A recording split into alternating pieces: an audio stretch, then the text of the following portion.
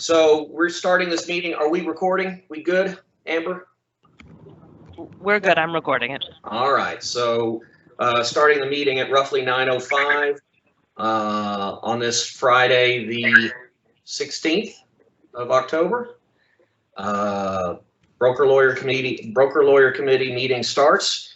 The first item on our agenda is to look at our minutes from the July 17th meeting and revise and or approve them. Charles, can I interrupt you for a second? I think Sure. Vanessa has some Oh, rules. that's right. But before we get into that, yeah, let's let you do the housekeeping and the team stuff. I'm sorry. I was so No, that's okay. It's been listed on there in the other ones, so don't worry about it. I just want to go over if you can stay muted when you're not talking. That helps with the background noise, as you can hear between Ron and me right now. And then there's the raise hand function on the toolbar. Your toolbar may have moved to the top, depending on the version you're using. But there's a little hand button, and you can raise that. We ask that you not use the chat unless you are having technical issues. Just for open meetings purposes and discussion. We can't record chat, so we just ask that we not use that unless you're having a hard time, we can't hear you, you can type something in and we can read it into the record. And then last but not least is to make sure that everybody, and we'll put an end to the meeting, but just to make sure everybody hangs up and exits out of Teams at the end, because it can impact our recording abilities. And with a meeting that goes a really long time, if it were to continue recording, it makes for sort of a bear of a recording for us to get down. And that's it. Those are all the technical stuff.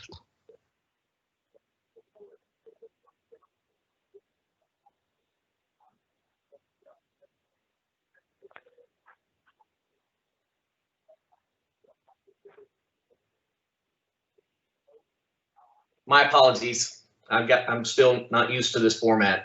Okay, so let's take a look at the minutes. Hopefully everybody has looked at those, and I'm happy to entertain a motion to approve these, or if we have any changes, let's talk about that.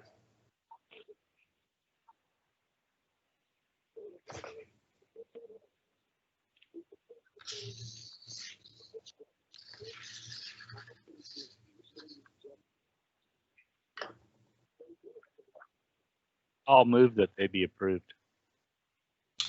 All right, there's a motion to approve. Do I hear a second? A second. All right, motion's been made and seconded. All those in favor say aye. Aye. Aye. Aye. All those opposed say. All those opposed? Aye. All right, it appears the motion carries. All right. Non-agenda items, and I think our chairman, Mr. Kesner, wanted to talk on item number 3 first, so let's go ahead and let him get going on that. Scott, go ahead. Good morning. Number one, thank you for all your time and diligence on this Broker Lawyer Committee. I know the contract has been a major task, and the commission and all the practitioners certainly appreciate it. I've had 2 phone calls from a consumer in North Texas with concerns over the amendment. And he has, 30 years of contract writing for major corporations, and he thinks our amendment is too easy to change and modify once it's signed because of the blanks that can be filled in later. And he thinks we need to readdress that. And I'm just passing this on. I will tell you that if you're using Dotloop or Zip Forms or one of those other softwares, it has an NA button that will fill in all the blanks unless there's a place for financial, like money, and then you have to manually do that.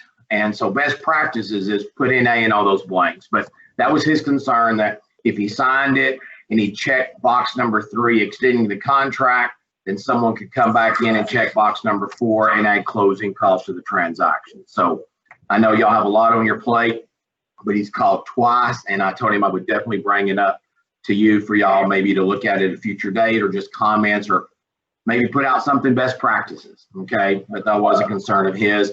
And I know after today, I will get another phone call from him asking if we addressed it. So I am addressing it, okay? And I love any input or whatever. I love the amendment. Everything's on one page. It's simple, but I do see his concern in a way. So that's all I've got. I'll answer any questions or just leave it to you. Amber, would it be a good idea? Do you think it would be a good idea to put the amendment up on the screen and let's look at it and so that we can discuss this? Okay, yeah, let me get it. Hold on one second. Okay, Charles, sure. let me ask this question.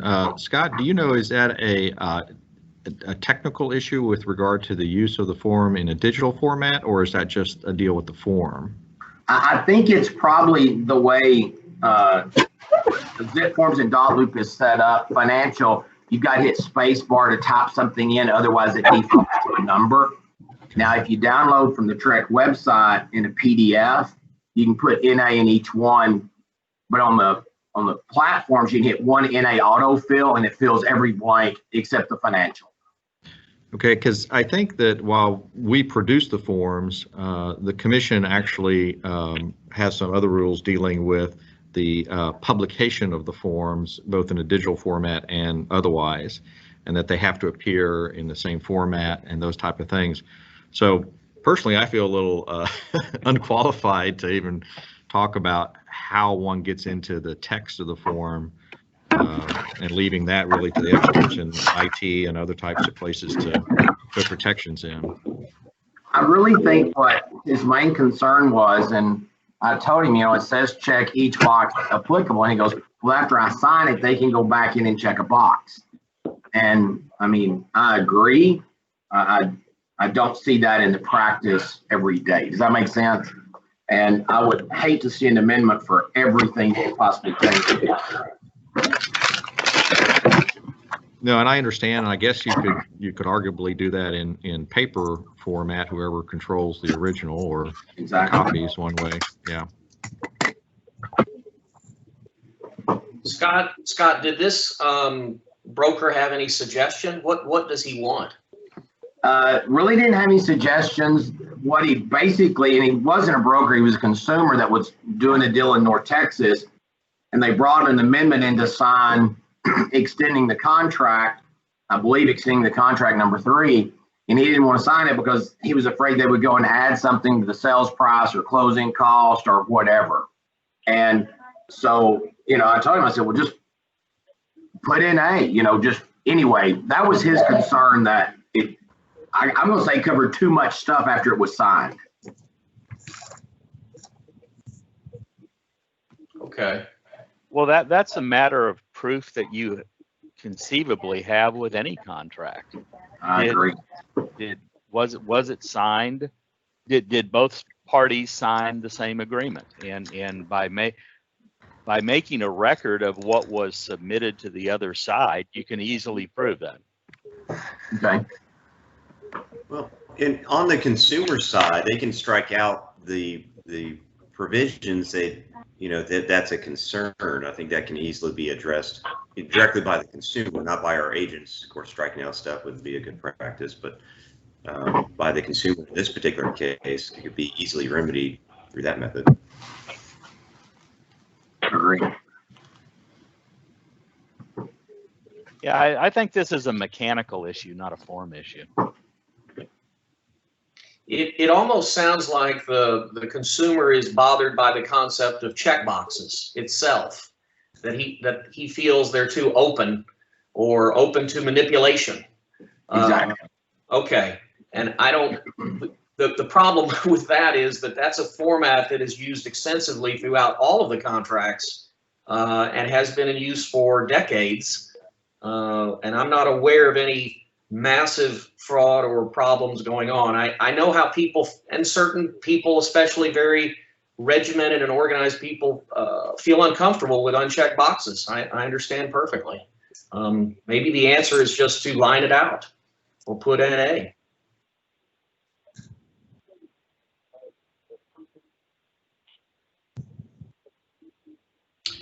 Does anybody want to take any action on this suggestion at this time?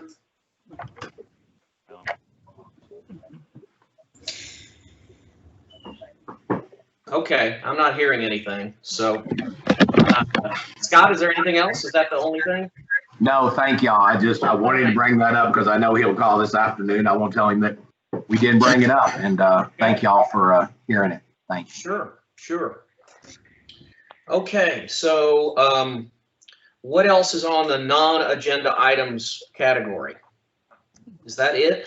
We don't have anything else. No one else has signed up, so. Okay. All right, so let's move on to number 4, which are the contracts themselves.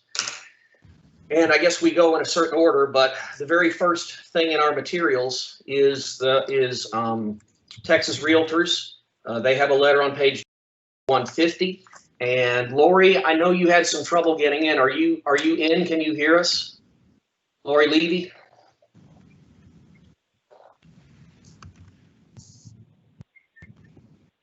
Let's see. I know that she was. No.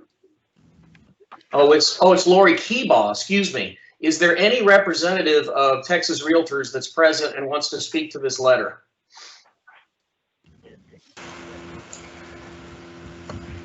Hi, excuse me. Good morning. This is Robin Harris, Associate Counsel, and I don't have additional comments aside from what's in the letter, but just thank you for your consideration. Great. Well, thank you. So, everyone hopefully has read the letter. They are, after some discussions with Texas Realtors, really in a big conference with the industry participants. They seem to be happy with the way the option is being treated presently as proposed. But I do think that they have some concern. And Amber, if we can skip to the next page.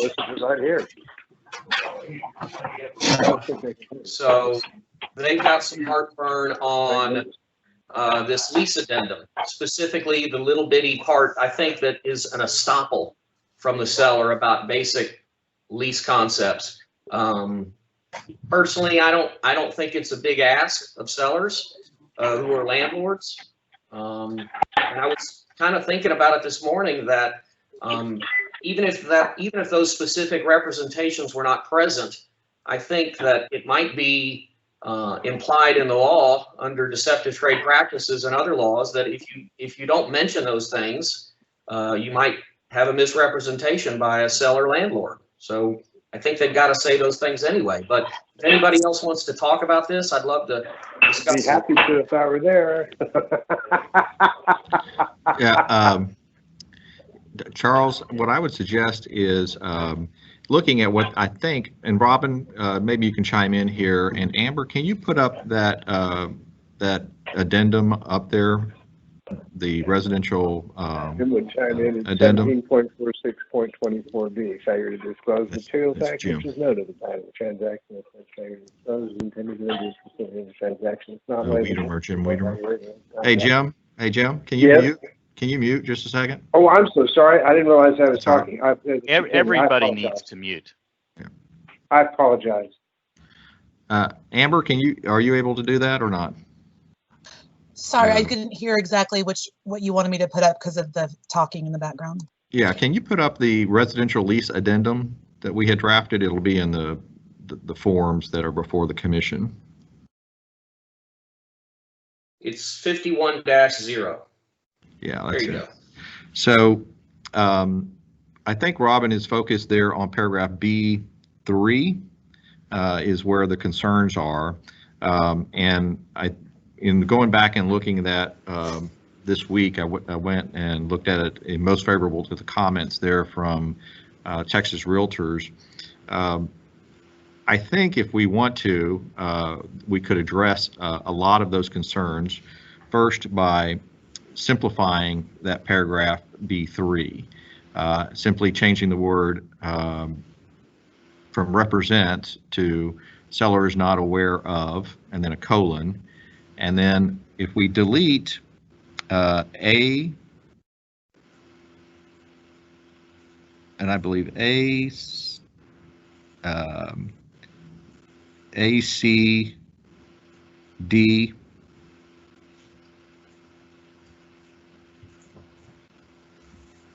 and I believe E, A, C, D, and E.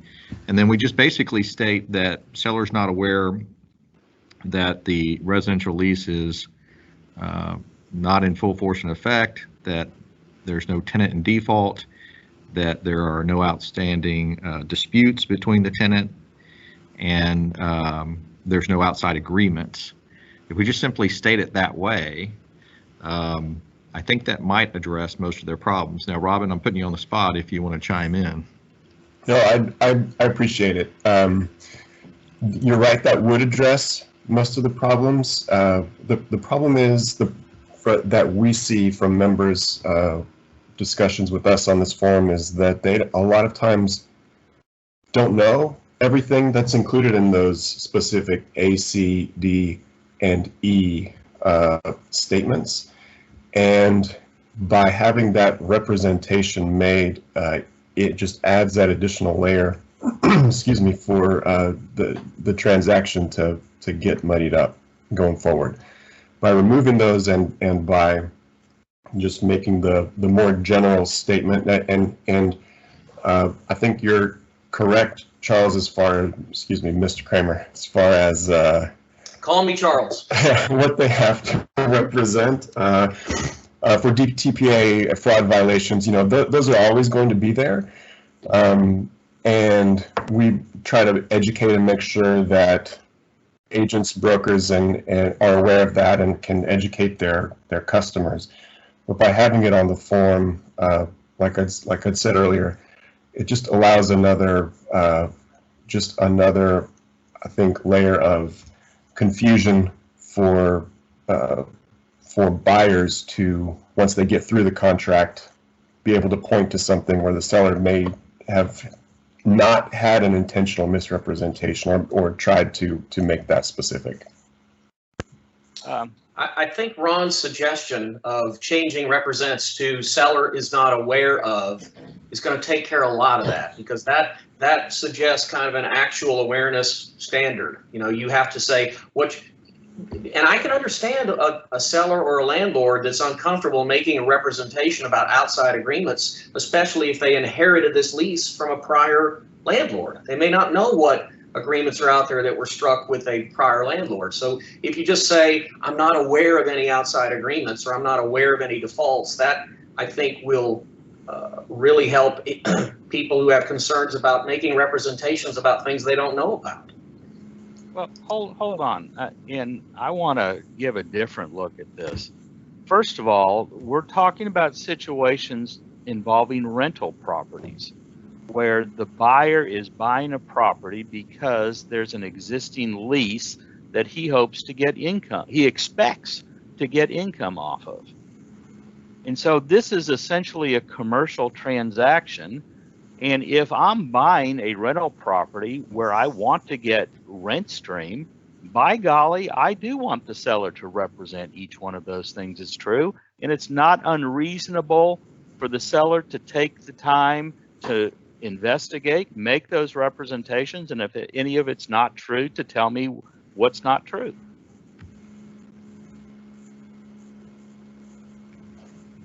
I agree with that, Brian. I think my concern right now is that if there is a concern in the marketplace about making representations and to that extent of detail, I'd rather just go ahead and get let the industry be comfortable in where we go with the first step. I don't necessarily disagree that should be perhaps investigated a little closer, but I think the concern is, all right, well, we're going to get this form and we're going to make some quick statements back, whereas this particular representation paragraph needs a lot more diligence, if you will, before we send it back. Before we send it back, what do you mean? Yeah, because it's going to come over in the form of an offer, right? So I'm going to, as the buyer, I'm going to go in and check paragraph B, and then there's these representations there. And before the seller can send it back, he really needs to be careful in terms of going through those in great detail. And I think what I'm hearing from the industry is there's a concern at this point about how much diligence is going to be used there, and they want to go ahead and take this in a smaller step initially.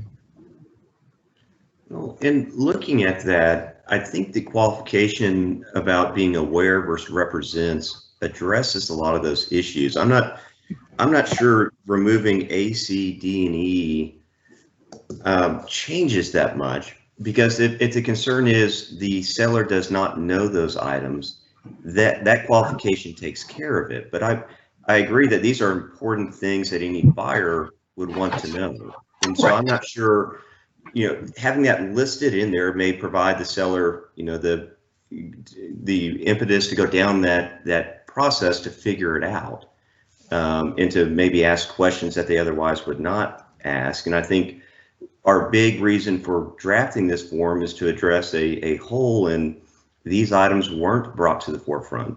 They weren't discussed between the parties, and we're giving them the platform to at least do that. But I do understand with a lot of these residential transactions why, Brian, I agree that they are more commercial in nature. There's a whole lot of transactions that the parties aren't as sophisticated, generally speaking, as the commercial sales. And this is going to be used in a lot of transactions with relatively unsophisticated legal-wise parties. But I like the language personally that's in there with that qualification. I think was a good suggestion. I want to add on to that. I second everything that John George just said. And also in this day and age, unfortunately, I've been spending an inordinate amount of time in my litigation practice dealing with residential tenancies that have gone off the rails, some due to COVID and some due to just tenants taking advantage. And I think before, even if someone does not, as Brian indicates, they aren't planning on buying this property as an investment, which they might be. They might be buying it as an investment, as a rental property, but they might be buying it for themselves. And it just happened to have a tenant in it now, or they're, to move into at some point. But anyway, the becoming educated, and we are helping them do that, about what they are stepping into is incredibly important. And these questions about, even about, is the tenant in default or violation of the lease, that is incredibly important. So I like it like it is. What if we said, except as stated below, to the best of seller's knowledge, each of the below statements are true?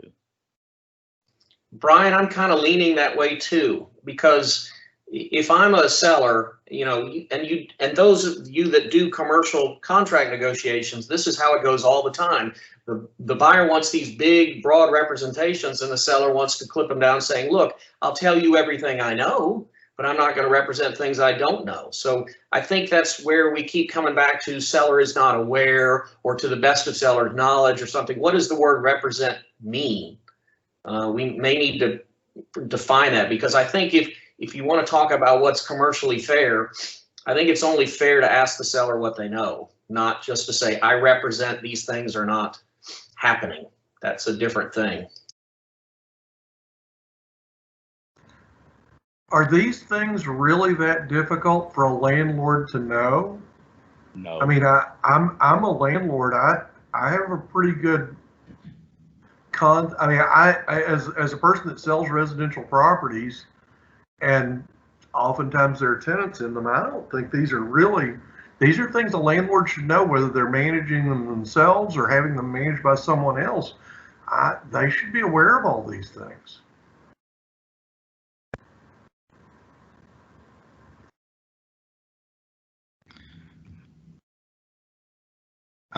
Amber, can I go ahead and share my screen here? And I just pulled that draft. If we're going to talk about playing with the language just a bit, I can pull that over. Yeah, and Ron, before you make any changes, I like the way it is written right now, where there are affirmative statements.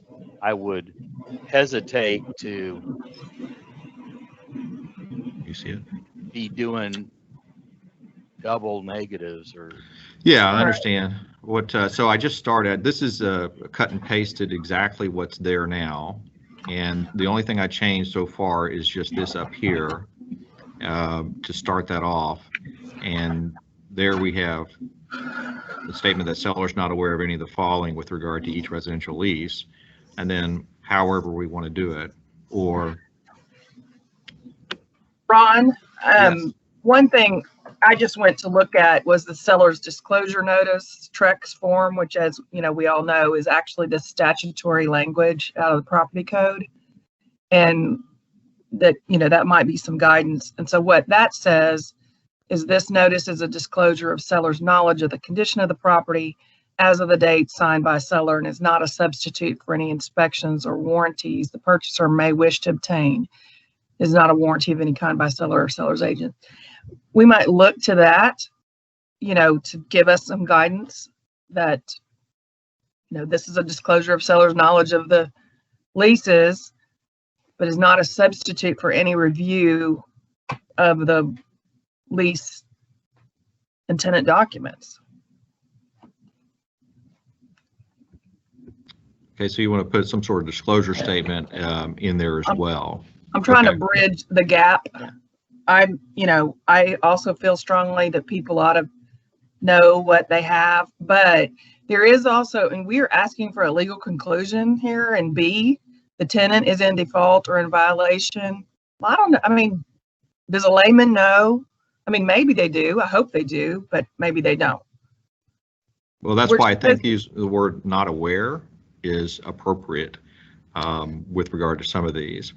Well, So- what I think people like to be intentionally unaware. I think there is, as a litigator, I hate that. I agree. That must have been Bo. No, it's Brian, actually. Oh, Brian. It was Okay, a weak well, there you moment, go. SJ. Okay, well, I bet Bo would agree. Not aware. I don't know. Just, I like the forward, the positive statements, even if they do have a little bit of a disclaimer, as opposed to the, what is his name on the Pink Panther? Inspector I did not, Clouseau? exactly. I did is not my dog. I do not know of this dog. One of my favorites. Absolutely. All right, Okay, so so Ron, could we say, strike out that seller's not aware of any of the following? So we start with, except as stated below, with respect to each residential lease, keep with respect to each residential lease, or Okay. for each residential lease. And then say, I would say, seller is not,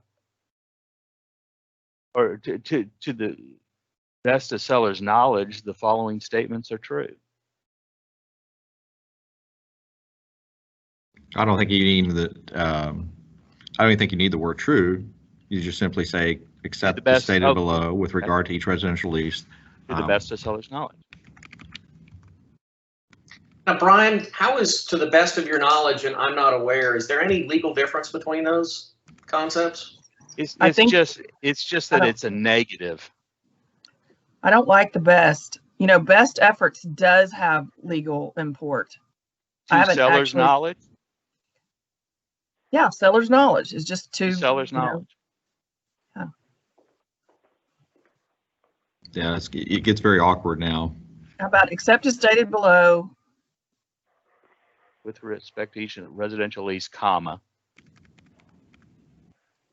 Yeah, this is very awkward. I think what you want to do I want is to go back basically, to if you think about this in terms of just very simple language, as you were telling someone, as a seller, you're going to say, I'm not aware that any tenant is in default. I'm not aware of that any tenant has prepaid rent. I'm not aware that there's any outstanding claims by any tenant.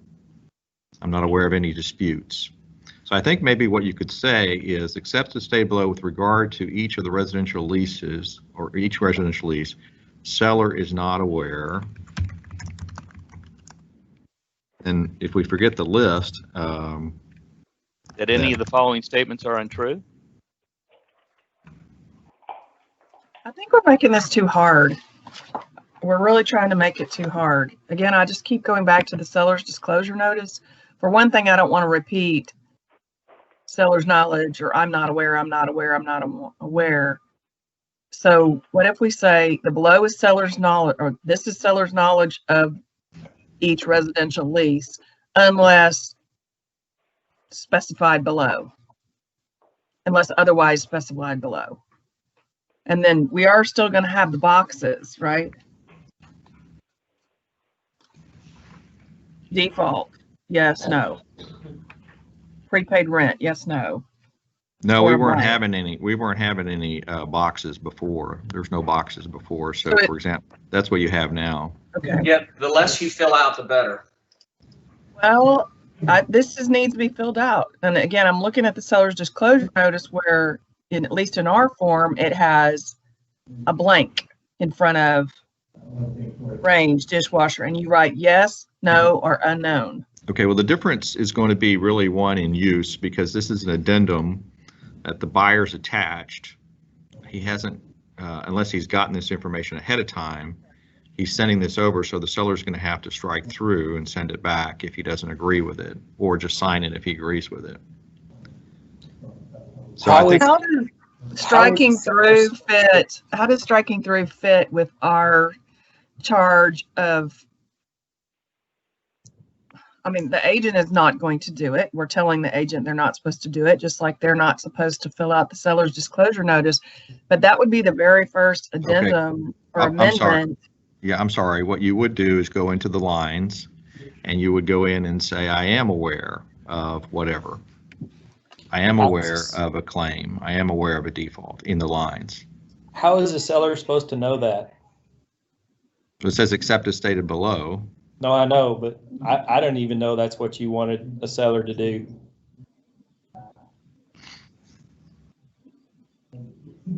Okay. I would Well, like them to, go ahead. Well, you've created a representation, and if you as the seller don't agree with that representation, you know you've got to do something. But what? With lines below, to me as a layman, I think that's where I write down, I'm aware that I've got a tenant in default on this house. When we were redoing this form last time, we were discussing whether to direct the parties to the lines below, except as filled in, whatever section I believe with the lines. And to me, that's something that can be readily remedied if we agree on the language and how to direct people where to fill it in. But personally, I like the lines below in the same section, and how we direct the parties best there is probably the easiest part.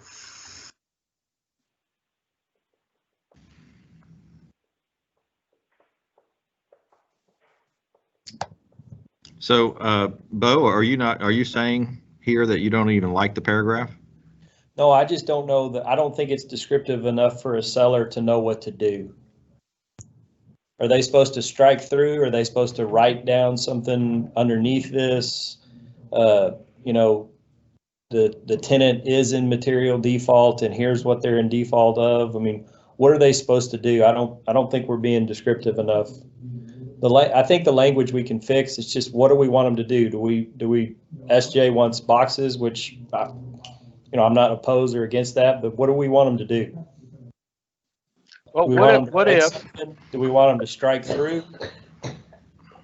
What if we just, with those three blank lines that we have underneath, say seller, add any information if any of the following statements are untrue, or if any of the following statements are not correct, describe, and give them a prompt for filling in those blank lines. That's how the disclosure notice is done, is you basically say, if yes, explain.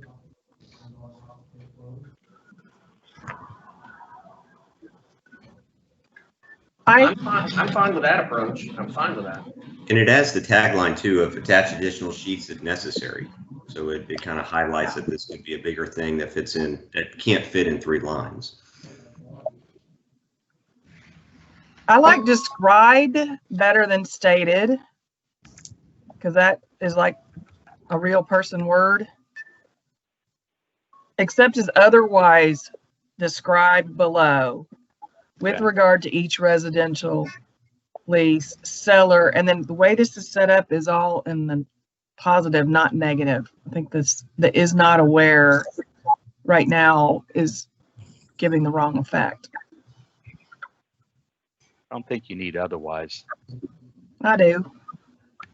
But I just say, except as described below.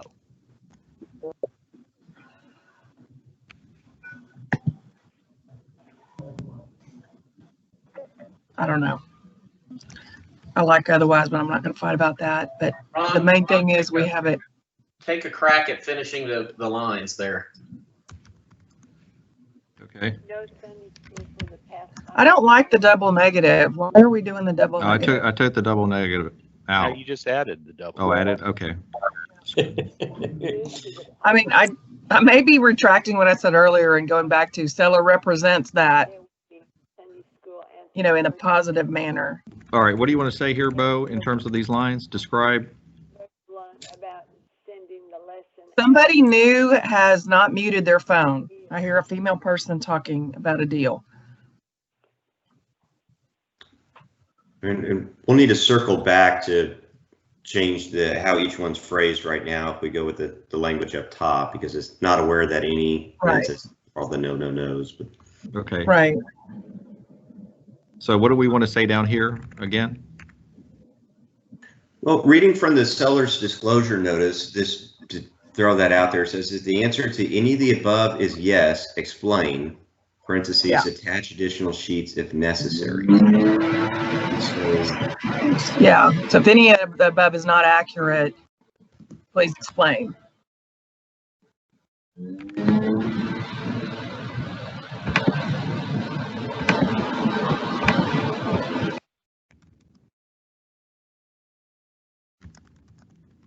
Do we want to do this?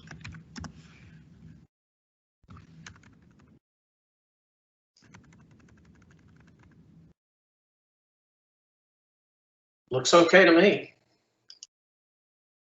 You say explain if and how.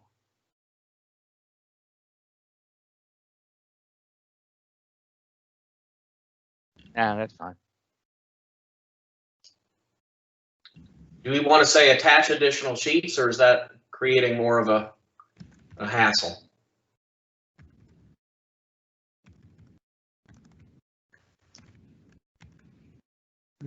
Attach.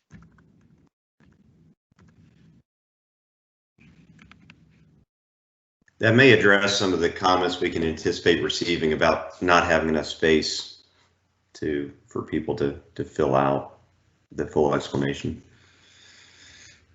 But I'm not strong either way. We could just say if. Sorry, I had myself muted. You could probably remove the aware concept from the initial intro statement and just make it this basically factual statements, and then say if it's not true, please explain.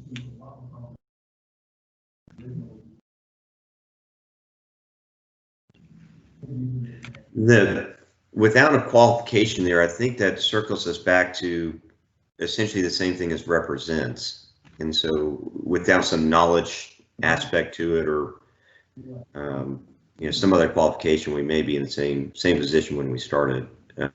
Which I think, I don't know if you had jumped on right at the beginning of this one or where, but that I right with not wanting to have that affirmative represents in light of the parties not necessarily being aware of what they're doing. Okay, yeah, I missed that part. My bad.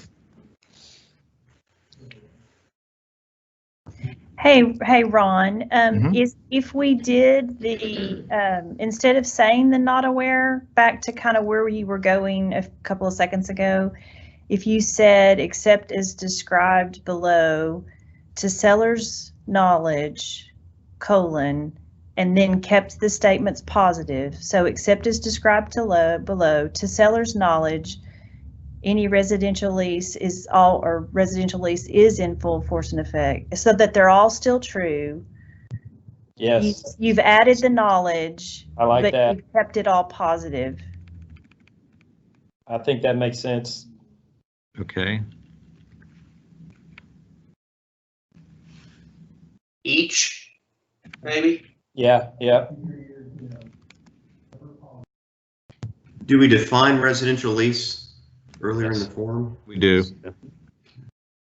In A, you're going to take It that actually out. includes all of them, all of the ones that you would list.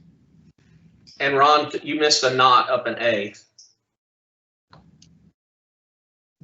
Well, it's the except as described below to seller's residential.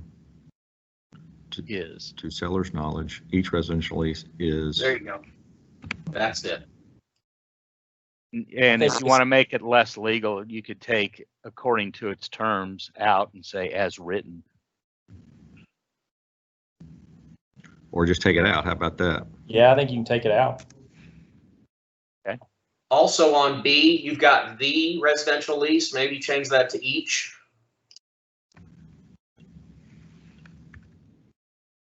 Or should that be any? Maybe. No, I think it's D because we define residential lease to include all of them.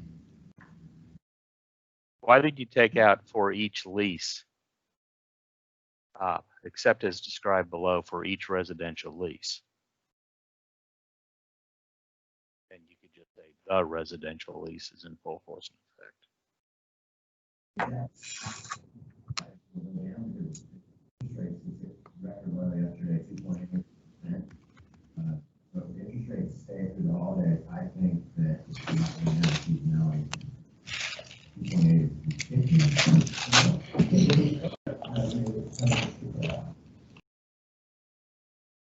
A would be the.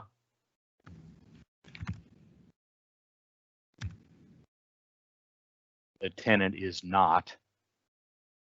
Well, you might have multiple tenants.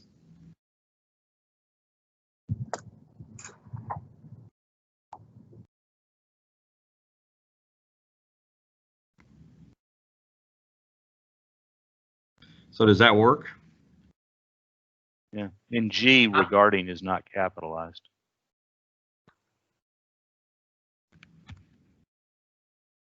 Ron, it looks good. I like that.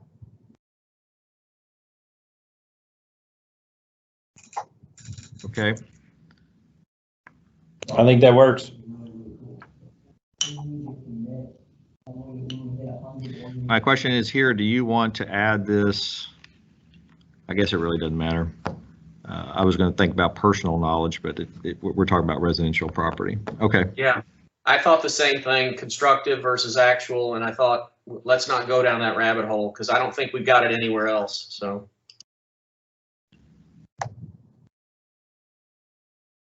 It sounds like we have consensus on this. What do you think? Texas Realtors? Yeah, that follows the seller's disclosure, style, so I think they would understand that.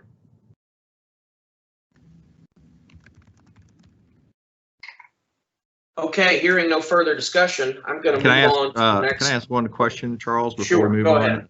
It really deals with the, to Vanessa of whether or not this change is going to be substantive, or do you need time to think about that, or can the commission adopt it or not? I think this is all right. Okay. It's in response to comments received, and it's not so substantive that it would require reposting. Okay. Well, Ron, I'll let you catch up, but that deals with the letter from Texas Realtors. Moving on, we have a letter from SABOR, San Antonio Board of Realtors. So when you're done with your minutes change, let's put that letter up. Oh, I need to release this back to Amber. Is that right? You just add Yes. the square. There you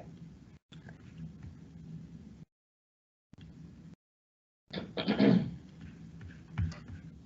Okay. Y'all see a nice screen now? All Yes.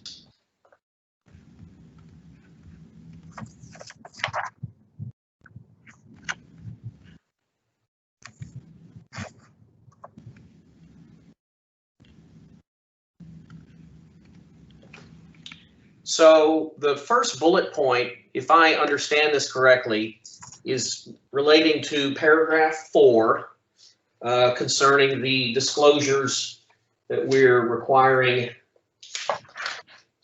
about leases.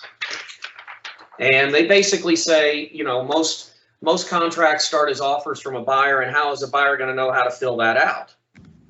And I was looking at this, and there's several comments that kind of address, just like we were talking about in the prior language about how is it filled out. There seems to be some confusion, and maybe that means we haven't done our job as well as we can if someone is confused on how to fill something out. But the except is disclosed below, and then affirmative disclosures, that seems to be confusing people. So maybe we need to look at that language and see if there's a better way to say it. Well, you know, just on all of these, this is sort of a thing that I was trying to think of. What will be the mechanics of the back and forth between the seller and the buyer in reaching a contract? And I think that's a valid concern. I think the market, though, is going to adjust. If there are leased items, for example, that's going to go in, that information is going to be submitted, I hope, by listing agents in the listing. And the system will evolve so that buyers have enough information to be able to draft a contract. Maybe that's wishful thinking, but I think this is more of an educational issue than anything else. Well, on a smaller scale, presently, if I have a house that's older than 1978 and the lead-based paint, and I'm representing the buyer, I just check off that the seller's not aware and allow them to negotiate back differently if they are. But I don't send it in not filled out.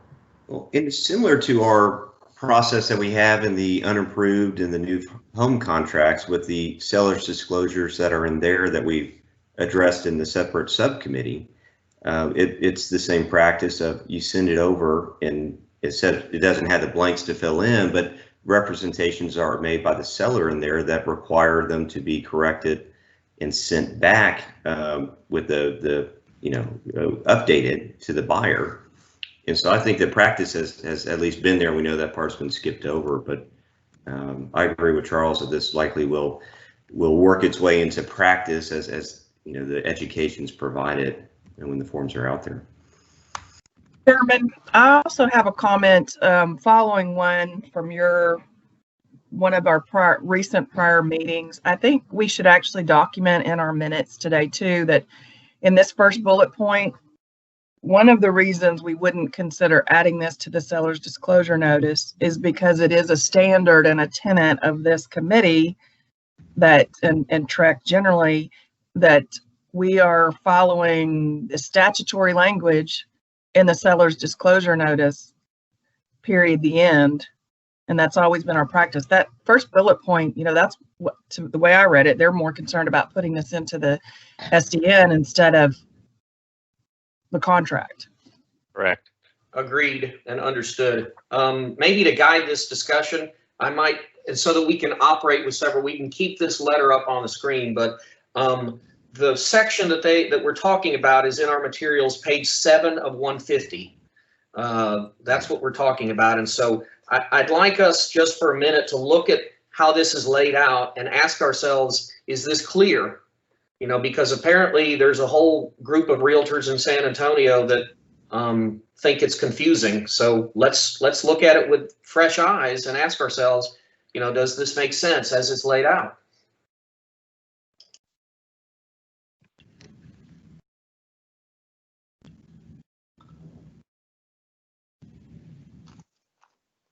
This is not the addendum. This is paragraph 4. Correct. Paragraph 4. They call it section 4, but I guess the confusion is that you've got an affirmative statement that, and I think that's going to apply most of the time. In most of your deals, you're not going to have rental property. And so you'll just have paragraph 4 with nothing checked. But when you have check boxes, there is a belief by many people that you've got to check something. And especially when there's an instruction in parentheses that says check all applicable boxes. And while you and I know, that's not applicable, apparently some folks are still confused by this. So maybe we need more direction. I think this may be more confusing to them looking at it now than it will be in practice, because I don't think it's going to be that difficult, and I think it's going to be pretty quickly readily understood. Yeah, I don't see as a realtor that represents buyers, I can't, and deals with new agents that represent buyers, I don't see the problem. Yeah, brokers, if you're representing the buyer, you're going to submit the contract, presumably with all the boxes unchecked. Correct. And it's up to the seller to come back and say, no, there's a residential lease or there's a fixture lease, and we need to address that.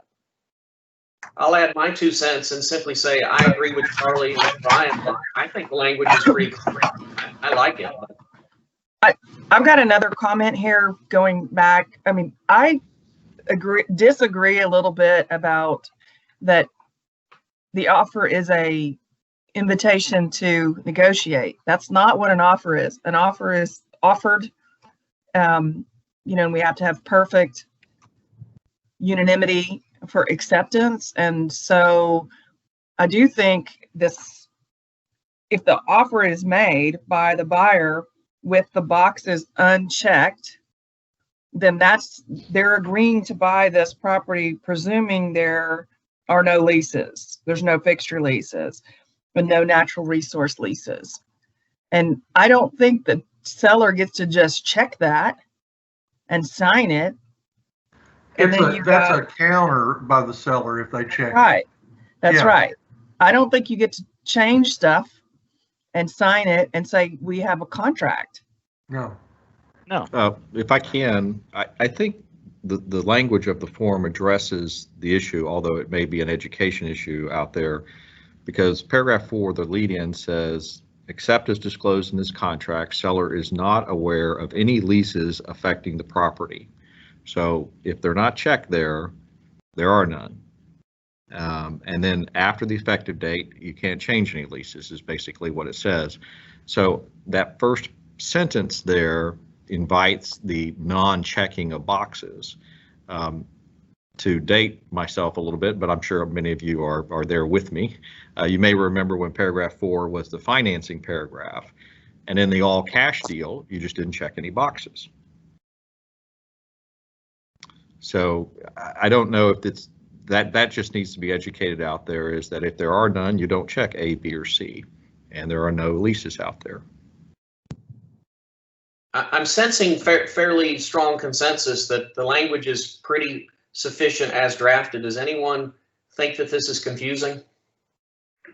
Could we maybe say check all applicable boxes and add any necessary addendums and put it all in bold?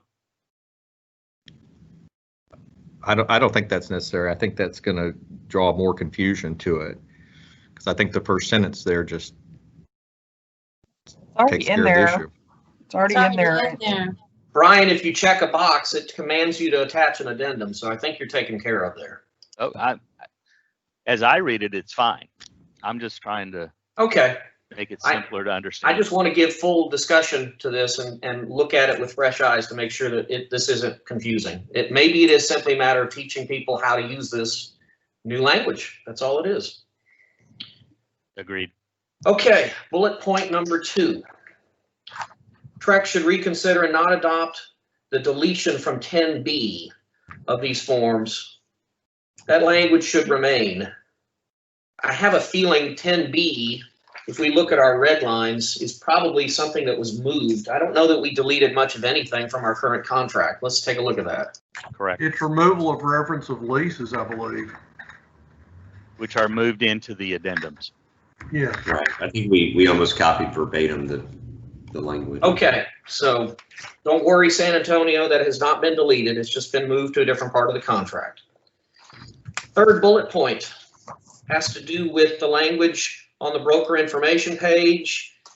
Does not include a time frame for payment of commissions, and such information is included in the original language. I think they're bothered by at closing. Let's look at the strikeout in the broker box. I believe it says when the listing broker is paid or something in the old language.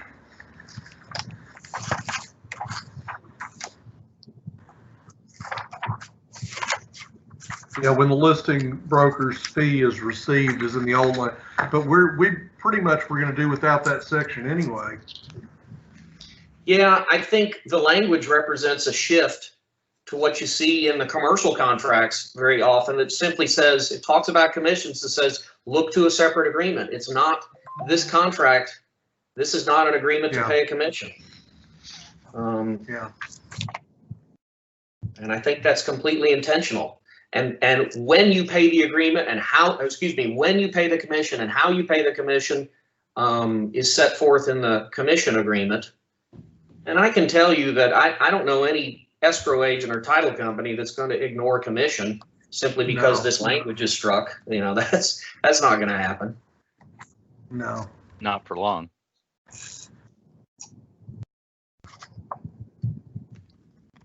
Okay, let's look at the next point. I'll try and move this a little faster. Create a form to facilitate the documentation and transfer of the security deposits. What they're talking about is the classic tenant notice letter or tenant letter, the letter that a new landlord delivers to a tenant that says, hello, I'm the new landlord, and the security deposits have been transferred to me, which has a legal effect of relieving this seller of liability for the security deposit. And I will say that our contracts have called for that duty for years, but we've never created that form. And that's all I'll say. Is there a TXR form for it? I think there is. Ron, do you know? I don't believe there is. Robin, you may actually know if you're listening. I believe that there is. If you give me just a second, I've got the forms up. I can pull it up real quick. Back in the really olden days when I was there, we didn't have one. And since I've never talked to Robin before, I'll start on him. Robin, this would be one of the great reasons why this committee should get access to your forms if we're lawyers and not brokers. I can certainly bring that up. Bring it up again. I will add to this topic here that at least 3 to 4 times in the past month, we have had parties at the closing table that had never discussed or thought about the transfer of deposits, which is it goes back to many issues that lead up to that. But as far as the issue being out there and not being addressed prior to closing, it's just a wave of them. I haven't had that kind of frequency in the past, but it was surprising to say the least that it came up that often as recently. So just on that. And something else I'd like to bring up, since we're talking about security, and we may encounter this later as we scrutinize the lease addendum. I think the language as currently proposed requires the seller to deliver to the buyer the security deposits, and and there's 2 ways to do it. You could actually give them the money, or you could do a credit, from the sales price. And I know that obviously some sellers would rather do the credit and not have to mess with dispersing the funds. And there are many buyers that would say, no, I don't want to have to come up with that money on my own. I want the money come from you. And finally, deliver, is that something that occurs through escrow? Is the delivery of the security deposit from the seller to the title company and then from the title company to the buyer, or is it an outside check? I don't know if that is all completely clear in what we've got currently worded. So maybe we need to talk about that. Well, I think a lot of that's going to depend on the transaction. Obviously, in a cash transaction, it's not going to matter whether you get a credit or not. In a lender transaction, you probably just want those conveyed over to you separately.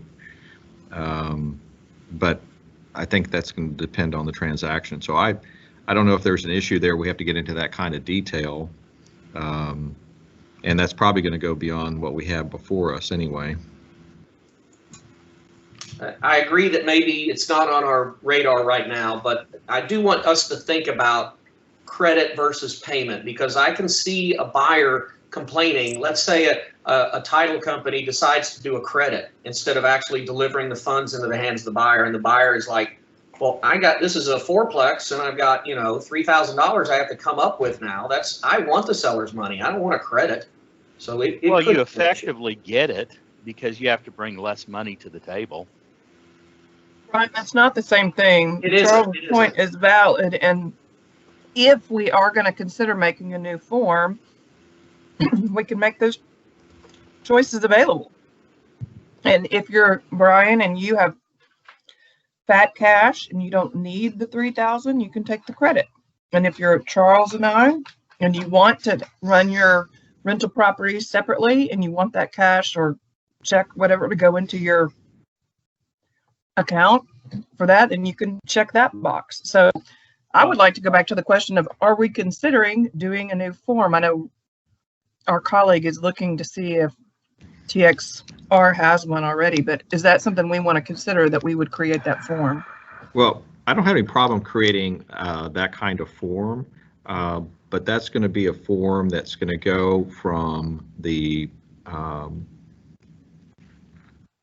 that says that the buyer is going to deliver to the tenant a signed statement acknowledging that the buyer's acquired the property and is now responsible for the security deposit. So I don't have a problem in providing that form as a courtesy to the buyer, but technically it goes on the closing date to the tenant who's not a party to the transaction. Yeah, it's done. And I don't mean anything, again, to Brian's point, again, are we assuming ignorance, complete ignorance on the part of people? Because if I bring less to the table for closing, I have cash to put in the bank, in my account for the deposits. Whether you give me a separate check or give me a credit, it's the same exact thing. That is correct. I will tell you the one exactly over the years, the one difference is, and it's a pretty technical one, and that's if somebody's doing a 1031 exchange and they want to maximize their 1031 funds. But that's the only situation that makes a difference. If I'm supposed to bring $100,000 to the table as a buyer, but you give me a $3,000 credit, then I only need to bring $97,000 to the table, and I have that $3,000 that I can now put into my security deposit account. If we can, I'm going to tell you that's not 100% accurate, that it's the only. SJ, let me just, because we're veering off the bullet point, this is something we can continue talking about when we pull the addendum up, but I want to hold off and get through these points, because this is, yeah, I think I kind of led us astray and I shouldn't have done that, but. I agree, Charles. I think this form we can do at a later time. It's a convenience form that we can put out. Yeah. And what it does is it addresses a provision in the property code, because that says that the seller remains on the hook for the security deposit until that notice is given. Correct. So that's the reason why we want to go ahead, as a seller, you want that to happen. But I think we can pick that form at a later time and kind of focus in on what we're doing before the commission today. I agree. By the way, Ron, I just emailed you a simple form. Okay, great. I appreciate that. And Robin, I think your forms, there's some property management forms that deal with the transfer security deposits between managers, but I don't recall any specific form for this purpose. But beside the point. I'm sorry. So I was just going to, we do have a form that it provides notice to tenant of a change in management or change in ownership, and it includes the transfer of the security deposit and all of that information. Good. Good. So everybody should be a member of Texas Realtors. Okay, next bullet point. They want us to look at paragraph B4 of the proposed lease addendum 51-0, which basically requires that if any of the representations in B3 become untrue after the effective date, let's say that, for example, the lease is not in default and that representation is made, and then during the contract pending period, a default occurs, we require the seller to let the buyer know and to cure it, I suppose. And they're focused on the word promptly notify. And they want a specific 2 business day deadline in there. Anybody have any thoughts or comments on that? Is promptly somehow defined in case law or something? Because it seems like it's been in forms. It's like reasonable man. Which depends on the item in question. I think it's So- difficult to put a number of days. We get into that whole discussion and that's hard to do. Well, if you find out, okay, so it's the first of the month and the rent is due, Mm-hmm. okay, and it's not paid on the 1st, but it's not really late till the 4th. And so they want notice by the 6th or the notice 2nd. by the 3rd. Yeah. Well, the other I'd problem I'd is, leave it vague. Because yeah, it depends on the the other problem is circumstance. you don't know when that actually becomes no longer true. But a bigger question for me now that they call my attention to that paragraph too is the word representations there. Do we want to change that based on what we just did? Statements. If you look in I'm thinking B4. statements also, yeah, statements. So we want to change B4 as seller will promptly notify buyer if any of the statements in paragraph B3. Yeah, and you're going to have to make that change globally because that word appears throughout that paragraph. Okay.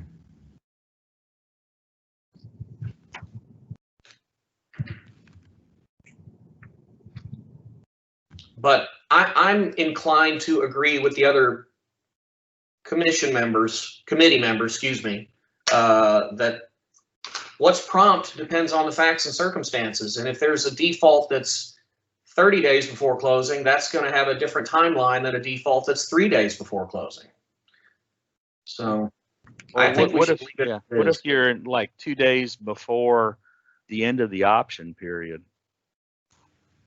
Know something. If I'm the buyer, I'd be mad that you waited 2 business days. Wait till you pass the option period. One size does not fit all in many instances. Yeah, as much as I detest ambiguity, I think we need the flexibility in this provision for all the reasons we're discussing. There's so many issues coming with a black and white hard deadline that can be used by the parties and probably used, in a legally correct way to benefit them. That I don't think we intend to happen. So as much as I like make things black and white, I'm strongly in favor of leaving this one open. Can Amber, I ask I'm gonna switch over again real quick and go to so everyone can see a quick draft.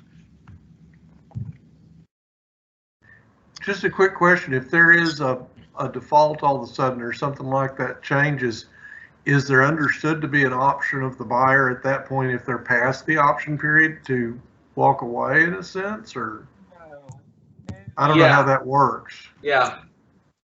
The remedy, if you can't make the representation, if you can't fix it, buyer has got a time period in there to terminate and get their earnest money back. Okay, okay.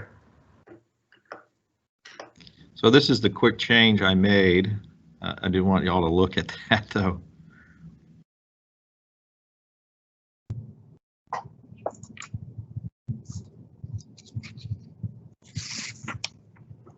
Ron, does the word becomes, should that we remove the S?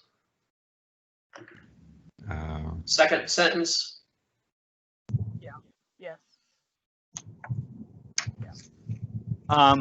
Let me ask that. I mean, I'd like this, but since it's to seller's knowledge, should it be something along the lines of seller will notify buyer if seller learns that any of the statements becomes untrue? That's a good point. I like that.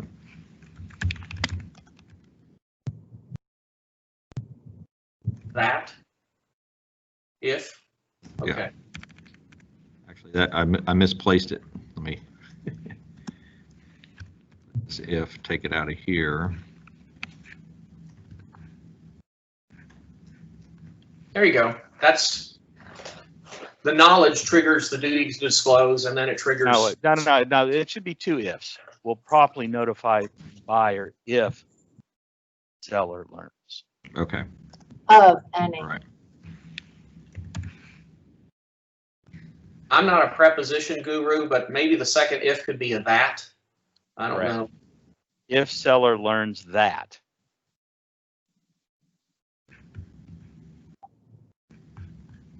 Preposition guru after all.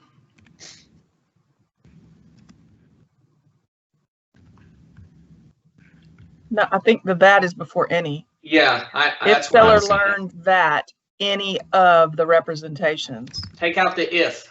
Go backwards, take out the if. There you go. Yep. That any If of, and seller- then So this if stays in. There is an existing that, if. yeah, in one there. if, Leave and then the that second that. and leave the of and take out the that. The two, yep. Undo that. And the only thing I see in here that doesn't necessarily make sense, and I don't think it's an issue we necessarily need to address, but to put it out there is, let's say the tenant then prepays rent, right? That's not something to cure necessarily, but that's the only conflict I see in the language between the two paragraphs. You're right, John, and that would be if a seller represents there's no prepaid rent, and in fact there was, the only way they really violate that representation is they had knowledge of it and they lied, they didn't tell the truth. So they're, if you do that, there's no way to cure it, and the buyer's given a remedy to walk the deal. I think you're right, but that's Well, of course, the buyer in can that receive instance, it would the be rent. handled in the proration paragraph. Yeah. Right, I agree. Okay, are we, do you think we addressed this point sufficiently? Well, we really haven't addressed the point. They wanted a deadline, and I don't sense that there's any consensus to put a deadline for promptly based on the circumstances, but we did catch something else, so. Correct. Okay, Charles, I think Vanessa was pointing out to me that Fred had his hand up. oh, I'm so sorry, Fred, I'm looking so focused. Fred, please join in.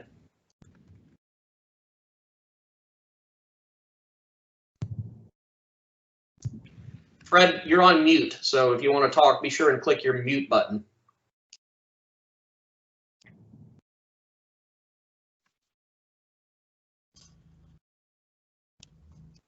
Five, four, oh, there you go, okay. All right. No, just saying hi. I don't know how the hand got clicked. Just an accident. It's good to hear your voice anyway. Raise your hand anytime you want.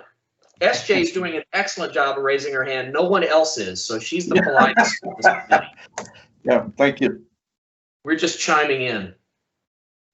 The next bullet point says it relates to the fixture addendum 52-0. So everybody pull that out of their materials. And there is some concern, which I don't understand, that sellers would be unwilling to turn over their fixture leases. And if I recall, these are leases to which they are a party. So I don't know why they wouldn't or shouldn't give them, but let's look at the form. Well, and this is going to get into, I'd suggest we defer this because we're going to have a long discussion about that fixture addendum. Okay.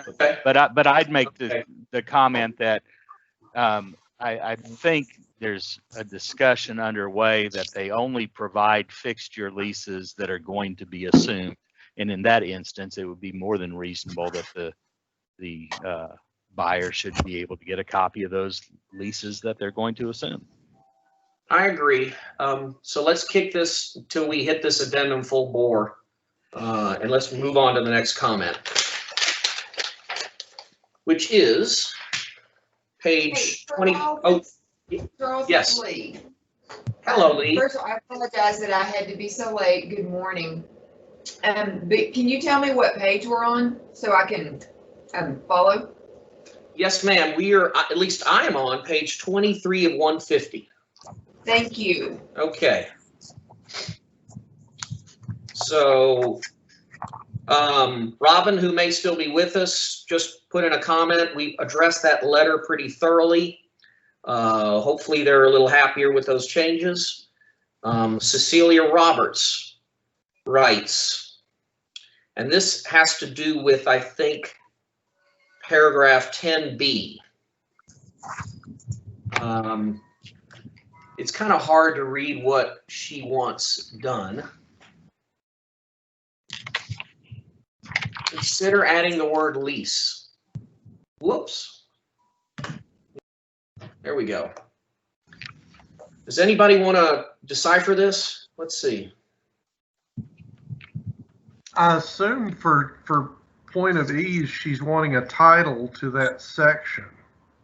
No, we took No? out the language about won't enter into any new lease. And she said, why'd you do that? And the reason No. is that we put it in the addendum regarding residential leases, but that's only applicable if the addendum is attached. No, go to the second sentence in paragraph 4 of any That's in the contract. main body.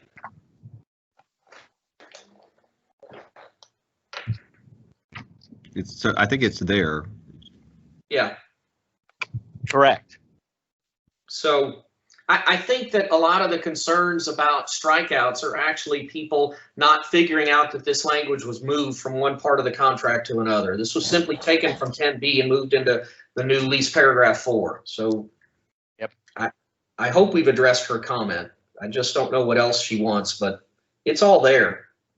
And the idea and the principle is a basic one. Once you sign a contract to sell a piece of property, you can't convey, lease, encumber, or otherwise, give away any piece of that property that's under contract, not without really the buyer's consent in writing. Mr. Chairman, I think one thing she is bringing up that I don't think we have in there is she wants not only the lease, but any move-in condition forms. Oh, yeah.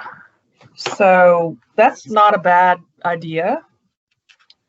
And frankly, any other documents about the lease. So I guess when you have a lease, then you have to attach the lease addendum, and that requires delivery of the lease form. Are we saying that maybe we need to look at our lease addendum and require the inclusion of any move-in addendum? Is that maybe where we would put it? Well, let's back up. Okay, you were automatically thinking of the TXR lease. There may be all kinds of kooky leases from Office Depot to whatever, which may or may not actually have that as an addendum. So the answer is it depends. But I like the idea of when somebody provides the lease, that they provide any other pertinent documents, any other related documents, including move-in. Okay, maybe we got that. It's included in the definition of residential lease in the addendum. Okay. It means any lease, including any addendum, amendment, or move-in condition form. Okay, we got. Okay, then fine, great. Okay. Never mind, and then I would overrule that comment since it's already in the form. I need your sharp eyes. That's very good, SJ. Thank you.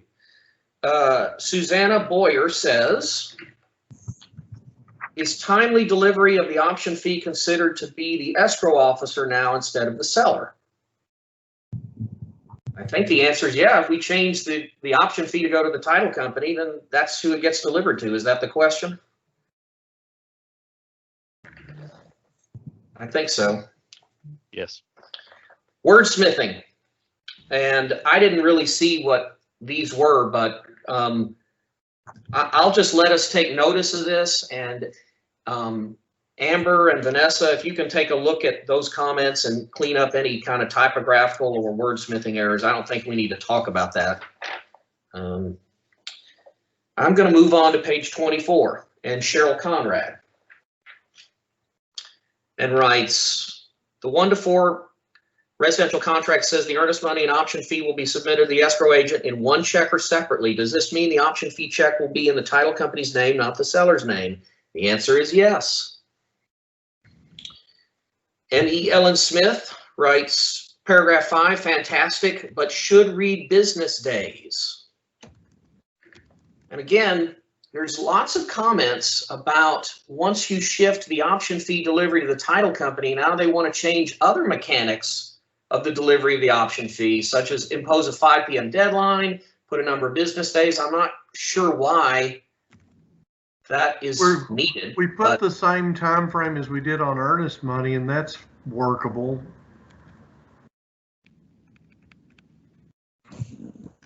Yeah. Does anybody feel that there needs to be additional deadlines on the delivery of the option fee to the title company?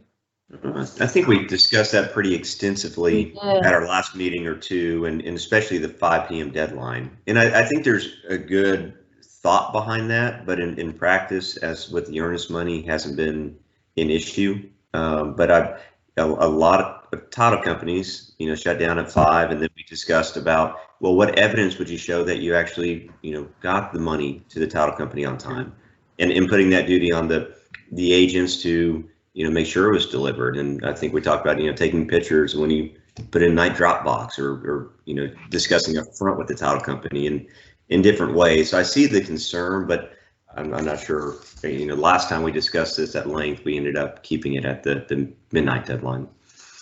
Well, I will admit that if the earnest money is late, there's a potential termination of the contract by the seller. If the option fee is delivered late, the option period disappears supposedly. But as an agent, again, who delivers those checks and things, and you can do, most title companies can do it electronically now. And there's ways to do it to not get stuck waiting at the door after 5 o'clock. Yeah, I'm not inclined to make a change. What I do when I look at these suggestions or critiques is to pretend nothing changed. Say, okay, the option fee is delivered to the listing broker or their representative. Should we put a time limit on them? Because brokers don't work till midnight? Well, it's the same idea. You're just changing the party that receives it. And I know it's a business as opposed to a person, but generally, people can be just as unavailable as businesses. So I don't think there's a great need for a change here.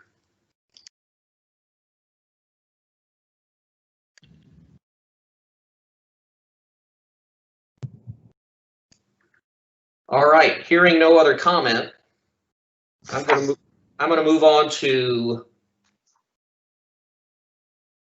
M.E. Ellen Smith has a bunch of comments, same as incomplete, same. So we can just kind of fly through that. I'm going to move to page 25. Susan Odom simply says, I applaud you. Thank you, Susan. We appreciate all of the good words. Leon Lurie says, I think these changes make sense and should be approved. Thank you. Mr. Robert Coker says, I'm in agreement with the reasonable rules and changes. However, it should be done in a way that is beneficial for all concerned. I'm opposed to any changes which are slanted to benefit and cause problems for others. Any changes should help everyone involved, not just a few. I don't really know where he was going with this, but I agree. You know what? As long as we're being recorded, there's a big misconception that I can go ahead and clarify for those of the public that are wondering why this option fee shift occurred. Many people, there is a perception that the broker lawyer committee came up with this on their own to benefit lazy agents. And I think that the world should know that this was a change that was instituted by the title industry, by the Texas Land Title Association, who came to the broker lawyer committee with their specific concerns for the problems that existed. So I just want to get that on the record, that this is not something we're doing to benefit license holders. It was a change that was requested by the title industry itself. Although, because they were pressured by practice. Correct. In fact, one of the comments that we read has a statement in it that says, my officer has 50 option fee checks on her drawer right now. So I think that's pretty clear evidence that it's not working. And one of the worst things you can do when language or a concept is not working is to simply bang your head against the wall over and over and say, well, they need to do it right. You know, if you go 5 or 10 years and the practice continues, then it's time to look at a different solution. The solution is not just, oh, they need to stop doing that. That doesn't appear to work. So if anyone wonders why this dramatic change is being made, those are some of the reasons. And I would just like to add a tagline to that, and it's driven by consumer protection, with the draconian penalty of not having that option and having what the title companies and especially rural agents realize is difficult sometimes to track down agents. And whether you're a good agent or a lazy agent, the consumer at the end of the day was the one suffering the penalties when it wasn't timely delivered or just dropped off at the title company. So I think it's important to realize that this was at least, and I think majority of our minds, consumer driven, to make sure that options are kept or not lost because of, you know, technical or logistical issues in tracking down, you know, listing agents or sellers. And to add to that, keeping in mind it's keeping up with new technologies where earnest money deposits are more efficiently wired to the title company.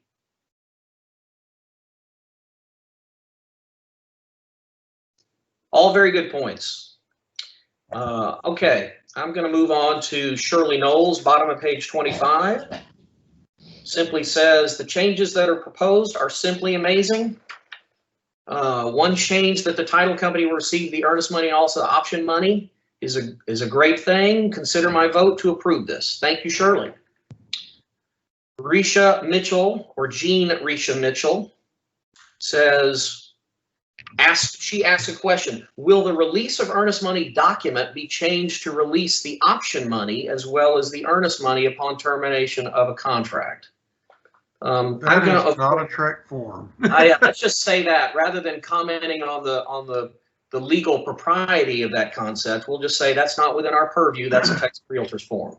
I don't know that'd be a good idea, but Therese or Therese, and she's got several points. So we'll look at the highlighted stuff at the bottom of page 26.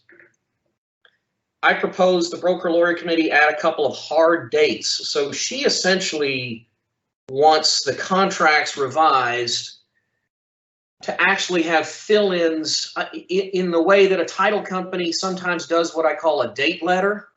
I think she wants to create a date letter format in the contract and would require somebody, buyer, seller, or their representatives, to fill in all these dates after they've created a binding contract. And I'm not a big fan of that. Anybody else want to comment? I don't see how you'd have, I think you'd have to fill it in while you're negotiating, and that has problems because it takes 3 days to negotiate, and you put a 5th day option period in there or something. It's crazy. I sense what she wants is after the contract is fully signed, fully initialed, and given a hard effective date, that you go back and create this date letter format to guide everybody. And I appreciate it, but that's really, really hard on the consumer, on the license holder. It's just, it really is, the contract says what the dates are and you just got to read it. And maybe if you're lucky, you get a title company that issues a date letter and that helps guide you. But I don't know that I'd shift this burden to the industry on this. Right, and you can't, again, as several of us, including I, have said, you can't go back and change things in a contract. And I think it was Charlie that said, yeah, if it takes even just 2 days to go back and forth, then the date's changed. I may want you to sign my contract today, but if you don't sign it until Monday, all these dates I hardwired in are wrong. So I appreciate it. I understand it. I think the TXR folks might want to hear that, and maybe they can come up with something for their members, but I don't think that's an appropriate part of this committee's duty. License holders, ask your title companies if you want for a date letter. You know, that's maybe the answer.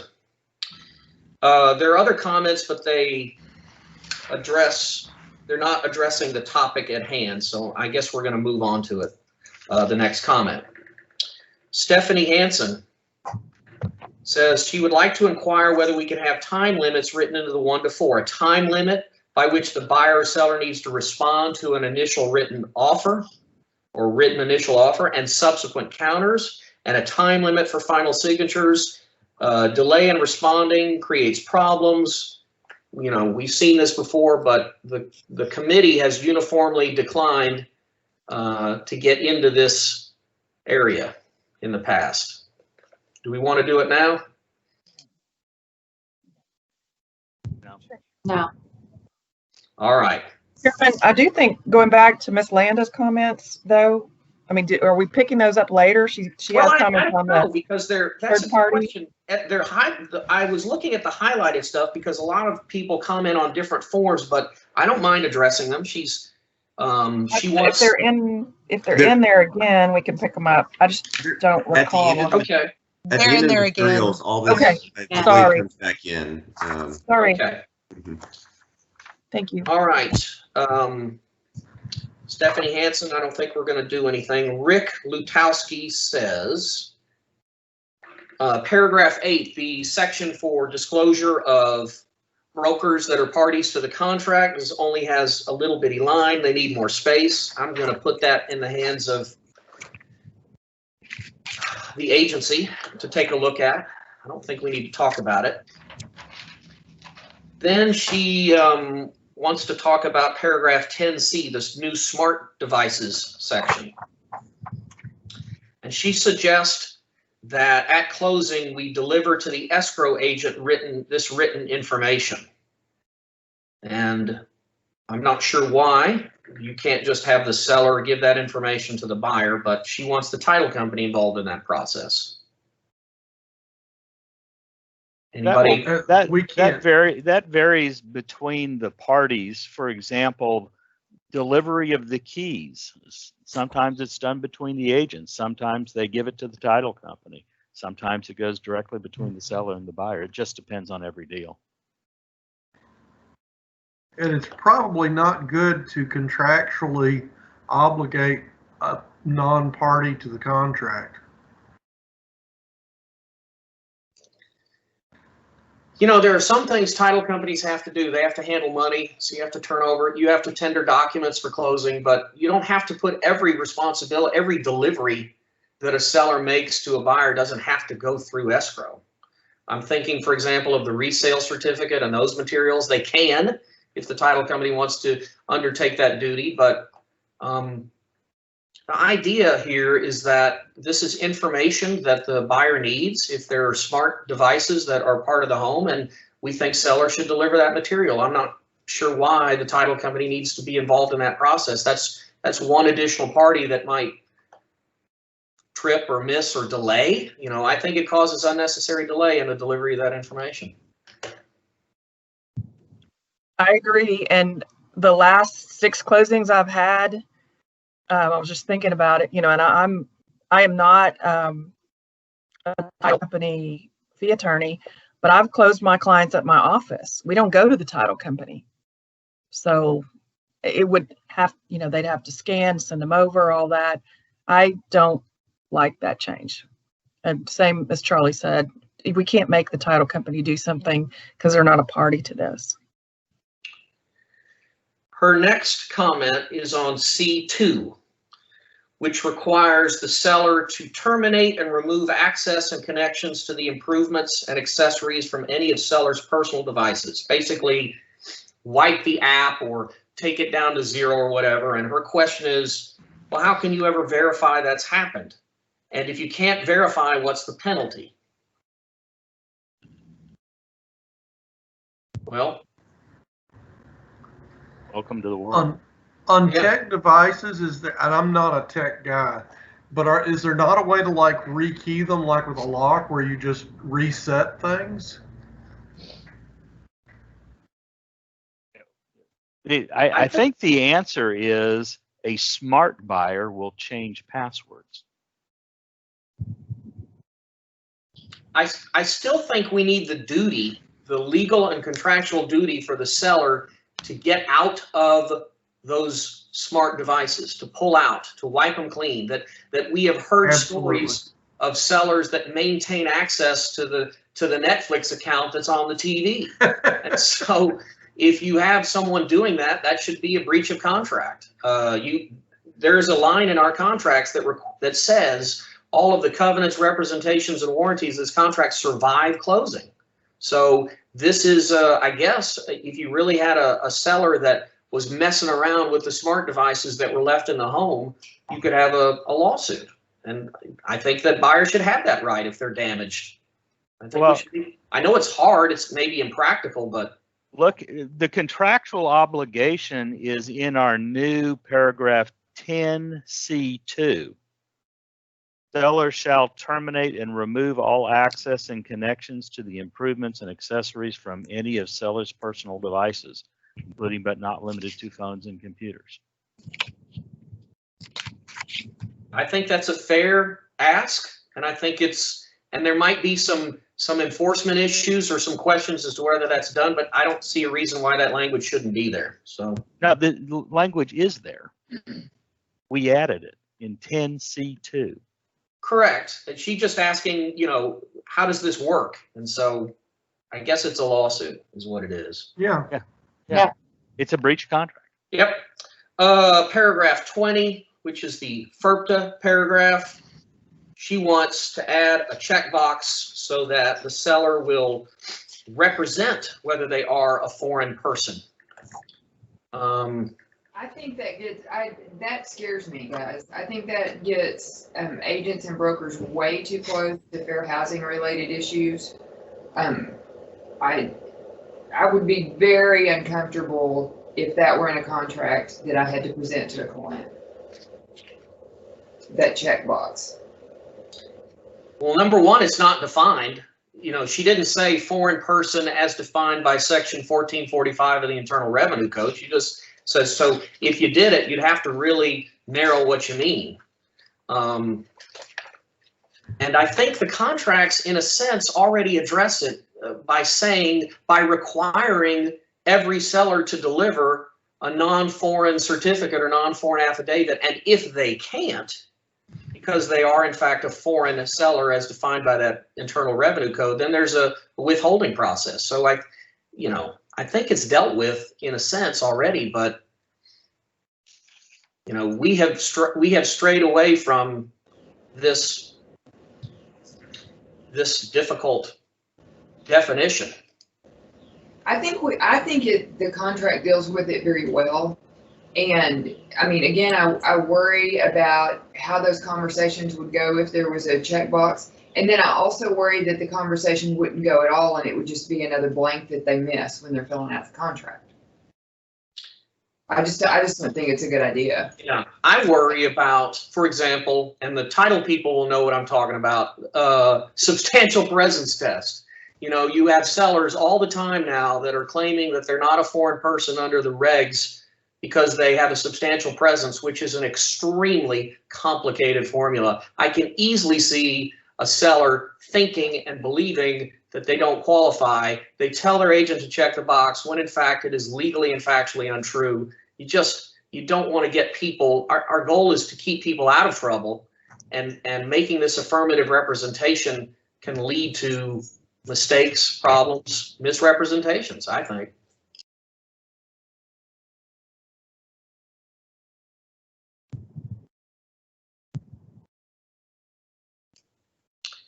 Any other comments? Okay, let's move to Patty Cohen, bottom of page 28. Most agents want 2 or 3 days for objections to title or survey. I've had issues when the delivery is late on Friday and questions arise. Could we specify business days and talk about holidays? And they want that door opened for objections to title and survey. Is anyone else aware of a title objection or survey objection period being problematic because of weekends or holidays? This is not a new thing in the industry. Am I understanding correctly that a title objection would be addressed, like if I'm a buyer and I have an objection, wouldn't I object to the other party in the contract? Correct. So I'm not having difficulty reaching the other parties on the weekends generally. No, I think that the concern is, well, what if I get the title work and survey on a Friday and I only have 2 days? and I gotta That's somehow all. deliver a notice on Sunday. Well, Deliver it. maybe give yourself more than 2 days, or deliver, drop it in the mail. You can, it's not that it has to be received, you just have to deliver a notice. I've always felt that on a basic residential deal, non-commercial, most buyers and agents aren't looking at it anyway. And if you do hire a professional like an attorney to look at residential title and survey, that would take a good real estate attorney 30 minutes to an hour. It shouldn't take them 2 days or 3 days. But I will note, paragraph 6D, just looking at it, it says buyer may object. Doesn't say who they send the notice to, but I would read that as if I'm objecting, I'm sending it to the seller. Yeah. yeah, I think that's an interesting observation. I think it's implied. I've always seen title objections as letters from buyers to sellers, or emails or whatever, written communications. But is anyone inclined to open this door and start imposing extensions for holidays or put in business days? I'm not. No. Okay. Page 29, Lori Erickson. She's addressing the non-realty items form and says there should be a checkbox for this on the contract instead of making it a write-in. So again, that's a formatting thing. Do you think that this is something that we should add to paragraph 22, I think is what it is? Should we try? Charles, this was the issue dealing with the lenders for many years. So I think that's going to involve a great deal of discussion if we decide to do that. Yeah. The lenders don't want to see it. No, they do not. I'm always so amused by the practices that the industry dictates. It's sort of like, don't tell me, don't tell Yeah. me. That's right. Okay. It's We're not that helping they you don't save your deals. I understand. Brad Bowen simply says, thank you. Valda Livingston says, in number 7 and the option period, I think there is a conflict with the wording. I had a contract with no option and the other broker kept taking contractors to get estimates. So the point she's making is, if you have a contract without an option, then you as a buyer should never have 7A access to the property, because you can't do anything about it. I'm not sure that I agree with that. No. I think you should still have access reasonable. That's, Yeah, they're you separate, that's they're separate inspections. issues. You might want to do inspections even if you don't have anything to do, maybe you don't have weight, but you may also want to look at the property for repairs that you want to make, remodel. There's all kinds of reasons why you might want to inspect the property. Your final walkthrough. Yeah. Bring your mother in. You do have an option. If you don't have an option, period, but if you have an inspection and that inspection is so bad that that home no longer has that value, you don't want that home, you can terminate and lose your earnest money. Correct. They do or that. suffer other consequences. Also, if there's a casualty event, you may want to inspect the property. If the property's not delivered to you in the condition that it was on the effective date, there's a legal issue there. So I just think that we need to keep this the way it is. Agreed. Okay. John Baker writes, I like the changes with exception of the mineral lease timelines. I do not believe sellers will be able to get the leases in 3 days. I think there needs to be an additional box that says buyer does not require delivery of the mineral lease. In most residential lease transactions, the lease is not a driving factor of the sale, and many buyers do not care or expect whether they receive mineral rights. Well, I think he's assuming you have to get the mineral lease from some other source and that you don't have a copy of it. I have my mineral leases. Yeah, and I think even if you didn't have them handy, when you list the property, hopefully the listing agent is saying, hey, you're having that conversation. So it's not like you don't even start looking for those leases until you have an offer. Yeah. Doesn't the addendum that we are dealing with here require delivery of the lease to which the seller is a party? Isn't that how we define that? I believe so. Correct. So Wait, I don't we think don't have an addendum for natural resources, do we? Well, No, is it's it just part of the the- whole lease addendum? It's in the body of the contract itself. We don't have a Yeah. separate addendum We don't like have we a do separate for the addendum. residential leases or fixtured leases. Yeah, it's, we define natural resources lease as those to which seller is a party. So it's not a big ask to deliver the lease that you signed. It's not any mineral lease, it's the ones that you signed. So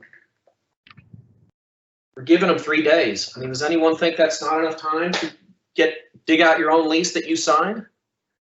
No, and I believe that conversation needs to be had at the time of listing. So we're looking at the wrong time period to start looking for it. And if you don't have it, then maybe it's not time to list yet until you can track that down. Maybe. Okay, moving on. Page 30 of 50, Kim Sherman writes, so nice to see the changes. This will help tremendously. I wonder how this will affect the language in the amendment to extend the option period. And this is one of several comments that addresses a form that we have not fiddled with, which is the amendment form. Because the amendment form has a box to check for delivery of an additional option for an extension of an option period. Does this committee need to look at that form and consider if it needs to be changed if we restructure the direction? No, because remember, the amendment is drafted in the way where it says has paid because of the Joppich case, that the extension of the option period is typically a nominal amount, and it is drafted so that there is an acknowledgement by the seller that it has been paid. And under the Joppich case, it says if you say that you've received the option fee, then as a matter of law, you've received the option fee and you can't contest that. I think that just may be an education point. Many agents are unaware of it. And so if they put $10 in there, they think, my gosh, if I don't get that $10 to the title company, I'm in deep doo-doo. And what you're saying is, well, the law says you're probably okay. And the language supports that. Now, I always tell them, pay the darn $10, but the world doesn't end if you don't. Okay.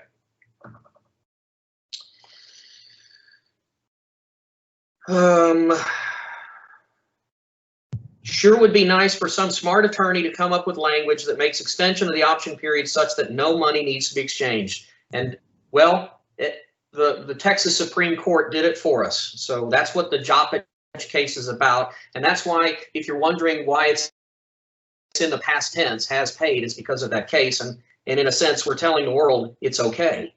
So I'm not going to start advising people not to put any money in there. I still think you should go through the formality, but there is a backup. Then there is a comment at the very end about removing the authorization for the title company to pay the commission. So we talked about this once before. There seems to be a perception that changing the broker authorization box at the end of the contract somehow removes the escrow agent, the title company, from the commission. Does anyone worry about that? Well, that's not a part of the contract anyway, and it's not signed by anybody. So it's meaningless to have that language in. I just don't see escrow agents using this change of language to start ignoring brokers at closing. I just don't see it happening. And I'll also point out, I think it's paragraph 5G of the standard listing agreement and buyer representation agreement. The seller and buyer state that broker is authorized to instruct the escrow agent to pay their commission. Excellent point. It's Great. in the rep agreements. Okay. I want to go back to the prior paragraph and just put on the record that regardless of two of the committee members that are attorneys discussing interpretation of the Joppich case, which is the law at the moment about one particular set of facts, which may or may not be on all fours with something that happens in the future, this normal state of the law in any state, and particularly this state, is that consideration is required for an agreement. Yes, And so I see this, what you're saying. so an extension of the option period, that's a new agreement. Should be We paid. are, so smart attorneys follow the law. And so that's a cute idea, Kim, but, smart What- attorneys follow the law, and we're going to encourage our forms to follow the law, which require consideration for an amendment, including. Yes. Oh, yeah. We should not. So don't construe- get lost and drop You're it. saying, please. don't consider this an endorsement by the broker lawyer committee. Absolutely not. Yeah, I see. Yes. Yeah, Absolutely I will, not. and I will say our amendment does provide for payment of something Yes. as And that's consideration. negotiated. Exactly. And that that's they negotiated. has So, paid. Okay. yeah, I'm With just zero, concerned I'm not- about, yeah. I just Misinterpreting worry what I about a said. lot of pontificating here by even yours truly, the lawyers, that might be taken as legal advice to someone, which it is not in any way, shape, or form. Understood. Agreed. Bruce Lynn writes, 5D, the wording has been changed to buyer shall not have the unrestricted right to terminate. Does that conflict with the provisions of the HOA addendum that says the buyer has the right to terminate within 3 days of receiving? This is not the only person that made this comment, and it would not be a bad idea in paragraph 5D to say buyer shall not have the unrestricted right to terminate this contract under this paragraph 5. Because if you don't give the seller's disclosure notice, there's a free look period there, right? Yeah, I think you have a very good point. I think what had happened when we drafted this is we had always kind of referred to the option termination right as the unrestricted right to terminate the contract. So we just kind of brought that language in, but he's right. If you think about review of HOA materials, there's no really, you don't have to have a reason to terminate under the HOA addendum. That is, in a sense, an unrestricted right to terminate. It's got a timeline, so maybe we need to tweak paragraph 5D to clarify it's under this paragraph 5. Charles, I don't think it's unrestricted because I think it says that if there's any material change. No. You sure? If you don't receive the documents, then you have the right to terminate. But we if have you do receive a lot of those. We have a lot. Don't you have a 3-day look or something? We have a lot of those provisions in the contract form that says if you don't get this, then you have the right to terminate. No, but you also have I think it's 3 days, isn't it? Yeah, I think you do have the right, even if you it do get it, you have 3 days to look at it and terminate. Yeah. And also the seller's disclosure notice. If you get the gives you seller's 7. disclosure notice, there's a statutory right. Yeah, No, I know, but 7 it's still restricted in the sense that you have to receive the document or you don't receive it at all. You don't receive it, it's a default essentially, which gives you the right to terminate.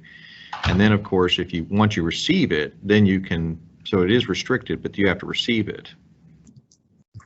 Well, I don't understand your distinction because in the HOA example, you get a right to terminate if you don't receive it, and you get a right to terminate if you do receive it.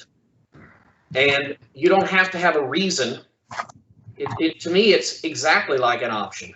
All right. I don't really have any concern about adding the language, though, to move on to that issue with regard to what Brian is suggesting, is to say unrestricted right to terminate under this paragraph 5, if that's what we want to do here, or under the option.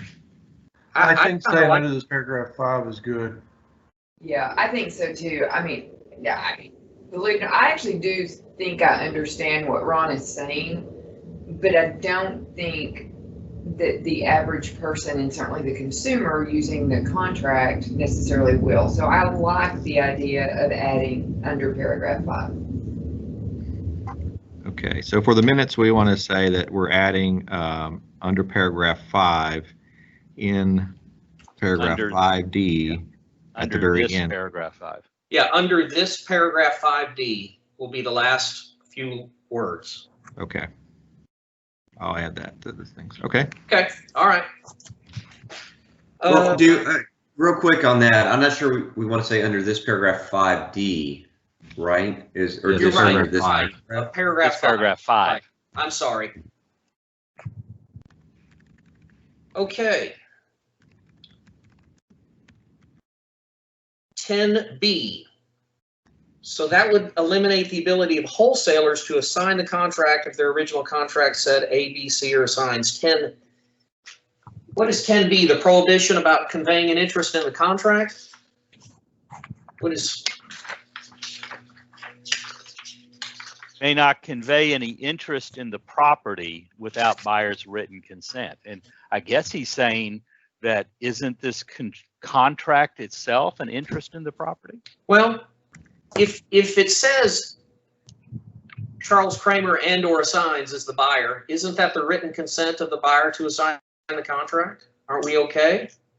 But that relates to the seller not conveying any interest in the property without Yeah, buyer's when would they do that? No, Charlie makes a good point. The and or assigns is talking about buyers, and this prohibition is against sellers. Yeah. Yeah, I don't see any need to change it. No, he's confused Okay. about wholesalers. If 4C is added, do we also need to revise or have a new document versus the current addendum for reservation of oil, gas, and other minerals?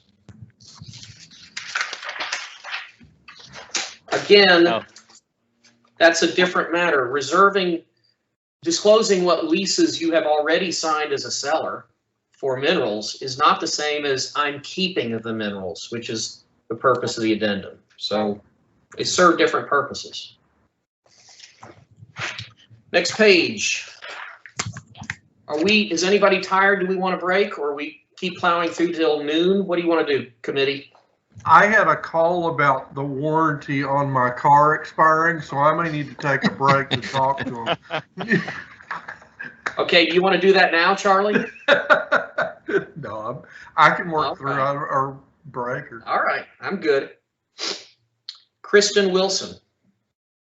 I'd like to comment. In paragraph 5, it would be much simpler to state that the earnest money option fee should be delivered in a set number of business days. We've kind of already talked about this. Anybody want to? We've never had a business day deadline, so I don't know why this would change just because it's going to the title company.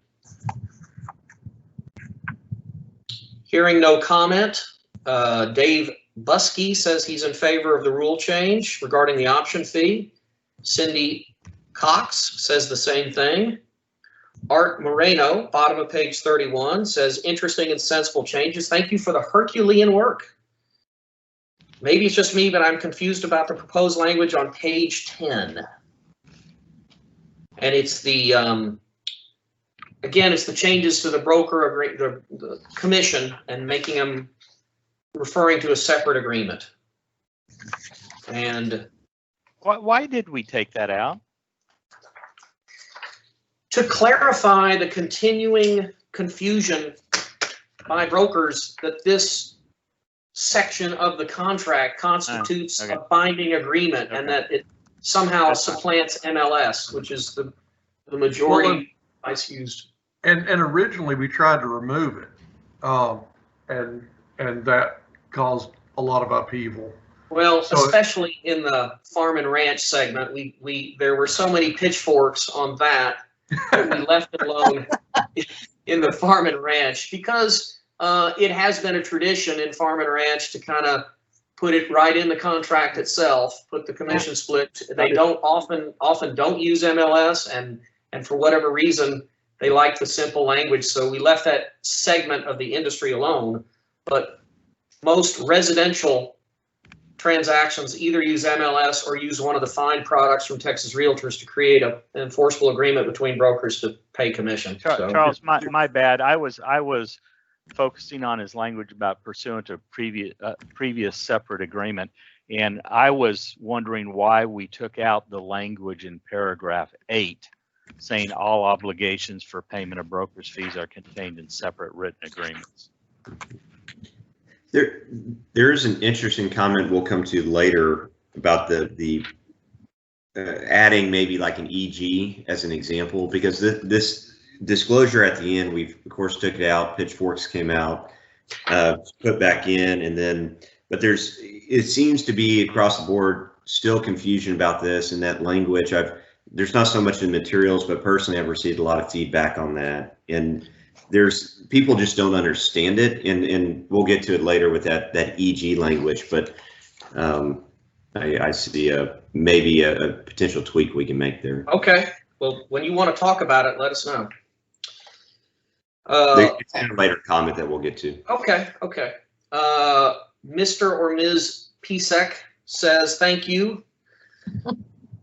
Paragraph 5. The next paragraph should be a letter, not a number. So I would suggest that Trek staff take note of that and see if there's a formatting issue. There's nothing really to discuss. 5A4. I think this is confusing, creating unnecessary work for title, and don't see the point. I've never seen a seller get excited or anxious to receive option money. Just leave it with title and disperse or not, depending on termination or closing. That's the one where it allows the seller to ask for the option fee, I believe, anytime. At any time. So yeah, I'm not that's a good clear one. what the objection is, but the only what I think is going to happen in the title industry is once the funds clear, once they become good funds, then the title company is probably going to spit that out to the seller or ask them for their wire instructions or whatever. It's probably going to be dispersed to seller prior to closing unless there's a preference expressed.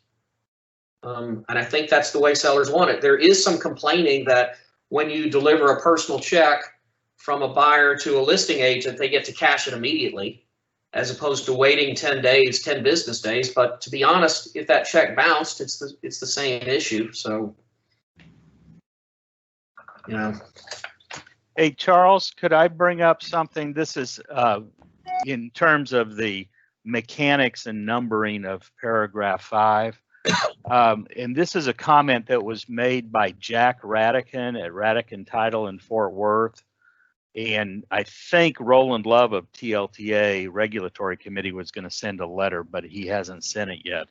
And that is, if you pull up our new paragraph 5 and you look at 5B, the last sentence is, which is the termination option. The last sentence of 5B says the option fee will be credited to the sales price at closing. And I think a legitimate comment was made that we have that sentence in the wrong place. It should be a paragraph 5A because it's not a part of the termination option. Talking about what we do with the option fee. Ron, can you pull that up? Amber's got control right now. I think it could be added to A4, couldn't it? Or make it A5. I'll take it. I got it up here. Oh, you have it up. Option. Let's see. I have no. I think it's a legit comment. I mean, okay. The world doesn't end if we don't do it. I think it makes sense. That last sentence, the option fee will be credited to the sales price at closing, doesn't belong in B. It belongs in A, and it should probably be a new subparagraph 5. Do you think 5, Brian, or does it not work in 4? I think it works in 4 is awesome. I like it in 4 to keep it more concise. Hey, Charlie, we got one. Woohoo! All right, so for the minutes, we're moving that last sentence to paragraph to make that the last sentence of A4. Is that right? I believe so. Okay. Fine with me.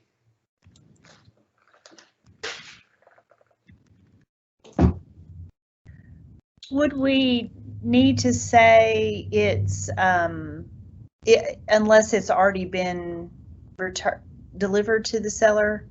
Now, this is talking about the credit at closing. Whether it's been paid before closing or not, the buyer gets a credit. for the option fee that they've paid. No matter where it is. Yeah, no matter when it's Now- delivered to the seller.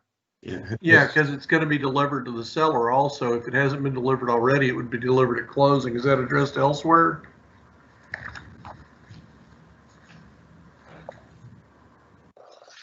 Well, it's given it as a credit. Historically, there was the option there to have it credited or to not have it credited in our changes. No, but I mean as far as the seller receiving it.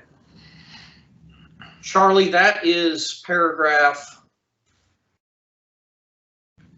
Well, 5A4 talks about buyer authorizes the agent to release and deliver the option fee to the seller at any time.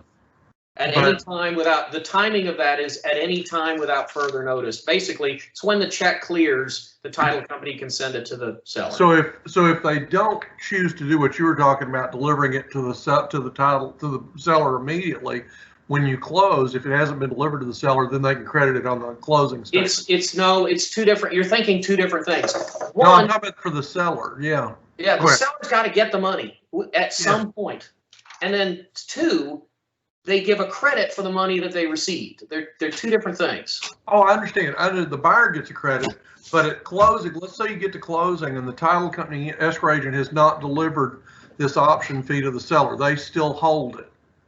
Yeah, if I still have that $100, I'm going to put a credit on the seller's side to give Correct. back that $100. Which is money going to the seller. It's the same. That's it. That's Okay. what I wanted to be sure. All right. PSEC's last comment, paragraph 5C, left off D on required. So again, there may be a grammatical issue that we need to look at, but I don't think we need to talk about it. Bob McCraney says, I agree with all the changes with two possible clarifications. Consider adding buyer. Okay, we talked about that under this paragraph, so I think we've dealt with that. And they give the same example of an HOA mandatory addendum. 5B.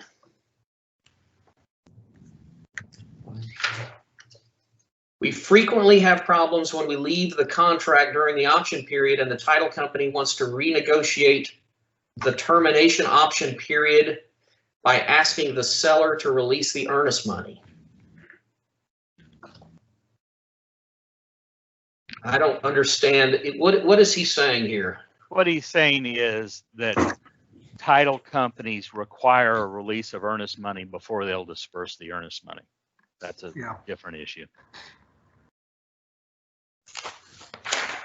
I think there's a lot of wariness about title companies holding the option because they treat the earnest money so delicately, and I hope and believe that they're going to see the option fee treated differently than the earnest money. I really do. I think Well, and that was my reservation about the whole change, but I have gotten reassurance from several title companies they won't. I look at commercial practices of title companies in where a piece of the earnest money is considered that independent option consideration. Title companies routinely break that off and send it to the seller. They don't ask. And we address this in paragraph 5A4, saying that we can give the money to the seller without notice to or consent by the buyer. Okay, there we go. I was having a little mouse problems. Let's see. Title policy and survey. We always get our buyers to get a new survey, never depend on a T47. Frequently, title companies will go behind our backs, ask the seller for the old survey, tell our buyer to accept it, and bypass us completely. Well, if you got a title company that's not following the written contract, I don't know what to tell you. Get a new title company. No kidding. That can't really be fixed by words. Well, his question is, where do we report that? Call the Texas Department of Insurance. Call them quickly. Loretta Allen is opposed to the title companies taking the option fee. She explains not all title companies are alike. Some are competent, some are not. It's so critical to the contract. She just doesn't like it. Any comments? I think we get a lot of yeses and nos, but it seems to be outstanding in favor of the yes. Leslie Lerner says that we should not change anything on the broker commission box at the end of the contract. Leave it the way it is. It clearly defines the commission. It says if the current paragraph is removed, there will have to be another form outlining the commission for the buyer's agent. And I would say, yes, it's called a CDA. It's a fairly routine form. Title companies want written instruction from the brokers. So I don't know any title company that doesn't require a commission disbursement authorization to be signed by the listing broker. Yusef Cordero says, escrow agents should be allowed to deduct a nominal fee for the earnest money when a contract is terminated to compensate for the administrative and mailing costs associated with such termination. I wrote, good luck. I also wrote industry cost. Show this at the biennial rate hearing. So if it's really expensive, you know, people don't realize that title company rates are looked at every 2 years. And if this is a huge cost to the industry, they're going to tell you, and might theoretically see a rise in title rates, but I don't think that's going to happen. Mary Miner, I'm glad you condensed the verbiage on the contract for paragraph 4. My concern is now paragraph 5. I do not like the option going to title. She gives various reasons. It's going to cause issues. Agents don't read all the blanks they fill in the contract. As for possession of leases with smart devices, are all of them transferable? Just a question. A lot better than the first revision. Any comments? Carrie Gilmore, we were very surprised to learn about the option fee. As previously stated, the title industry asked us for it. This is just an abstract company or a title operation that thinks this is problematic and troublesome. I guess talk to your industry about this. They want it. Terry Norwood says, thank you for the opportunity to share some thoughts. Can the information in paragraph 18 that states escrow agent may require any disbursement be stated in paragraph 5 somewhere? I'm concerned that until our membership learns the new way of delivering the option fees, some sellers may try to collect the option fee before the title company can verify the checks they receive are good funds. Well, that's going to be easy. The title company will simply not give you the money. They're not going to disperse until they're good funds and are payable. So you can't collect it. Tammy Bell. Hey, could I make a comment to all the brokers out there on this? Please do. If you do give the option fee check separately from the earnest money check, as a seller, you might, and it's only $100. If it's $100 check, that in itself may constitute good funds under the Texas title insurance rules because it's under $1,500. And so that would be a situation where a title company could release the option fee money to the seller immediately and not wait the 10 days. Why did you tell them that? I'm teasing. All right. Tammy Bell says the buyer had a different brokerage representing them the day before closing. It appears they have an attorney. The attorney reached out to the title company requesting a certificate of non-foreign status. Oh, this is one of these horror stories revolving around a foreign seller.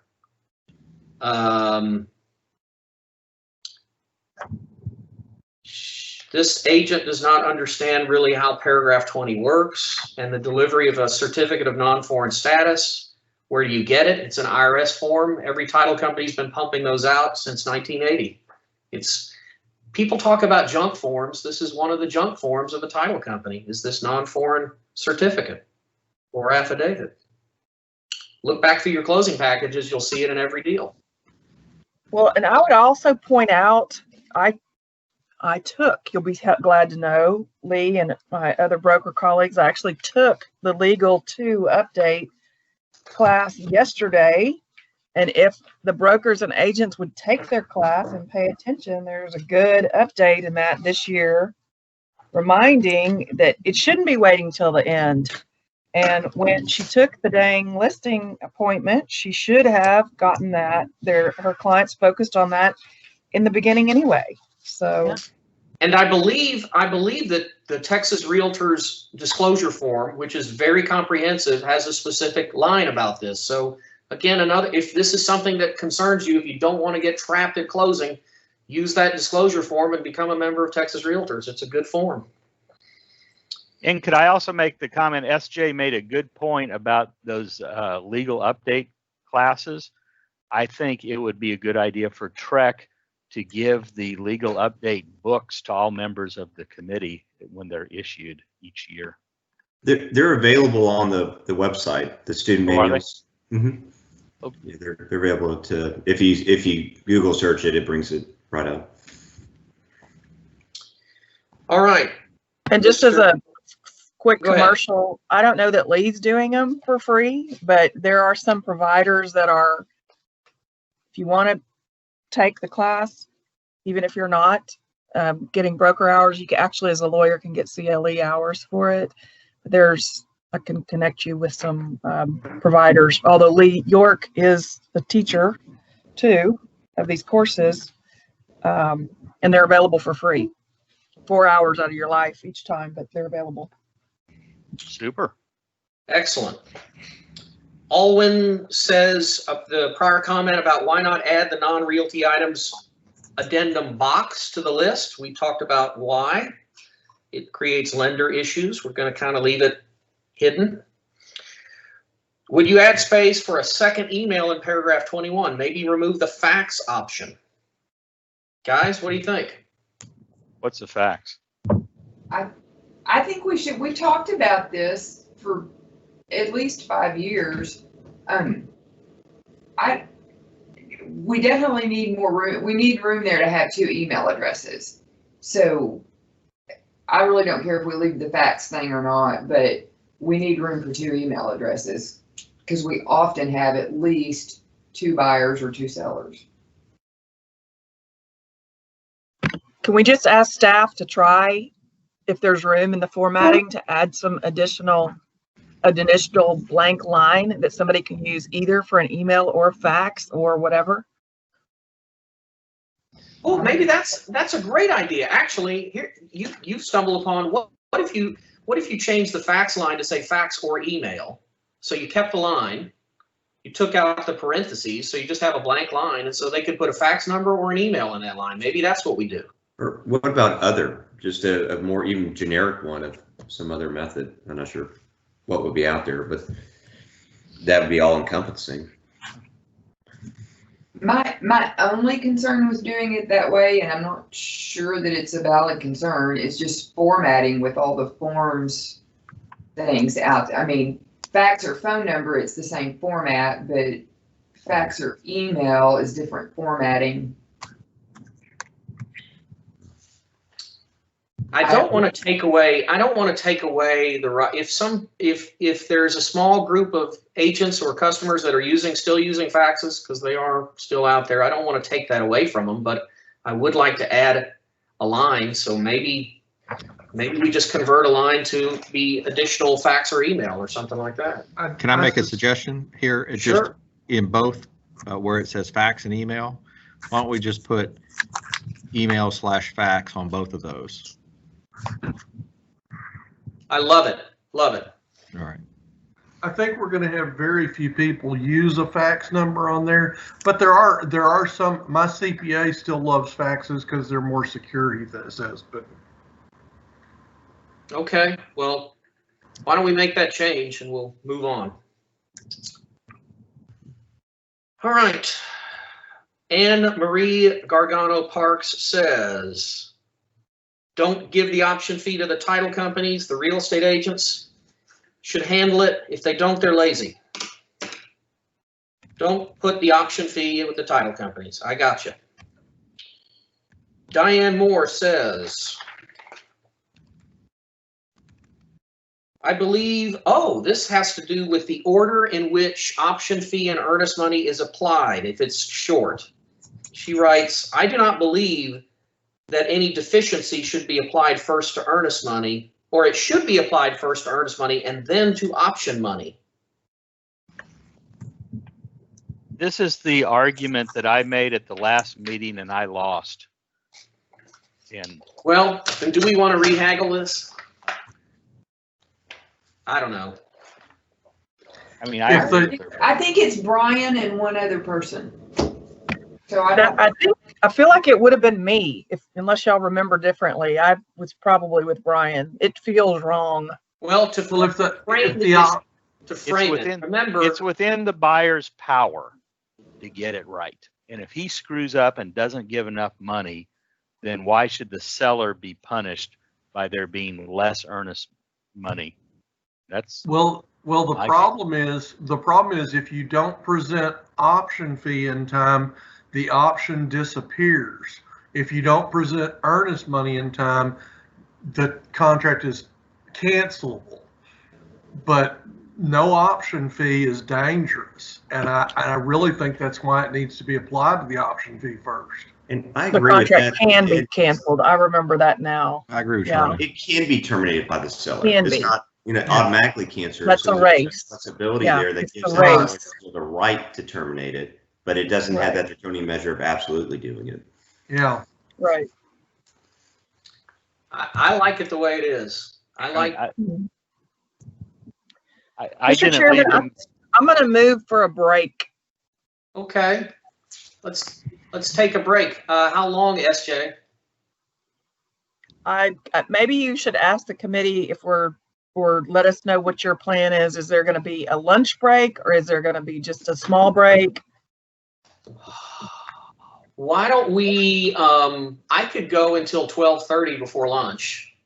So if we took a 10 to 15 minute break and then got back until 12:30, we could get more done. What do you think? That's awesome. All Yeah, right, I'm let's jump back in at 11:45 sharp. Okay. And we'll Thank resume you. until 12:30. Okay. Thank you so much. All right. Thanks, everybody. Appreciate your work.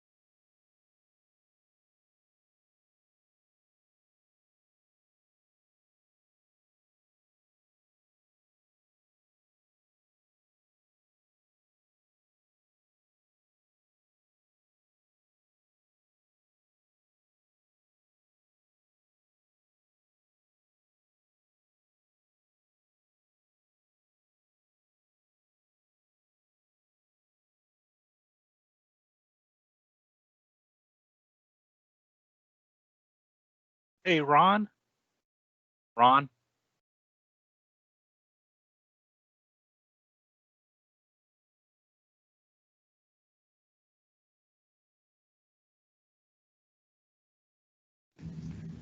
Brian? Yeah, when did we say we were getting back? I'm sorry, Brian. When ahead. did they say we were getting back to our meeting? 11:45. 11, okay. Thanks.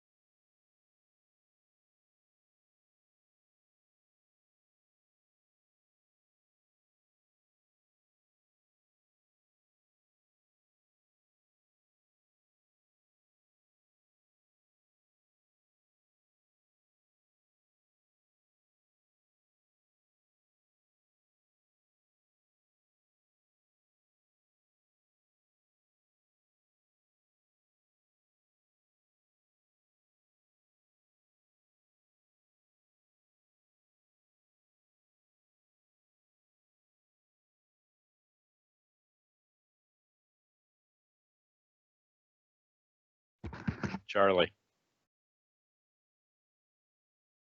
Charlie. You're looking for Charlie still? Yeah, I see his picture there. I was on our break. I was going through my email, and we have something called 2 Minutes on Title, where every other week we have somebody write a interesting article that's not too deep legally. And the one that we have this week is talking about what constitutes closing.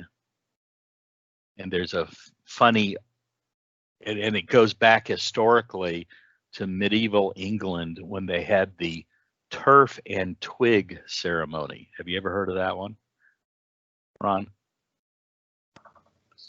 I've heard of it.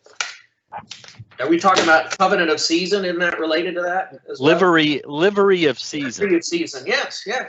Yes. And one of the things that they used to do was they would take a small child from the village, since it was a ceremony and they did not have written records. They'd take a small child that was healthy with them so that they would be there and have a long memory, and so that they would remember the ceremony. They would do the ceremony and then they beat the crap out of the kid so that he would never forget that day that he received a beating. So I have an interesting article. Some people feel that way after a long closing. So anyway, we have a lighthearted article about how closing has evolved over the centuries. And if you get a phone call from a buyer right before you're ready to send the first wire saying, "Oh my God, the house is burned down," do you stop closing? Are you closed or are you not closed? What is the Oh my goodness. What is the event that creates, quote, closed?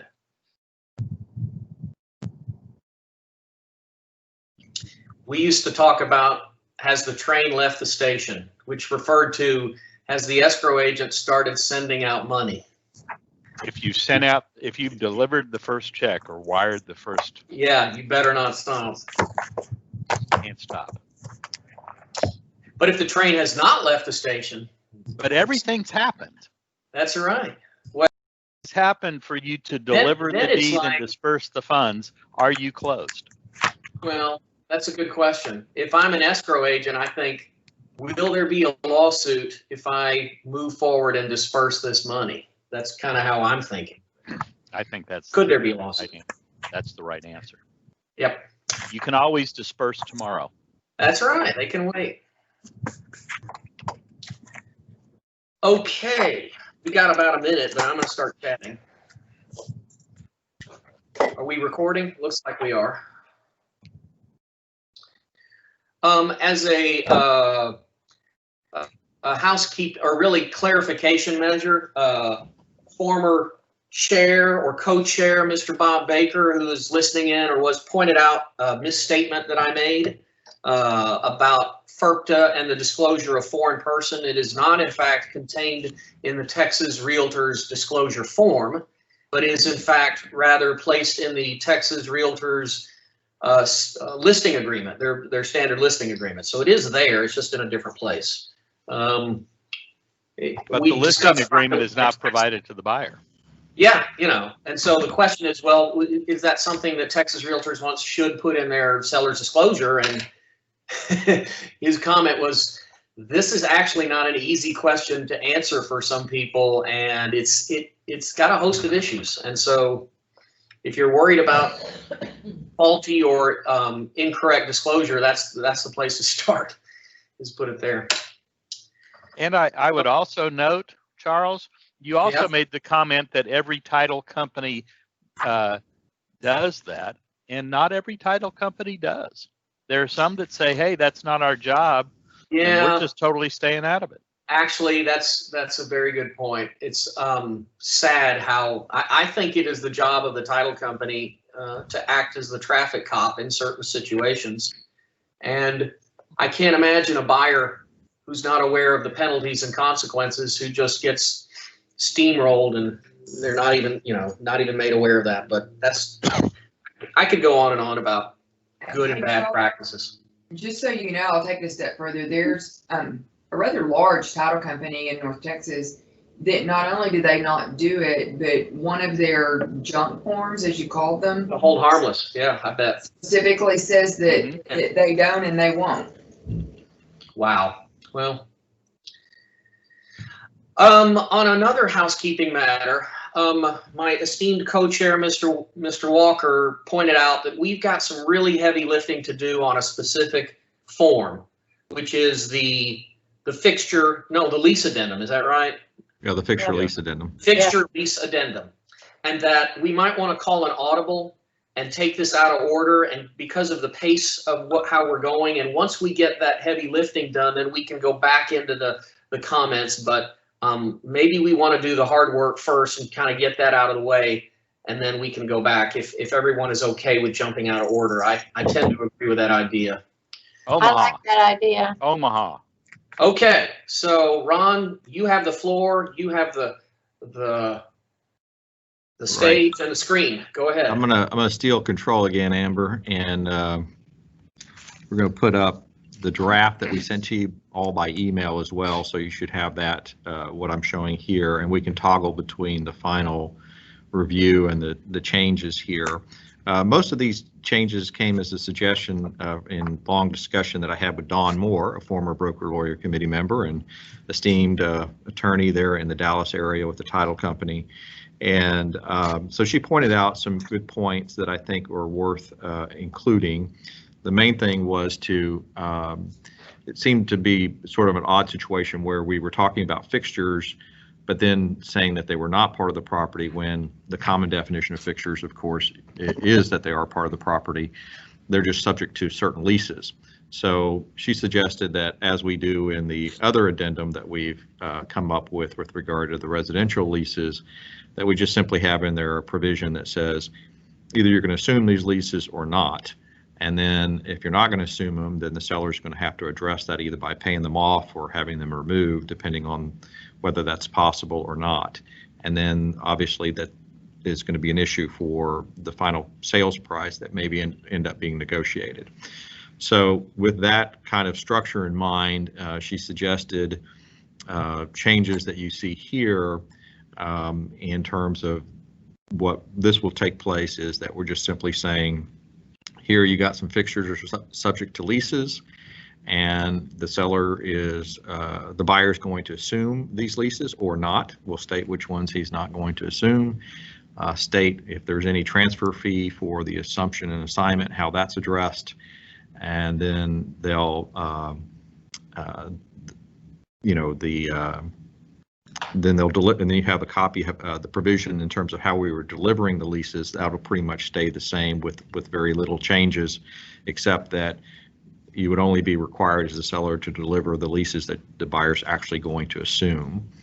And then paragraph D down there was really just my sort of catch-all in there in terms of making sure that that was going to be addressed, that these would be coming out of the sales proceeds, that there wouldn't be any liens or security interest still against the lease fixtures either, since that's consistent with what's already in the contract form. So that's the quick layout, and then I'll leave it open for discussion. Well, can I make the first suggestion or first comment? I disagree with the statement that says that the leased fixtures are excluded from the deletion of the exclusion of the lease fixtures. The lease fixtures are not a part of the real property if they are owned by a third party. They're not subject to the lease. The seller's possessory right is derived from the lease. And I don't think a leased fixture should be a part of the property. All the buyer is going to get is the right to step into the shoes of the lessee by assuming the lease. It should not be a part of the property. Well, they are part of the property subject to the lease, which gives the lessor the right to remove them as a potential remedy. They are owned by the lessor. They are not owned by the lessee. The I lessee understand. merely has a possessory right. But they're affixed to and attached to and part of the real property, subject to that right of removal.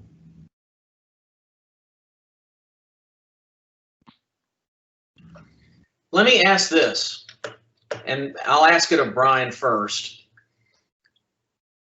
Which I understand what you're saying legally, but if we don't make the distinction, if we just lump it in and say that these lease fixtures are part of, and we use the common definition, does it make a difference? Does it matter? Is this legal distinction necessary? Maybe that's the question.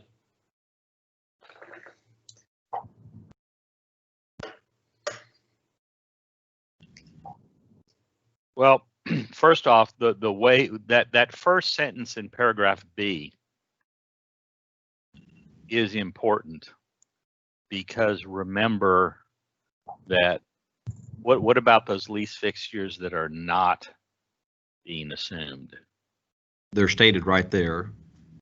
So if I check that I have solar panels and propane tanks that are leased in A, the buyer can say, I will assume the solar panel lease. I will not assume the propane tank lease. But if they're a part of the property, the seller has an obligation to convey the property. But they're not a part of the property. Right, but it's just like what's happens now with regard to the propane tanks, right?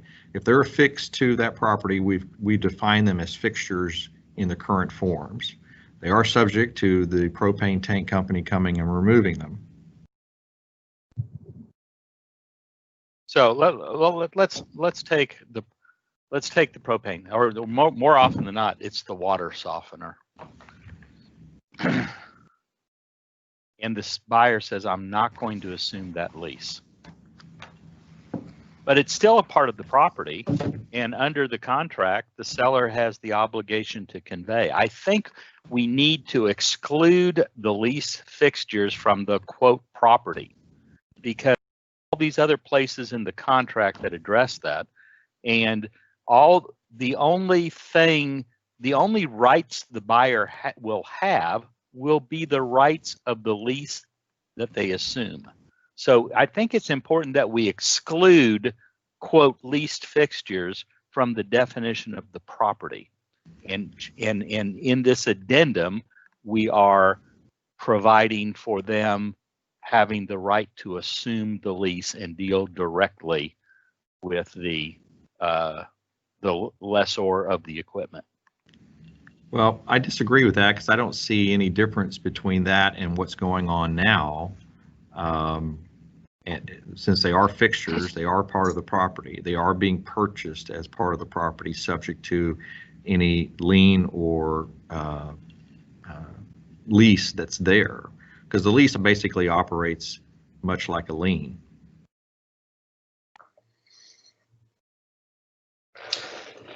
Here's and the question. That lien has to be satisfied out of the closing proceeds, or it has to be assumed. Brian, are you worried that a buyer who rejects a lease, who says, I'm not going to assume this lease, is then going to turn around and say, but I'm going to sue the seller because I didn't get that item that was leased and I rejected it? Because it was a part of the property. Now, we could address it by saying any lease fixtures not being covered by fixture leases that are not assumed will be removed, and seller will repair any damage from the removal before closing, or will not be conveyed. Any leased fixtures not being assumed will not be conveyed and will be removed. Well, paragraph D takes care of that, right? Because what's going to happen is if they're not assumed, then that security interest, the lease, has to be satisfied out of the sales proceeds. Let's look at what we've got right now. So before this addendum, we don't have this exclusion. And fixtures which are not presently owned by the seller are perhaps legally, or you might even say illegally, improperly, according to Brian, conveyed to the buyer. So my question is, what problem are we trying to fix with this definition? Why do we care about this fine legal distinction on these fixtures being owned or not owned by the seller? Well, it was originally because of that language that we had in paragraph 2B defining improvements, where we have that tagline, and all other property owned by seller and attached to the above described real property. And the problem is there might be fixtures out there that are not owned by the seller, they're leased by the seller. That would be a part of the improvements, and the seller says, oh, I didn't convey that to you because I didn't own it. But and so therefore the buyer thought he was getting a house with a water softener, but he didn't, because the seller can't convey something he doesn't own. But now all of that's fixed by disclosure rather than by excluding it from the definition of the property. The buyer is not deceived in the current language. We're requiring that leases, there's a disclosure of what you do and don't own. But it doesn't say for those fixtures that are not being assumed, this language does not say, if I'm not assuming a fixture, then it's not a part of the deal, and the seller will remove it. Well, the seller may, let's look at a water softener, for example. I don't think it is likely that a finance company, who, by the way, on the non-assumption of a leased water softener, the seller is required to pay that off. Okay. I don't see, so, well, that's what paragraph D in this new language does. If it's not assumed, the seller's got to pay off any debt on that leased item. So how likely is it that the water softener, that the company's going to come in and remove it? I just don't see the harm to the buyer in including this in the definition. If you go back to paragraph 2B, Brian, which I pulled up, of course, you'll see 2B defines the improvements as all other fixtures and improvements attached to the property. Okay. And then so it gives the whole laundry list. Accessory, of course, are those items that are not fixtures. And so here we're talking about actual fixtures. We're not talking about accessories. You're right that they don't own it. I see your legal point, but I don't know that the distinction is legally necessary. If you accomplish everything you want to accomplish, I don't think you're going to have a buyer that is surprised or expecting something. The seller can say, I told you I didn't own it. I gave you a copy of the lease. You said you didn't want to assume it. So I don't know what damages you have. Well, the way this is written, I don't want to assume that water softener lease. I'm not going to assume it, and that puts the burden on the seller to pay it off. Correct. They have to Correct. Well, yes. Maybe the seller says, if you don't want it, if you don't want to assume it, I'm going to give it back to the lessor. Good. And they say, you can't do that. That's part of the improvements. This forces the seller to pay it off, as opposed to telling the water softener company to come take their water softener. That's the problem. Have we ever seen a water softener company institute an action to enter a piece of real estate and take their water softener? Has that ever happened?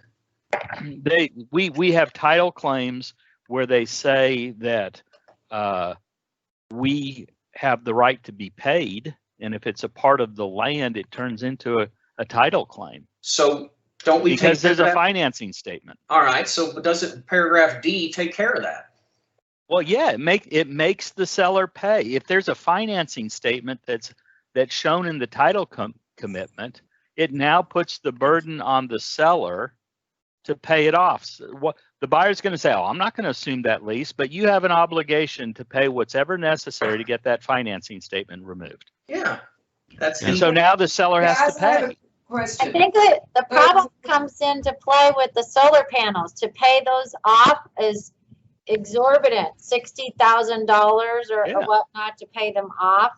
And so the issue probably becomes, you know, more severe with something like that.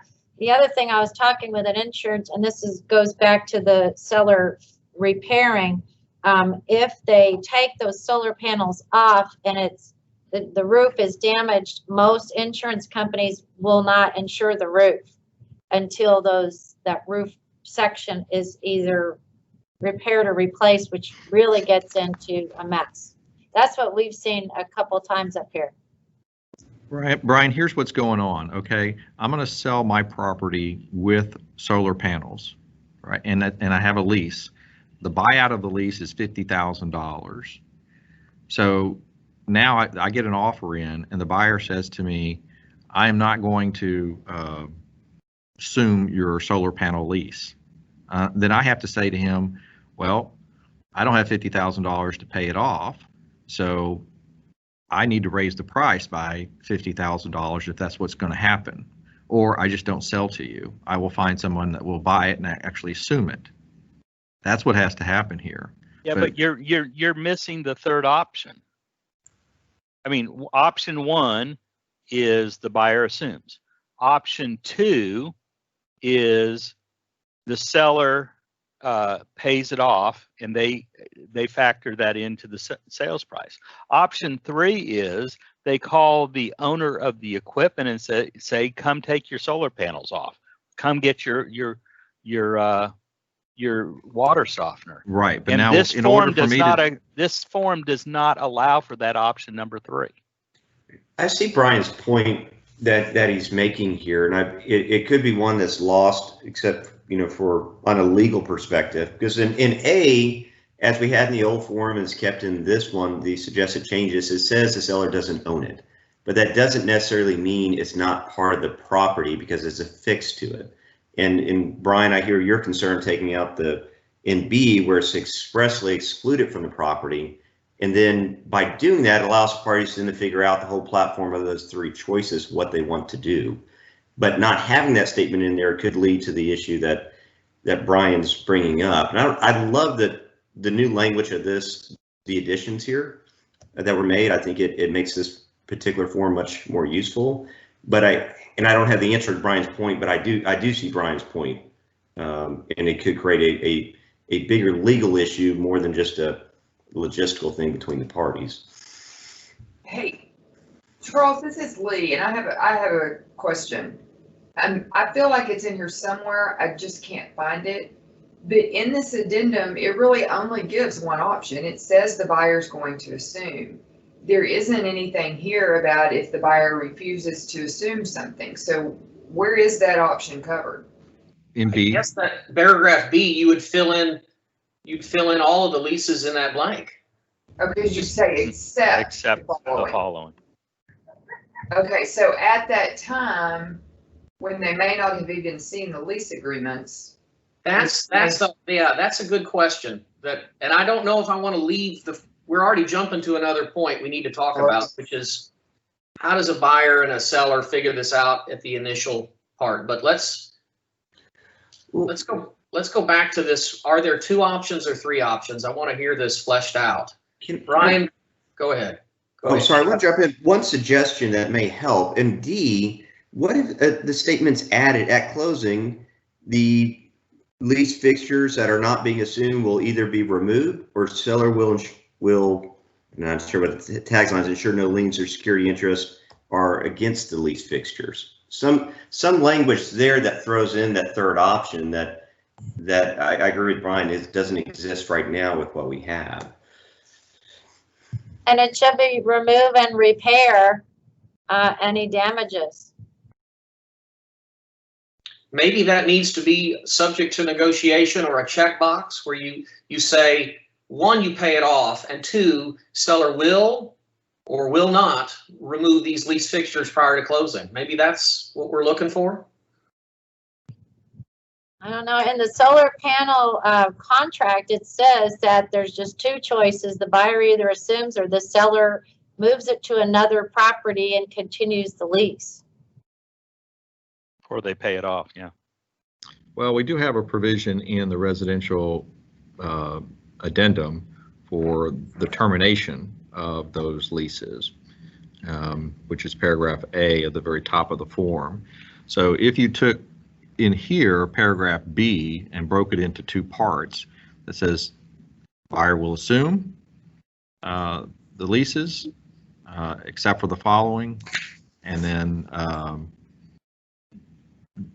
the other would be that the buyer will not assume any of the leases, and in which case the seller will remove them from the property, or the seller will have the option to remove them or pay them off. Is that what we're wanting to do?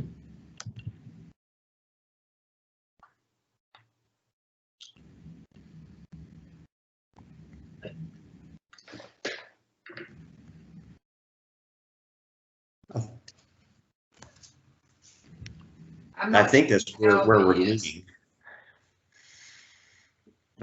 But to address the concerns that Brian raised, at least in my mind, that kind of highlights the issue.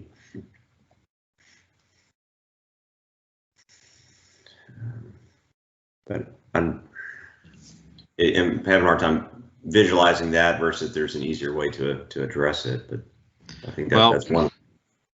I mean, what we do basically is you take paragraph B that's here now and essentially make that an A1, and then you have an A2 where it simply says that the buyer will not assume the fixture leases, and the seller will either remove the fixture,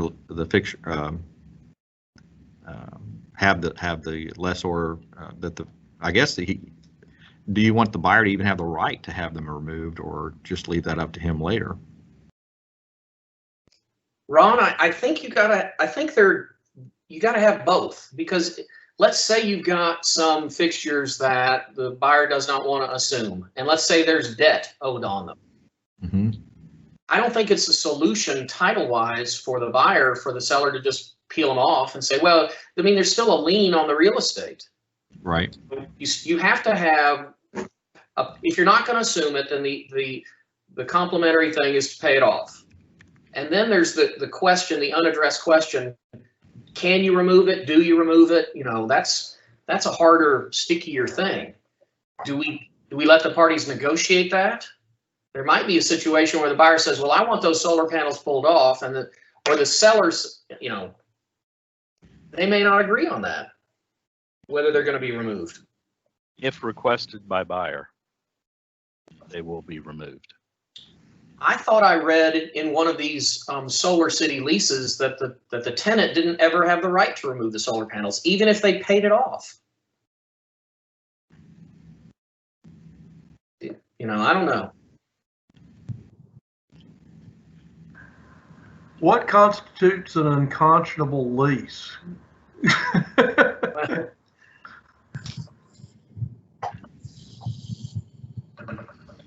Well, let me do this. Let me cut and paste this here real quick so we can. Well, what I'm going to do is I'm going to save this and then put this in.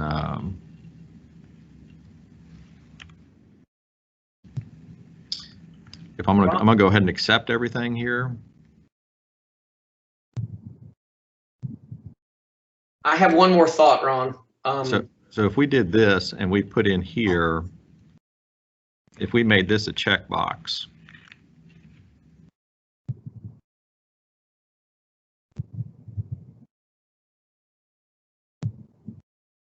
Get down here.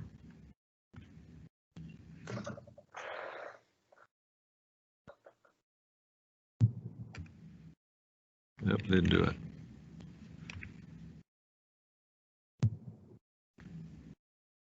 Just use brackets if you want. There we go. Okay, there you go. Okay. And then we had a second checkbox here where we put in the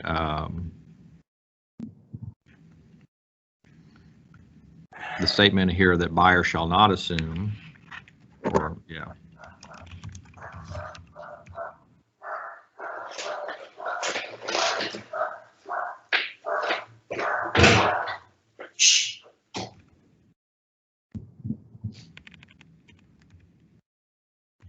So the buyer will not assume the fixture leases.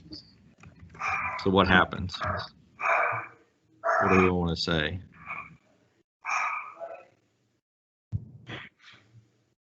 Brian? If requested by buyer, seller will, any fixture will be removed, and seller will repair any damage resulting from the removal before closing.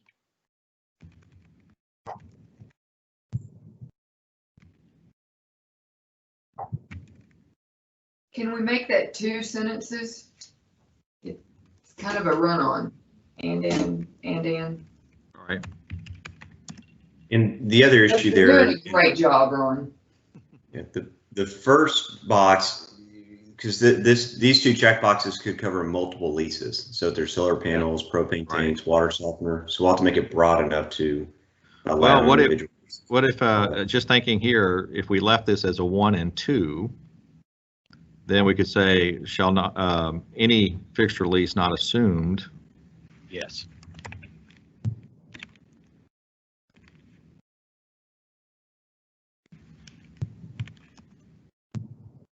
Or we would say seller will remove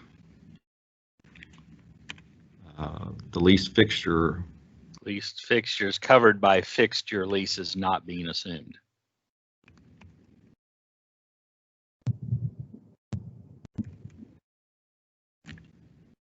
Okay.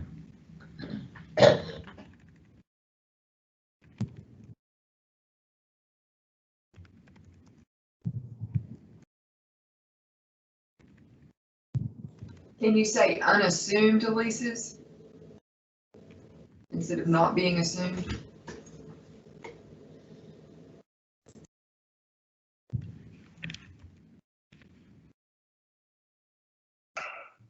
Probably just do this here before closing. Seller will remove the leased fixtures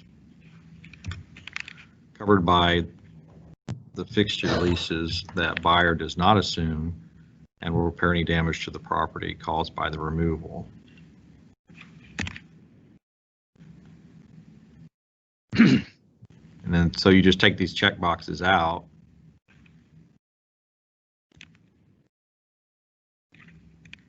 Does that work?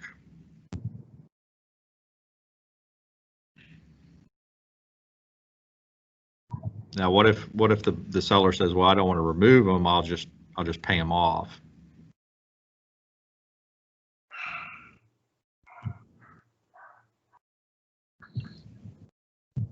Or you want to give him the option of doing one or the other? They really don't do that, do they? What I found with the solar leases is that the buyer does not want them. So whether they're paid off or not, usually the buyer says, take them off the roof. That's right. That's what I've seen at a couple in my office. Panels anyway. Yeah. Just to notice, I think that other places in the contract, instead of saying before closing, we say prior to closing.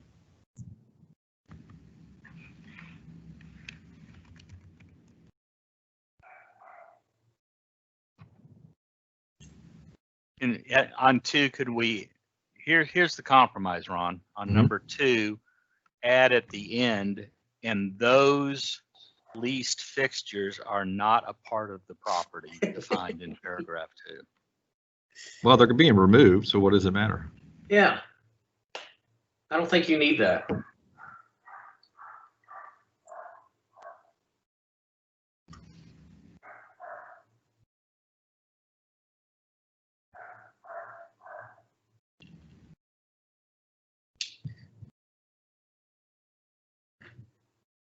Now, let's go back to Ron's question is, does number 2 need to be a negotiable item? Is there where the seller doesn't have the ability under their lease to remove that stuff? Or is that always the case? If you pay off a lease and you still don't own it, you might,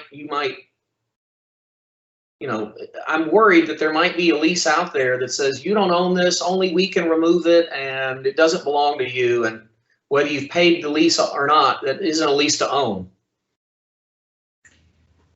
You know, I think that there are always going to be things out there that we don't know about and things that, you know, agreements that consumers get themselves into.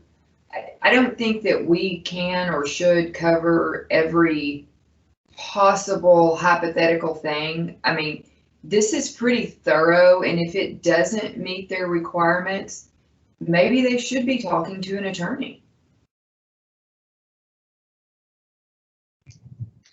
I hear you.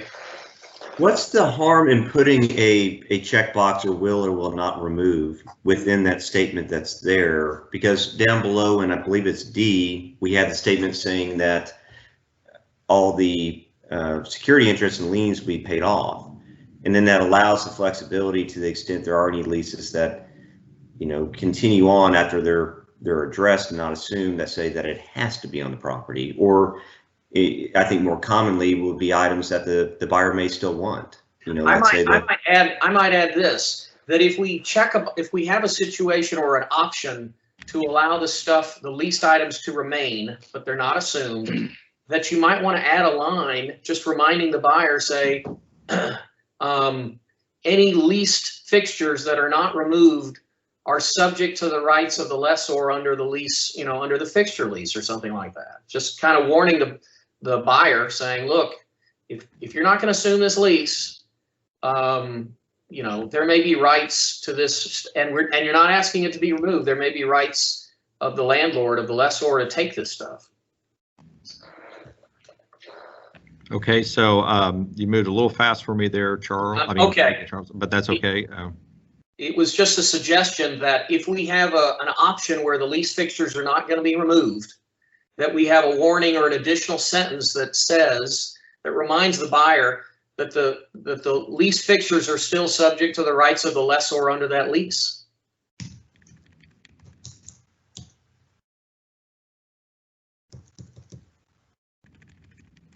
Do we have the consult your attorney language in here, Esther? It is down at the bottom, right here. Consult your attorney regarding the use of this addendum. Oh, we didn't put the attorney language, just have consult with the lessor.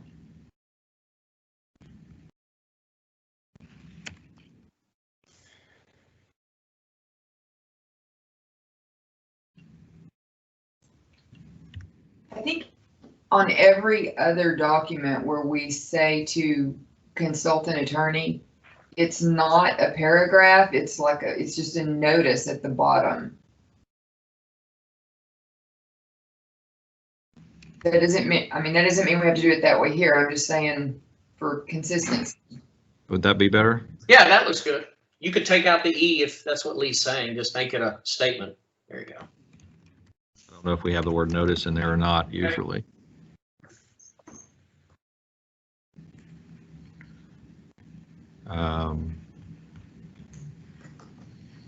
So we should have here, do we like this will not remove the lease fixtures covered by the property? And then you wanted to say up here, Charles, any lease fixtures remain subject to the rights of the lessor under the fixture lease or something like that? Maybe adding the paragraph. Any lease fixtures not removed. There you go. You got it.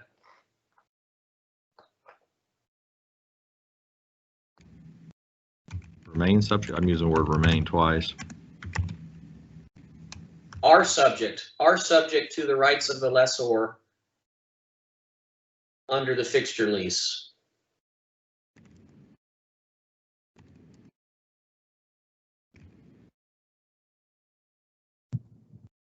Rights of the lessor.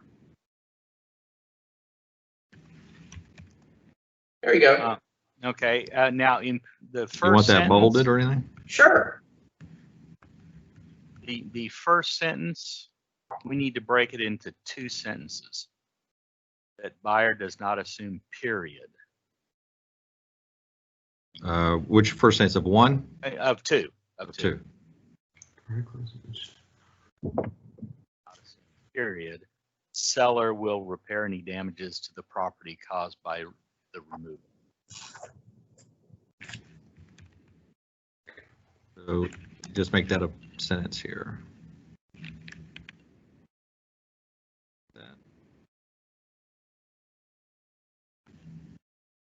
Well, we said seller will or will not remove the lease covered by the part. You just want to put and will repair damage to the property caused by? Oh, well, that's fine. We can break it up. You could do it, or caused by any removal or, you know, something like that. Yeah, because you want that to be prior to closing as well. There you go.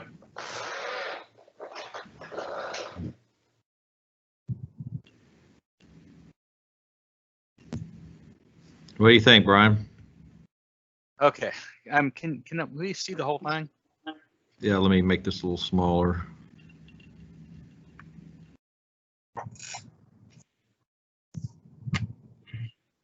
These pictures.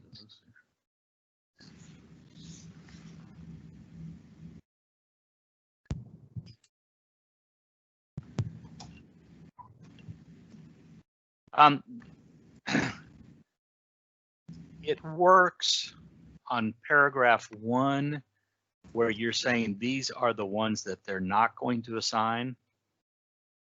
I personally, the first sentence in 1, I'd word it in the affirmative. Buyer shall assume and seller shall assign to buyer the following fixture leases at closing. So you affirmatively state what they are going to be assuming, as opposed to defining by exclusion. Well, do you need check boxes again? No. Because they're having to reference it. No, I just say in paragraph 1, buyer shall assume and seller shall assign to buyer the following fixture leases at closing, colon, and take out except the following. Okay, let me ask you, does that create a drafting burden that will be messed up by consumers or license holders? Yeah, that's what I was thinking. Well, I think it's not a bad idea to include the ones that are being assigned, but there also needs to still be the option to have accept the following. So I might give you the solar panels and propane tanks, but I'm taking the security system. I don't think it's that big of a burden. Yeah, I agree with Brian. I think it creates, I understand what you're trying to do, but I think it creates more drafting. So everything's going to be assigned unless you exclude it. Right. Okay. I like it that way as well. And I think that's okay, because the situation where you have multiple leases is going to be pretty rare. I think most of the time when you're dealing with this, it's going to be either a water softener. I mean, I know that there's possible you could have both, but most of the time it's going to be a single lease, and they're going to negotiate whether they're going to assume it or not.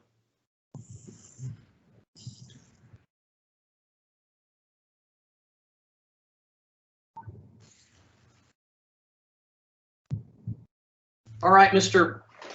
Technical, is this good? Still reading here. Still reading. Okay. Target closing will not remove.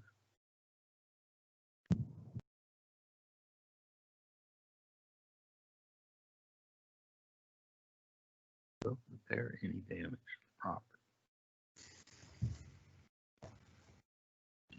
All right, so I'm okay with A. Now C becomes B, delivery of fixture.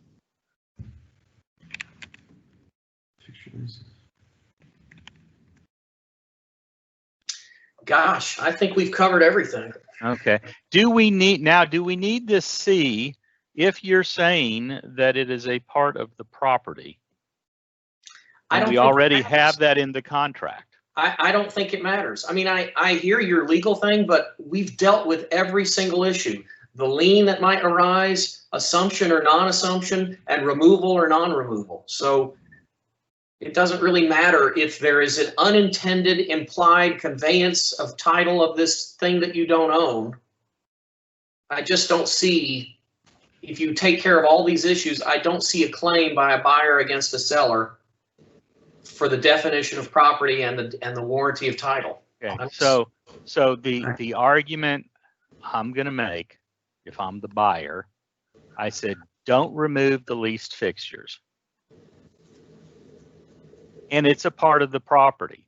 Therefore, C comes into play, and you have to pay whatever's necessary to get that financing statement removed. And that is something that we have an issue on a not so infrequent basis where we're trying to close a deal and there's a financing statement for a frickin' water treatment system. And they have to go try to get a release. And we had a deal 2 weeks ago where the treatment company said, I'm not going to give you a termination statement on that financing statement unless you pay me $6,000. So closing is going to be held up because we have a financing statement of record and the water softener company demands $6,000. But Brian, in that, is your client, is the buyer assuming the water softener or not? No, they didn't assume it. Being removed? It was there on the property. But Brian, is it being removed or not? On that instance, I think it was, there was a dispute as to whether it was still there. Well, and the water softeners company just said, I'm not going to give you a release of the financing statement. Okay, I'm going to go ahead and invoke the Jacobus 5% rule on that.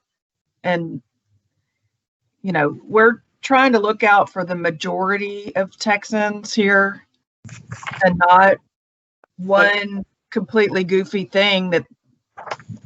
It seems to me like that situation you described, Brian, has been addressed and freely negotiated by both parties in this addendum. They've agreed as to a choice. So if they agree that the water softener will not be removed at the closing table, does the buyer have the right to say? Yes. Yeah. That's the bargain they struck. Right. Now, how about this? How about this? On C, except for lease fixtures covered by fixture leases, buyer agrees to assume, or that will not be removed. You're making it so complicated. Yeah, stop. Look, stop? If you don't want to pay off your lease, then don't agree to that. You as a seller will say, look, I'm not going to sign this unless you assume these leases. I mean, that's just bottom line. It's just an either or sort of thing. Either you assume them or you pay them off. All right. I mean, I think it's a freely negotiated addendum. I do too. That it results in an education issue, I guess. Maybe. So while we're educating, that's a great segue, Brian. I do need some clarification because I'm looking at paragraph 4 and it begins with, except as disclosed in this contract, talking about leases. It doesn't, nowhere in 4 does it say they've got so many days to deliver leases. The addendum doesn't say that, and paragraph 10 no longer says that. So unless I'm missing something, which I could be, we're assuming that all leases were disclosed prior to the buyer ever writing an offer. Okay, so the delivery of the leases is in B. Can you scroll up, Ron? Yes, it's right there. Oh, there it is. It's B2. Okay, so it says buyer has received copy of all fixture leases. Or buyer has not, and you'll give it to me within 5 days, and then I've got 7 days to think about it. Right. Kind of like a late delivery of a seller's disclosure. Does that address it? It addresses part of it. I still struggle with their agreeing to assume things that they haven't seen. Yeah, let's talk about that. Let's talk about the mechanics now, because this was Dawn Moore's. How it's gonna work, exactly. Yeah, I kind of always wondered why she wanted to pre-agree on the assumption, but Ron has some thoughts on that, or, Well, we do the same thing on the residential leases provision as well. We say that you're going to assume the residential leases or you're not. It's the same thing. And then you have an opportunity to get the residential leases. So I don't see that there's any difference for that. I think if you walk through this, what you're saying is the buyer comes in, he sees, let's say, solar panels on there. And so he checks the box solar panel. He doesn't know about anything else. He goes in there and says, I don't want to assume the solar panel lease. And in fact, I want it removed. Then he's going to state that in 1 and 2. And now the seller is going to have to say, well, I got to pay $50,000 to, yeah. I actually, Ron, I think it would actually be slightly different. The buyer's going to come. You're right. Make an offer, and nothing will be checked under 4 leases. The buyer doesn't know what is or isn't leased. So the initial offer comes in, and buyer says, I'll buy this property, and there's no leases. And then the counter from the seller says, wait a minute, these solar panels I don't own. And they check the fixture leases, and they attach the addendum, and the seller makes some choices. And then the buyer has to, well, wait a minute, and there you go. Off we go. You're right. Okay. So that's the mechanics. So the buyer didn't notice there were solar panels on the roof? Well, they don't know whether they're leased or not. Well, is this an issue that can be addressed practically in MLS or somewhere else up front, where in the listing you can specify what is leased and what is not, to allow better offers to come in where you don't have to negotiate as much? Or, if that's an issue, I would think that a smarter or on top of it listing agent could address That's good practices, but I'm not bothered by the mechanics anymore. I think that the typical offer, the buyer doesn't know what's leased or not leased, so they're not going to check any box in 4A, B, and C. They're just going to say, I'm buying the property, and then it's on the seller to know what they have and what they don't have, and then the seller will say, wait a minute, I don't own these solar panels, they're leased. Let's attach the addendum. Let's go down that route. And so yeah, there's a little more hog trading, but we're accomplishing the very problem that Brian first brought up 2 years ago about the surprise, I don't own the solar panels and we got a crisis. And, this is all brought out through these documents. It's brought out in the light of day. And I will note that and the buyer can go ahead and agree to this without having a copy of the leases if they want to, because they have the protection under B2 that they have the right to terminate within 7 days after they receive a copy of the fixture lease. Yeah, I agree. And if a seller wants to preclude them from having that option period, then give them a copy of the darn leases before you sign the contract, just like the seller's disclosure notice. Yeah. I'm happy with the form. I think Ron did a good job, and I think, Ron, do you think we've addressed Dawn's concerns adequately? I believe we have addressed Dawn's concerns, yeah. So I was just trying to think some mechanics of it here.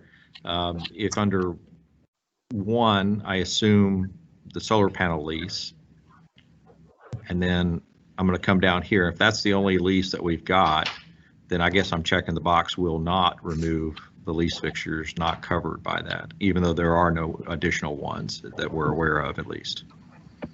So I'm just trying to make sure that that's not going to. Yeah, it is. I see what you're saying. You almost need an instruction to the parties that. It's okay. I mean, it works. I would just say, obviously, if I'm assuming the lease here, I'm not going to want it removed. So I'll just check the box will not. And if there are any other lease fixtures out there, then they're going to stay. And then they're going to be satisfied out of the closing proceeds. Okay, that works. And, the one point that was in the email addressing whether this is substantive or not, I guess it's something we need to walk through. Well, I talked to Vanessa about that also.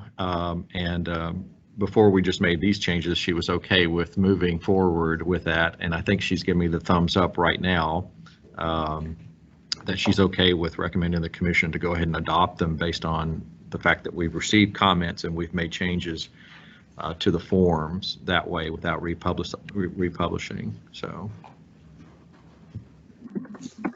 That's Trek's call. I don't have any opinion, so, okay. We're at the 12:35 mark. Do we want to have our lunch break and resume at 1 o'clock? Can everyone cram in a 25-minute lunch? Let's go with me. Yeah. Okay. Hey, Ron, could you email that to me? Yeah, I'll do that right now. I'll email it to everybody. Or I'll have Vanessa do it. All right, 25 minutes or so. Let's try and reconvene at 1 o'clock sharp. Thank you for your hard work, everybody. This is tough stuff. Thank you, guys.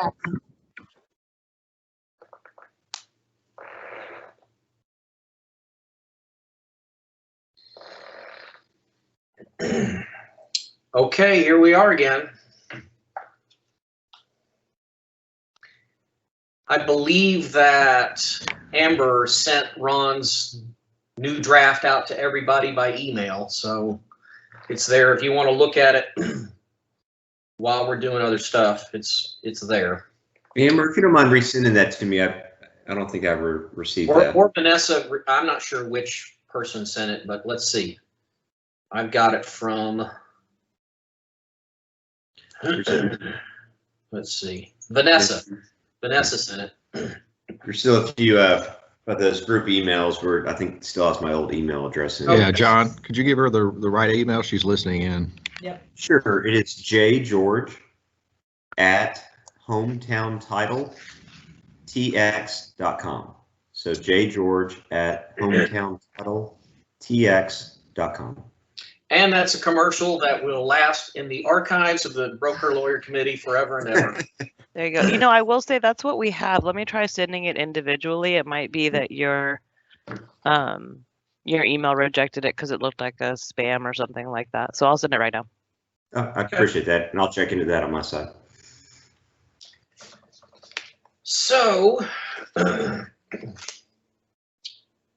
Ron, let me ask you, we've pretty much covered the lease fixtures. Did Don have also similar concerns about the natural resources paragraph?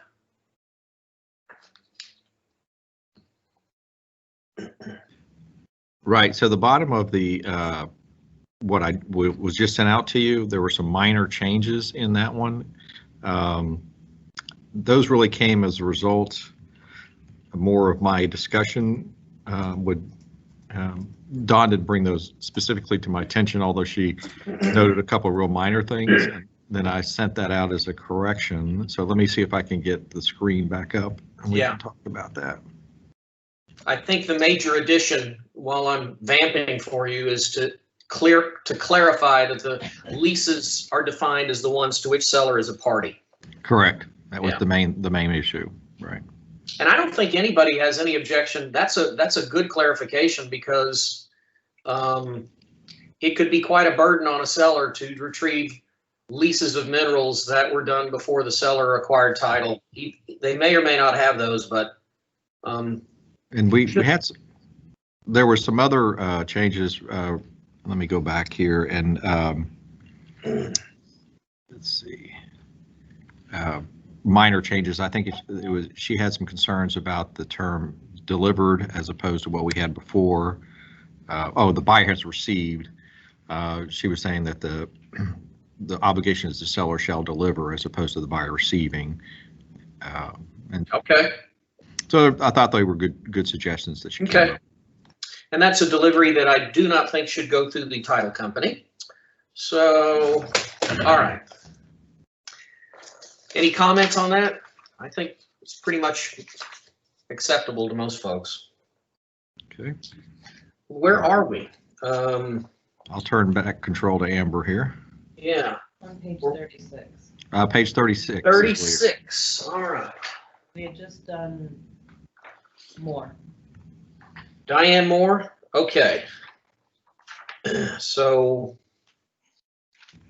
now we're on top of page 37, continued comments of Diane Moore. She wants to change the effective date box where it currently says fill in the date of final acceptance. Again, there's this desire by some parts of the industry to to time it. I don't know that there's any need for that. I'm trying to see what.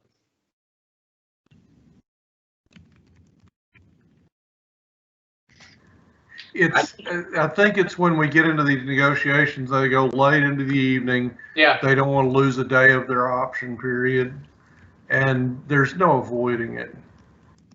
Yeah, it's just when a contract arises. A contract arises when you notify the other side that you've accepted it, and if that notice comes late at night, I understand the point, you've lost a day, but that's not a new problem. You haven't lost a day. You haven't lost a day because it doesn't, the first full day, the next day is always the first day. You're right. And that's another way of looking at it. Morning or not. I know. I don't see a need for a change. No. And then the third bullet point comment is the changes to the broker info box. And I think, again, we've addressed this already. We're trying to get out of the business of suggesting or implying this is an agreement and just simply pushing all of that to separate agreements between broker and seller.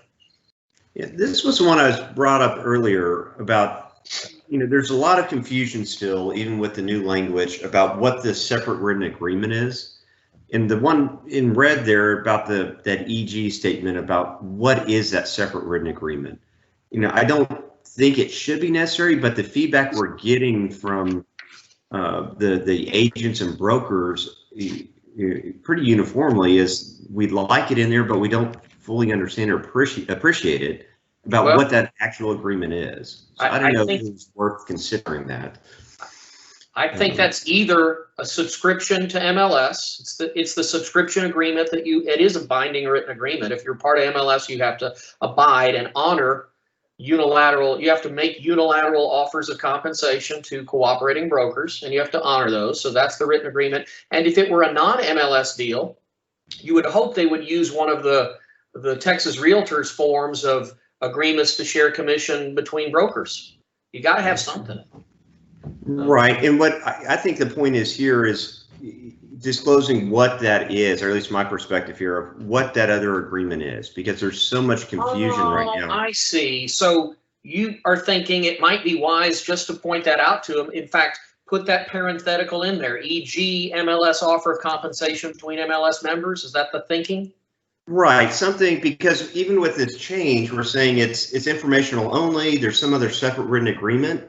And I'm amazed every time I do polling in the classes that I give on how many people don't know what that agreement actually is. And in this case, I think EG, which means, for example, that's a perfect place to put that.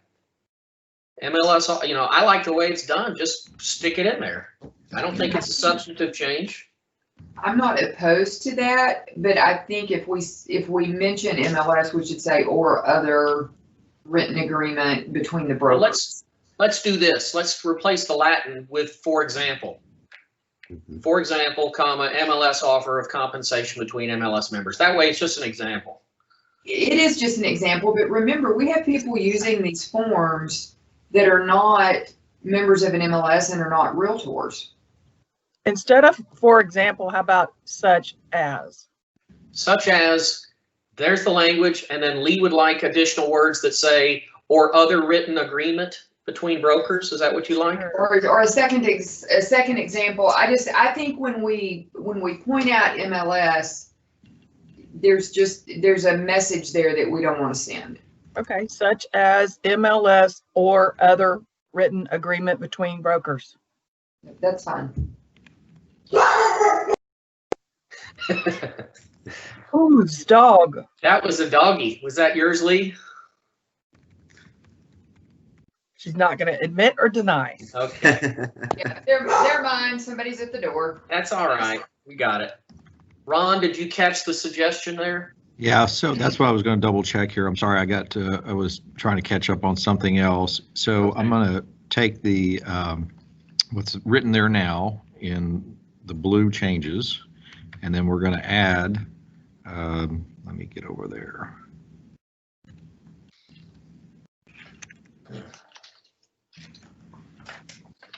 And then we're going to add a parenthetical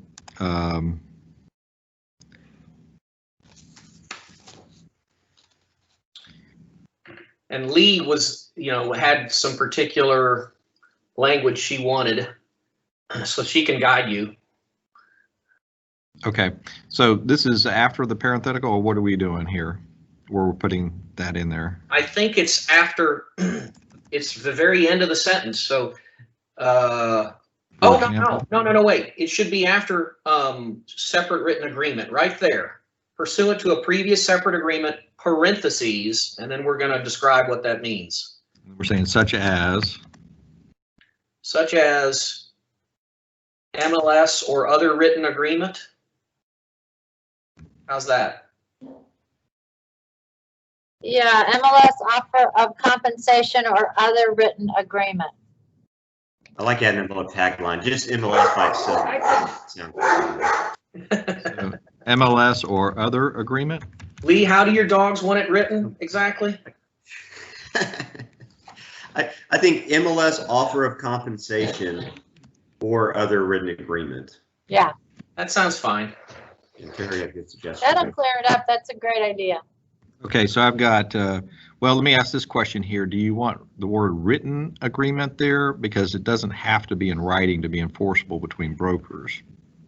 That's right. So do you want to say pursuant to previous separate agreement, such as MLS offer of compensation or other agreement, listing broker has agreed to pay other broker a fee of, then we have a blank parenthetical, right? That's surprising to me, but I'll take your word for it. Trek does not require a written agreement for brokers to share commission. It can be oral. Now, there was an old case out of Dallas that dealt with, I can't remember, it was a commercial broker, and so we, that dealt with a change in the License Act. It wasn't a change in the License Act, but in the regs? No, it's actually in the License Act, in the standard statute of frauds provision in the License Act. You'll see the difference. It's with the parties, not with the brokers. Okay, so you do have to have a written agreement to be paid a commission by a party, but for sharing a commission between brokers, it can be oral. I just learned that today. Yeah. He learned you. While the dogs aren't barking, I'd like to say in our parentheses, if we're giving examples, I don't think other written agreement is an example. So should it be agreement between brokers? Something that we have a title to? Or other agreement between brokers? Or other similar agreements? Well, I'm taking out the word other. Okay. Yeah, there is a written agreement. That's generic. That's not an example. That's true. All right, let me, Amber, I'm going to take control again here and show you the minutes, what I've got drafted here. So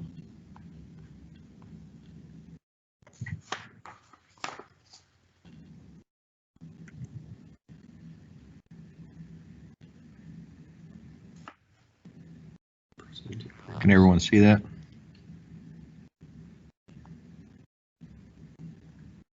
Lee, are you wanting that second example to be the Texas Realtors agreement between brokers? Is that what you want to say? No. Well, no.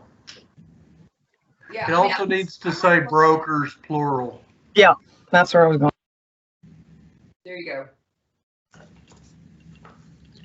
At the end of that parentheses, it needs to say brokers, plural, between brokers. Yeah. Then I think you need to have after the word or other agreement between brokers. What if you capitalize the word agreement? Well, why would you? Wouldn't that make it an actual document? I mean, if we're supposed to be giving examples. You only do that when you're talking about this exact specific one. Unless we're referring to the Texas Realtors agreement between brokers, which apparently we're not. No. Then I wouldn't capitalize it because that means it's a defined term. Right. And we're being generic. I don't think there's anything wrong with just saying other agreement between brokers. Right. Exactly. But we should probably put the word other compensation or other agreement between brokers.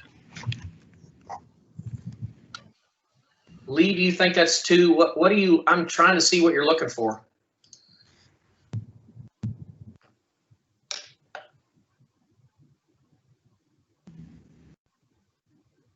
No, you're muted. Lee, you're muted.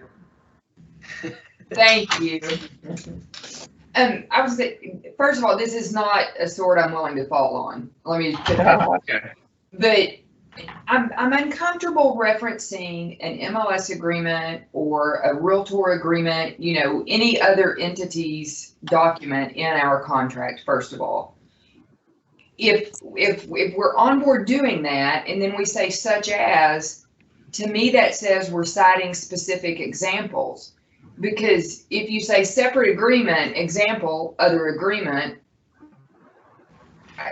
And MLS not making sense to me. Well, MLS is generic. It doesn't mean Netris. It means any multiple listing service offer pursuant to whatever their subscription agreement says. So remember, not all of our license holders are members of any MLS. You're right. That's right. And these things are put out to the public. I mean, the public can use these without a license. They can use these forms without a license holder. Right. Well, Not that we recommend it, but they can. Then this wouldn't apply. And see, this is okay.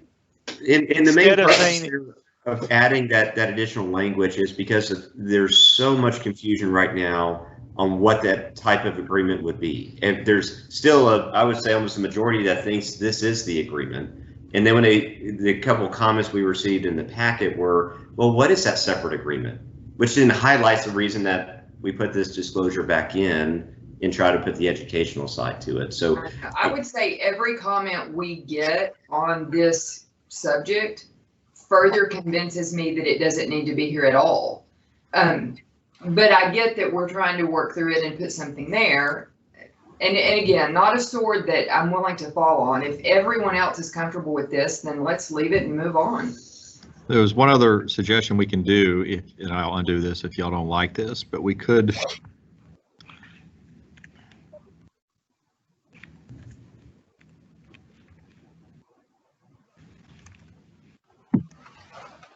just do it that way.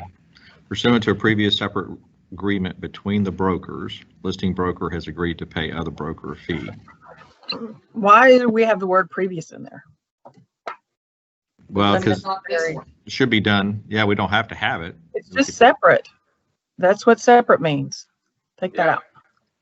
But now we're not accomplishing what John George and that commenter pointed out, which is this is not very informative for those that don't understand what we mean. So why did we take How about this? number 8? What if we have what Ron has here, but after brokers, comma, say, which may include an offer of compensation made in a listing? Well, it's not the listing agreement. It's not the listing agreement. That's the broker. yeah, and it's the actual agreement through He's these talking local about listings. MLS listings. I mean, I don't I see hate what was making wrong. I hate using the phrase MLS. I mean, Why? Why? if I have a listing and I make an offer, if I'm not in MLS, but I put up a listing on the internet and say, you bring me a buyer at this price and I'll pay you 3%.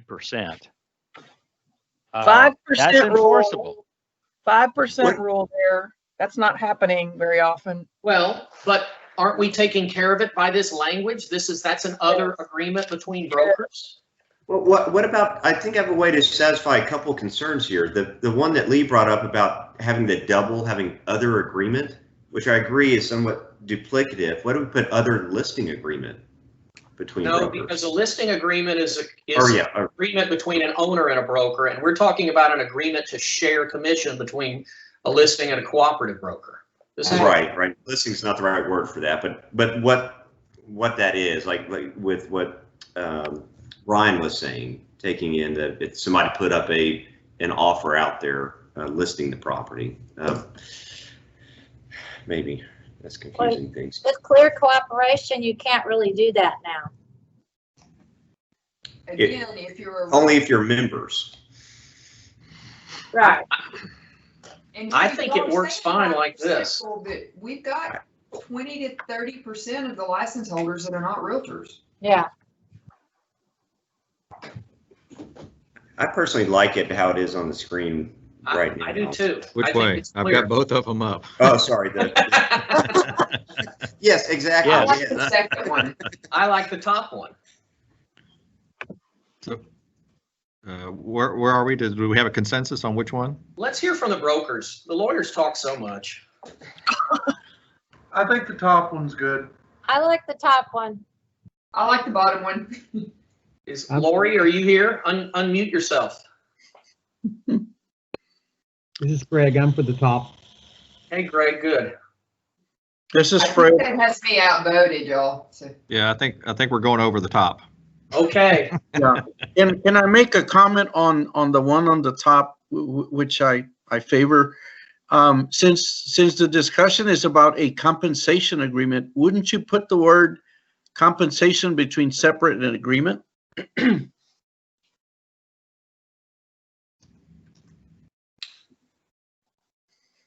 Well, I don't think we need to. I mean, you could, but Okay. I mean, if I can skip a word, I will. Okay. So MLS is more than just a system of offering compensation. It's a whole network of listings and disclose. It's a database, is really what it is. So Is MLS a trademark? It I does have a don't think so. It is not. While we're still on this topic, why did we take the statement out of number 8 that says brokerage fees are in separate written agreements? Well, maybe because we're kind of saying the same thing here. Isn't this clearly the same concept and wording? I think it's similar, but I think it's directed at two. I mean, if it's in the contract, it's letting the parties know. Here, I feel like it's letting the agents and the title company know. Let's look at it. Paragraph 8. Brian's ready to shoot me. Sorry. So really, we're talking, this clause relates to the split. The clause in paragraph 8 relates to the payment of a broker by a party, which is why it would be in the contract. I like having that in paragraph 8 and we took it out. And I'm asking why we took it out of paragraph 8 in the contract. I don't know. It should stay. It should be Maybe there. it should stay. I vote for it staying. Okay, so what we'll do then, Agree. we want to put, we can break paragraph 8 into a paragraph 8A, which will have the disclosure, and then an 8B, which will have the fees. Will that work? If you like, although I don't think we want the fees in the contract. No. No. It's not the fees. It's just that the fees are pursuant to a different agreement. Oh, I'm sorry. I see what you're saying. Okay, Yeah. that works. That works well, actually. if you want to put a B there, I'm fine with that. Okay, so we'll do it like this. Go grab the rest of that.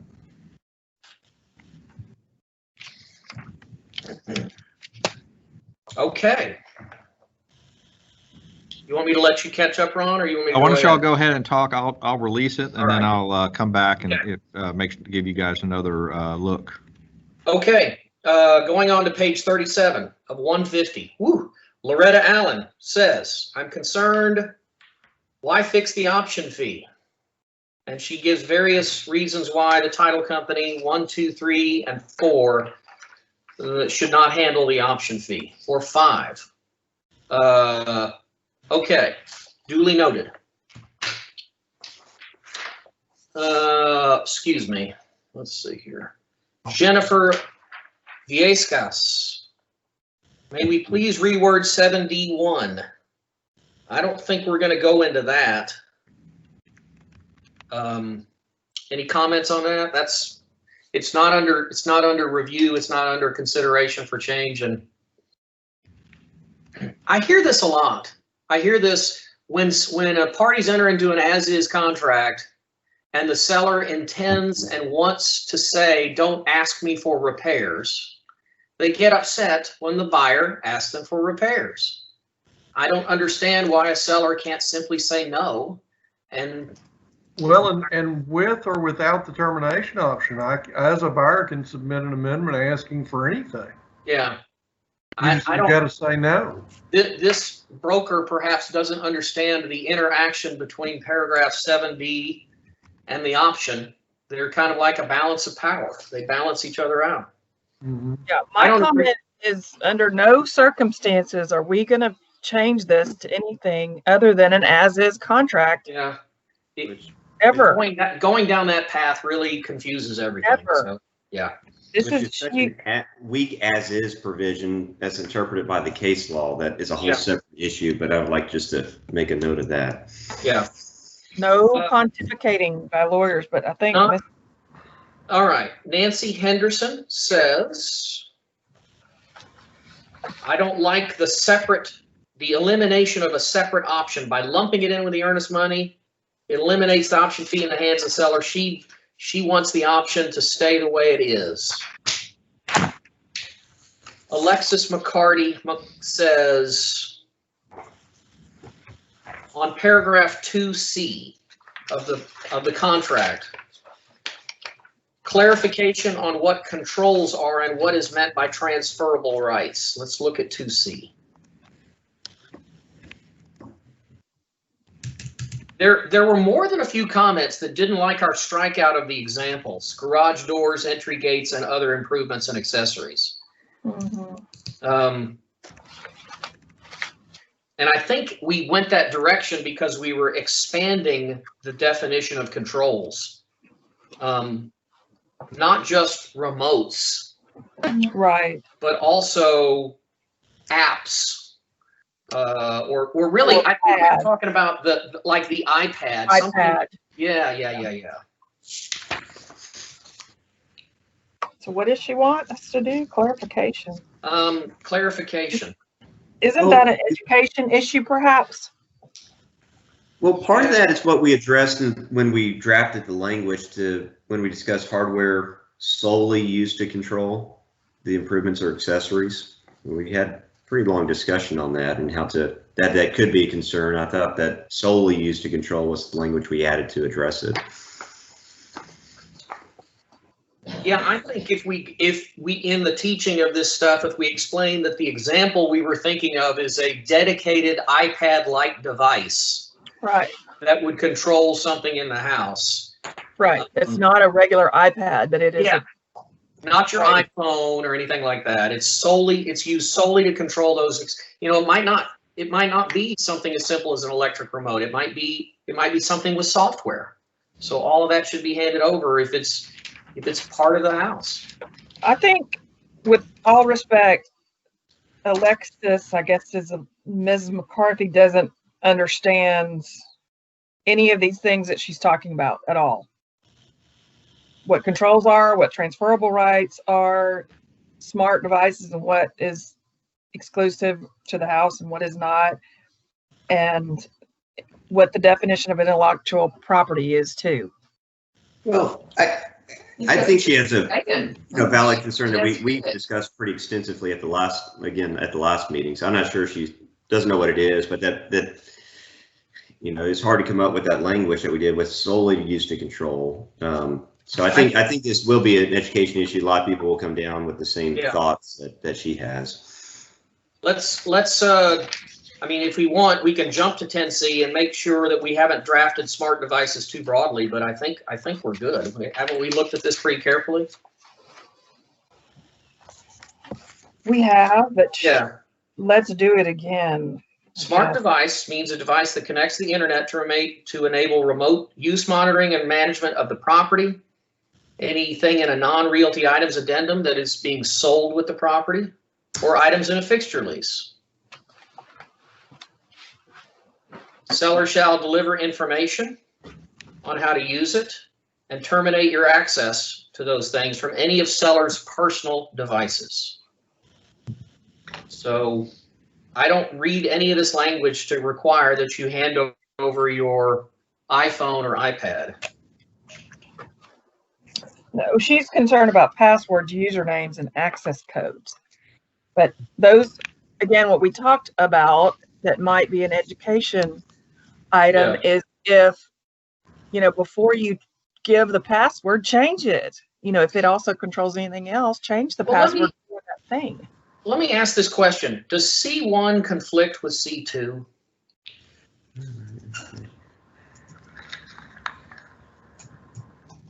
No.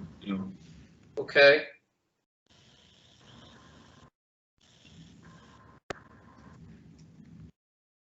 So do you give them your password or do you delete your password?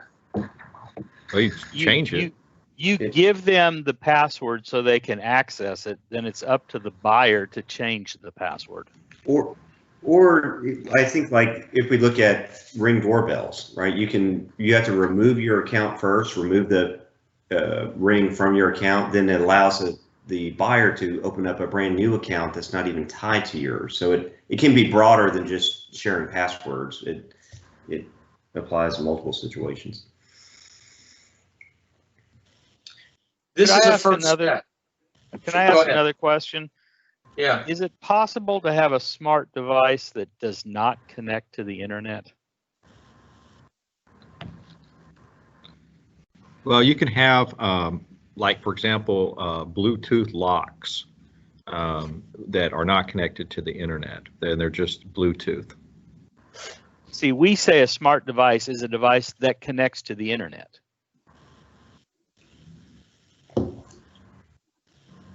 No, that's a good point. I like what we have. Again, I'm not trying to be disrespectful, but I just think this might be an education issue. And I do think this comment is wrong about the intellectual property. But, if you need to give a password to a thing, a smart device, then give it. You also need to take your own, if you are the seller, take your own access away, terminate your access. So I think these are clear, and they're not in conflict. They're different things. Maybe this is the kind of thing where we just have to test the waters and see how it works in reality. I mean, you got to try something.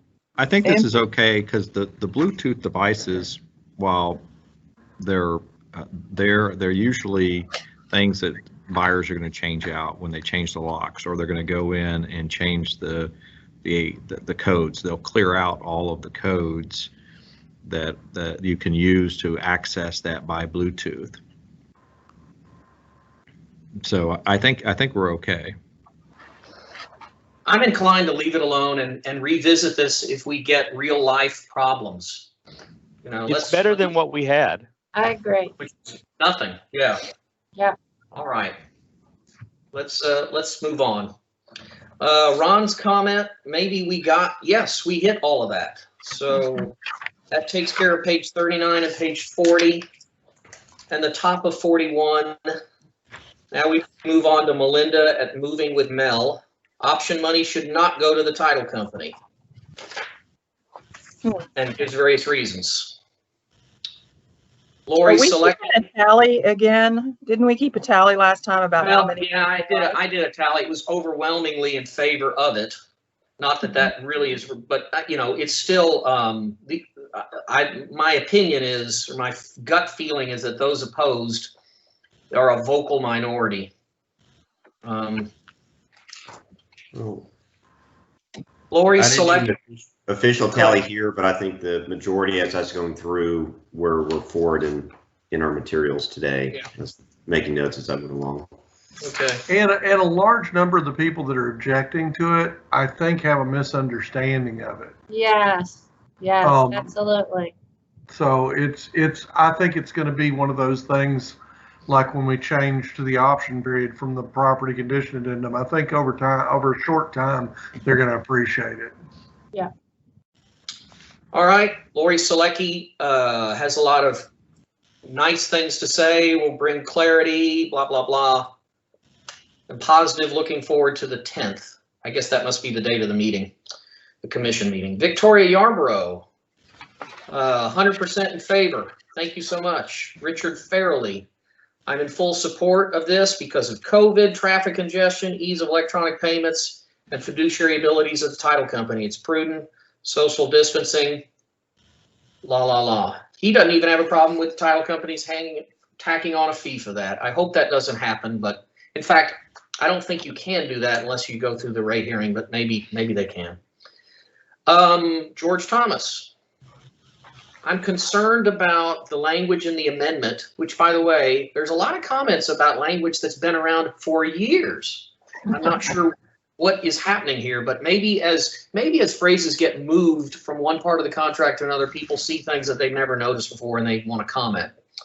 Buyer has paid, and again, we had lots of comments about why that is in the Joppa case, and we still believe you should do it, but I just don't see many claims or lawsuits resulting from the verbiage of this, this way. Patricia Broyles says 1 to 4 family. Now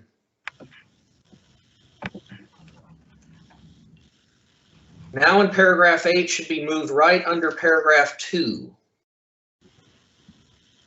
No, I don't think we want to. So she's talking about the identification of a broker who is a party.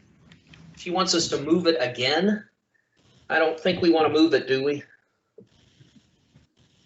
From paragraph 8 to paragraph 2. Aren't we okay with that, where it is? That'd screw up the numbering. You broke up. I didn't hear what you said. I said that would screw up the numbering. Yeah, let's just leave that. I'm going to move on to Stacy Darby. Well, wait a second.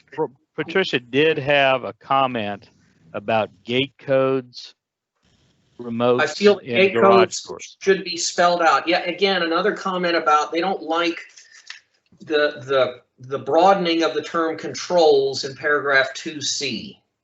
Yeah, and she says it's often a point of contention, and it's nice to be able to point to specific wording. I don't know. Maybe we keep putting in the controls for garage doors, entry gates, and other improvements and accessories. We could, Brian, you have a point. If we took that strikeout off, the new language is one of those controls includes, so it doesn't change anything. It just is broadening and expanding the definition of controls. So, committee, what do you think? You want to make some people happy and leave those examples in there in paragraph 2C? If we double state, can that be confusing? You know what I'm saying? I don't think so if you say includes. Okay, I'm good with it. And I can see sometimes it's nice to be able to point to something like when someone asks me what happens to the mineral rights, and I can't point where that is. Where are you talking about putting this? So it's paragraph 2C. In Right. 2C, we had a strikeout. We had So a where- strikeout of the Correct. brackets. So where do you want to put the examples now? We're going to just simply remove the strikeouts and reinstate the prior existing language.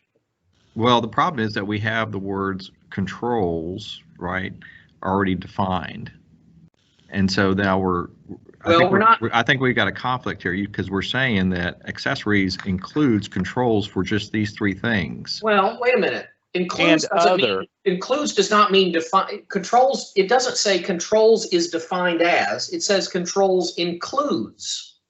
So it's a supplementary. Yeah, but we're saying controls for, I guess you're talking about other improvements or accessories now, is where you would be kicking that up. Yeah, we never intended to say garage door controls are not considered controls.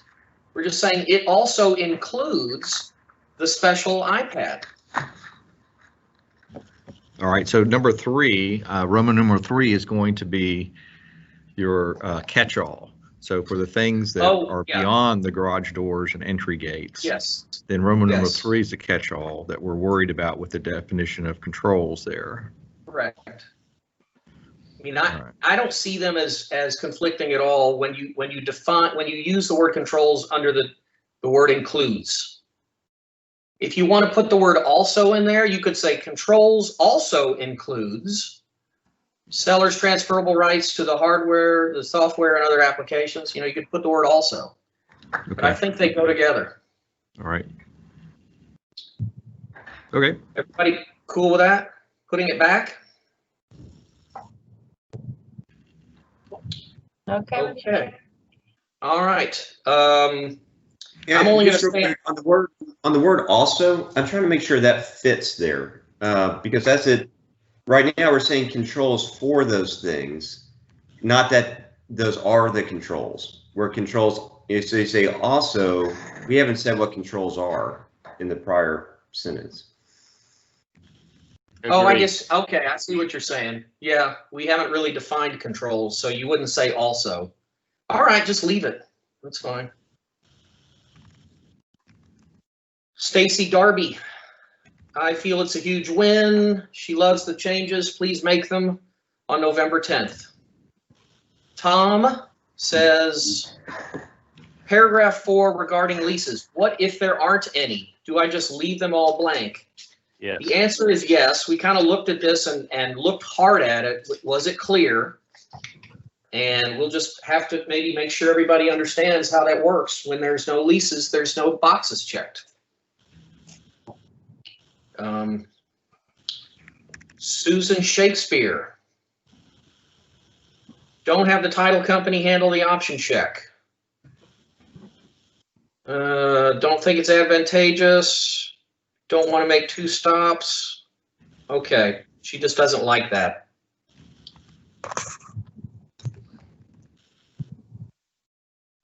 Judy Lafico. Paragraph 2C, accessories, and paragraph 10C, smart devices. We need clarifications of what security systems that are not fixtures are.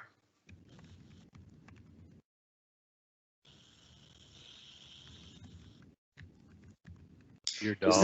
Does this go back to the Brian Watts? We can't include anything that's not owned by the seller. Why did we say that are not fixtures?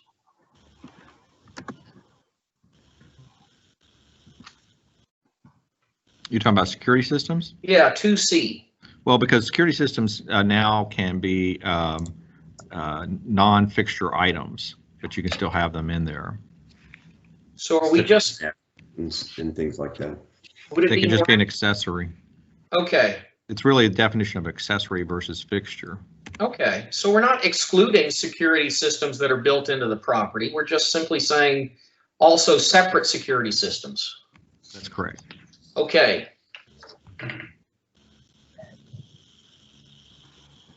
So her question is this too vague? Does that mean that my Google device has to stay with the property? Well, if you have it out, probably so.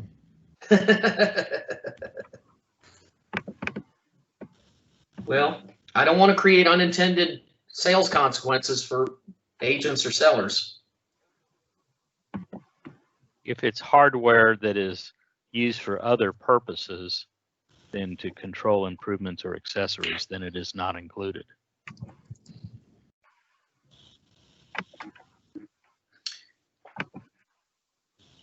Guys, I know we're tired and we want to move ahead. Do we need additional clarifying language that is kind of like the stuff later about solely controlling the improvements? I like how we have it. I think we need to let it fly and see, what happens if it needs more clarification. But I think it's pretty self-explanatory. Okay. Any other comment or thoughts? Just that I agree with Terry. Okay. It's gonna work well the way it is, and if it doesn't, we'll adjust. Okay. We'll either adjust our conduct, such as Ron advises, removing the Google Home device, or we'll have to look at the language if we have a dumpster fire. Paragraph 10C, first suggestion is to say restore to factory settings. Does anybody want to change it to that? Or do you want to stay with what we've got? No. I'd leave it. All right. Meg Beach basically repeats the same email. The Gary Green group had a lot of agents just basically cut and paste the same email. So I think we've addressed these comments. So did the Andrew group. The Andrews group said, I love it. Make it on November. Yes. Darby Grimes, bottom of page 46. She's with Gary Green. Is that the Gary Green stuff? Yeah, let's take a look. Are we sure? Looks like a different email.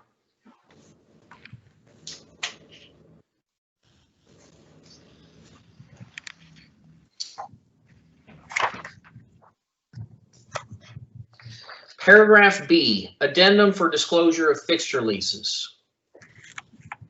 So I think we dealt with that one. Have we dealt with this? Yes. Okay. It's the highlighted part down at the bottom. Oh, that's really what we need to focus on. Sorry. Yeah.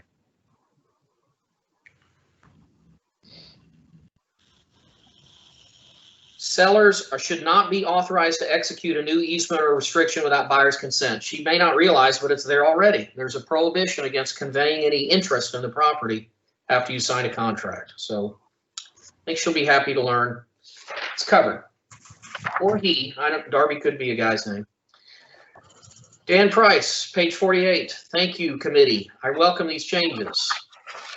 That's really all we have on 1 to 4.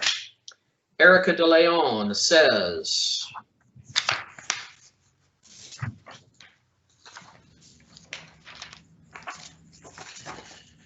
we should have a 5 p.m. deadline for the delivery of the option fee, even though we don't have one now.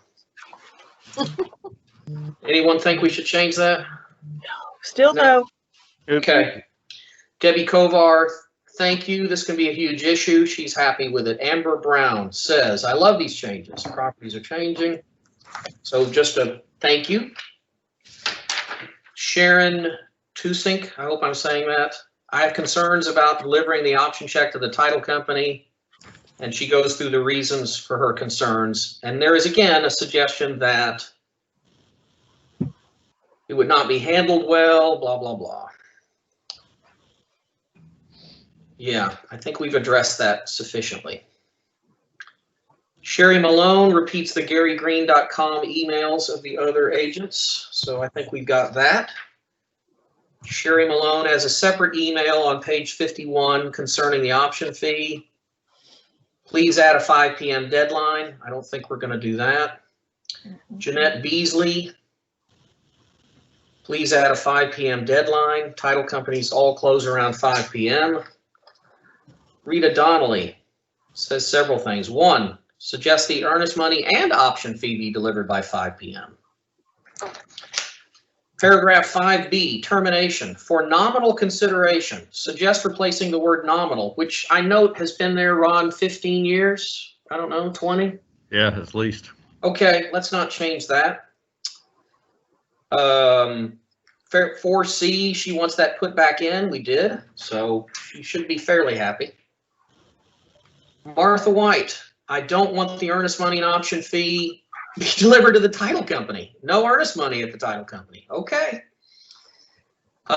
Lisa Groshek, yes, please allow the option fee to be paid to the title company. Christy Gessler, 5A. She doesn't like a blank for the escrow agent because it leads to confusion as to whether you put a company or a closer's name or what do you put in there. Has this resulted in a problem, an actual transactional problem for anybody? No. There's confusion, but it doesn't cause a problem. Yeah, I don't think I've never seen a claim on this. If you put a closer's name, they're going to know to take it to the closer. If you put a title company and don't put a closer, look, if you want a particular closer, that title company is going to try and make you happy. So 5A3. Are we to assume the exact process or chain of command for option funds would be the same each time? And I forgot how we addressed this. We decided that the has paid takes care of it. Is that right? What? So I'm not following you. We get numerous questions on, all right, if we're delivering the option fee to the title company, how are we handling it in the amendment? And the answer that I recall previous in the meeting was, has paid takes care of it. Joppich takes care of it. We're okay. Well, I mean, isn't she just asking, do we actually send that money to the title company? I think that's her question. Well, maybe that's a better question. Yes. Yeah, that's a good question. Yes. What does the amendment say? To seller, has paid to seller. To seller. So That stays out of the. There I you don't think go. we need to change it. We did talk about that before. All I right. remember. So, Yeah. so it's important that the industry realize that the initial option fee goes to title and any additional option would go to the seller. All right. Denise, paragraph 21, notices. This makes it difficult to list two buyers with different phone numbers. Is there a way to add more space? We talked about, I think we converted fax into kind of a multi-purpose line, so we got that done. Angela Marquez wants a 5 p.m. deadline on the option fee. In fact, they're wanting it on earnest money too. I don't think we're going to do that. Craig Smizer says, I voice support for the proposed changes. Is it the intention to have the title company hold on to it until closing, or send it to the seller? I think you will probably, well, I guess we'll just see what happens. I imagine if sellers want it and it clears, they're going to get it. So the intention is exactly what it says, that Yeah. they hold it, but if the seller wants it, the seller just has to ask for it. Yeah. I would like to request a small change to the seller's disclosure. Well, we don't do that. The legislature does. We do not have a separate TREC disclosure. John Stapleton, good job. Thank you. Dorothy Collier, I'm in agreement. Julie Delgado, to Scott Kesner. My comment, this addition makes sense and believes it adds value. Earnest money. There were one or more comments about paragraph 5 being wordy and intimidating and full of language, and I looked, and I believe that almost everything in paragraph 5, except for maybe 2 sentences, comes from other parts of the contract. So I think paragraph 5A3 is new. That's the application first to the option fee and then to the earnest money. Mm-hmm. And then paragraph A5A4, authorizing the title company to release the option fee to the seller. That's new, but I think everything else in there was previously in the contract, right? Yeah. Okay.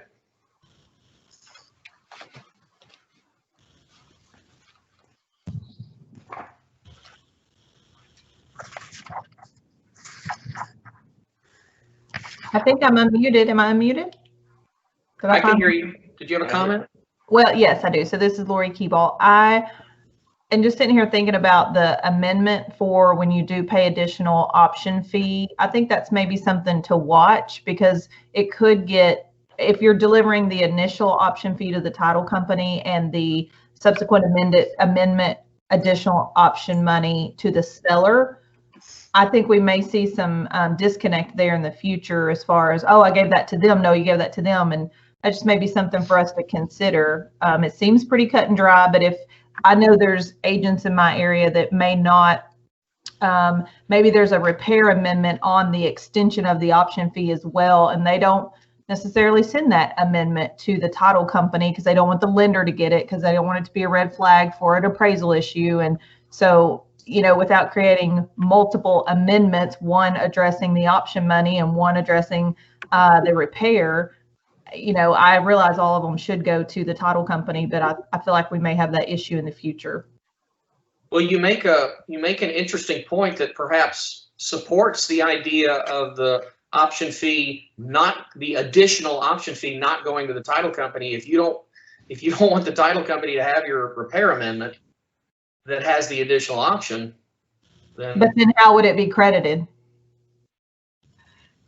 Well, it's the same issue right now, actually, though, because as the seller's agent, I need to verify that the seller's received it. So when that comes over, I have to say, well, where's the additional option money, right?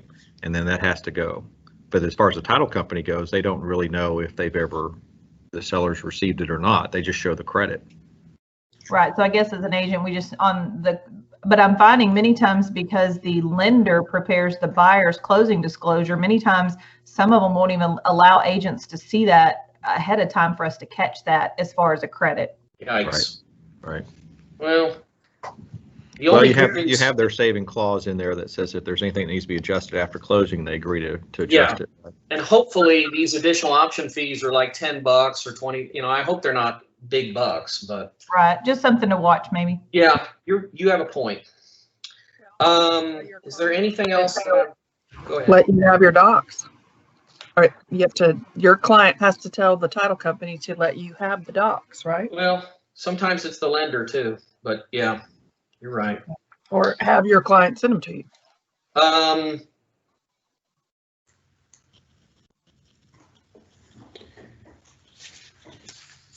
I'm still Actually, trying to. the addendum gives them permission to give us the stuff.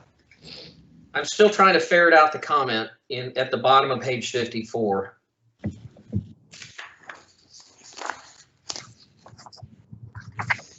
Wouldn't the option fee and the number of days one is requesting for the option period be together?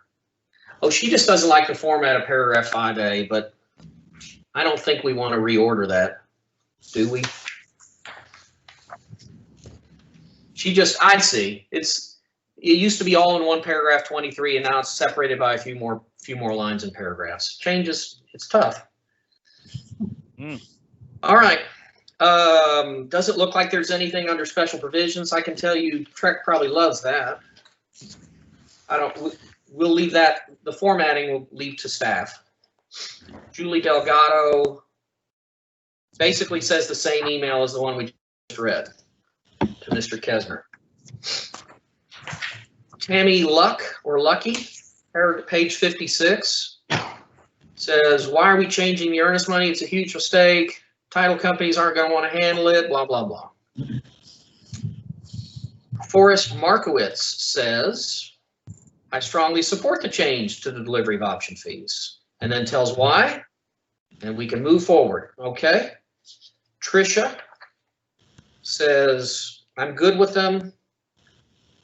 I would like to suggest that seller not only be required to provide a copy of the current lease, but also the most recent 12 payment history. Yikes. Do we want to require any more sellers? No. I mean, that's what an option period is for. Right. You can always ask. That's right. That's right. That's what an option period is for. I need more information. Okay. Barbara Robin. Let's get a 5 p.m. deadline on the delivery of earnest money. I don't think we're going to do that. Very good change, says Wendy Johnson. She's happy with it. Faye Taylor says, oh, there's a lot in this one. So basically, I'm going to summarize that this is the person who's very, very opposed to the change of having title handle option fees. She gives a lot of reasons why. The most interesting comment I found was that the title receptionist, who is excellent, told me she had about 50 option checks in her drawer. That to me seems like the reason why we need this. I'm going to move on to Trish Ricklefson. Please address the following in the contracts. Solar panels, I think we have. Water systems, I think we have. Liens for the same. So we'll just need to get you in those classes to understand how these various addenda work. Martha Reif says, thank you for the opportunity. I like the changes about leases. We need more language and we need more space and special provisions. I think the new paragraph about option earnest money is very long and hard for a layperson to follow.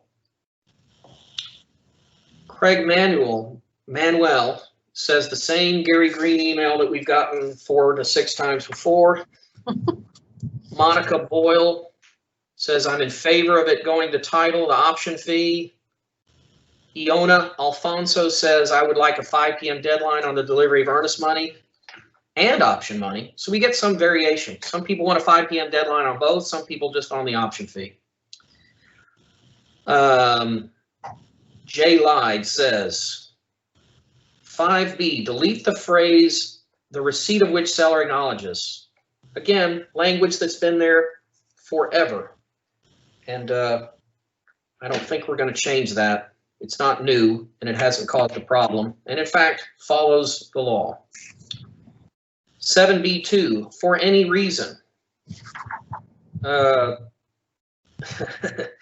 think 7B2 is statutory, right, Ron? We have to follow the law, and so we're just copying what the statute says, right? Yeah, I don't know if it follows the statutory language in B2, but it does follows the intent of it. Basically, Yeah. there is. You get a 7-day option, and so Yeah. that's why you want to make sure you get those disclosures done pre-contract. Right. Kevin Roy says paragraph 5 is extremely wordy. My comment was there's only 2 new sentences. And there's just a lot of comment about this contract's too big and it's gone too long, but the current red line that I'm looking at is the exact same number of pages as the existing contract. So, Hey, Charles, yes.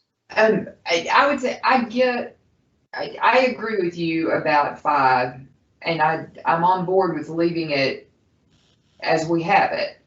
But I do think we're going to have to let it cycle and take a look, because even though it isn't different sentences, they're all together in one, and it's hard.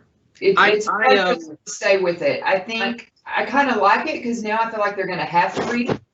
I mean, they're gonna have to read it, but we also might have to make some adjustments on our next cycle. I think you're right, and I think that I don't want to sound dismissive of huge change. This is a sea change, and it's going to take a lot of adjustment, and I know that there's resistance to change. That's just the way it is. I want to make people feel better by saying we're really dragging in a lot of what's in other parts of the contract into this, so it looks worse than it is, but you're right, there'll be some adjustments, and I don't think it made its way into the materials, but Ron and I had a conversation a few weeks ago about, should we also do this? And Ron reminded me that change needs to come in little bites. We can't do everything all at once or it will overwhelm everybody. And so while it doesn't seem like a lot to us, it is a lot, and I recognize that. And we'll get them trained.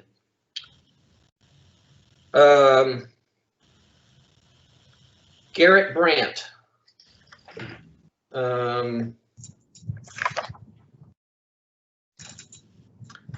the highlighted part on the top of page 62, there could be mistakes where you don't add up the numbers right or you deliver a partial amount. We've tried to deal with this to make it as dummy proof as possible, but there could be problems.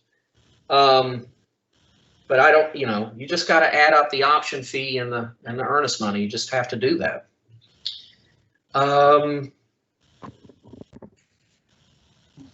My next suggestion is on the addendum regarding residential leases. It would be helpful if this addendum included a statement that rent collected in the month of closing will be prorated. Well, actually, it's already in the prorations paragraph. Not only are taxes prorated, but rents. So we got a proration clause already there. My final suggestion on the addendum for disclosure of fixed leases, can we have a check the box if buyer will or will not assume the leases? Well, Don Moore said the same thing, and we now have that. So we make it clear that that is a decision. Kindy or Kindy, what a great name, is from the Gary Green group, but I don't think this is a cut and paste email.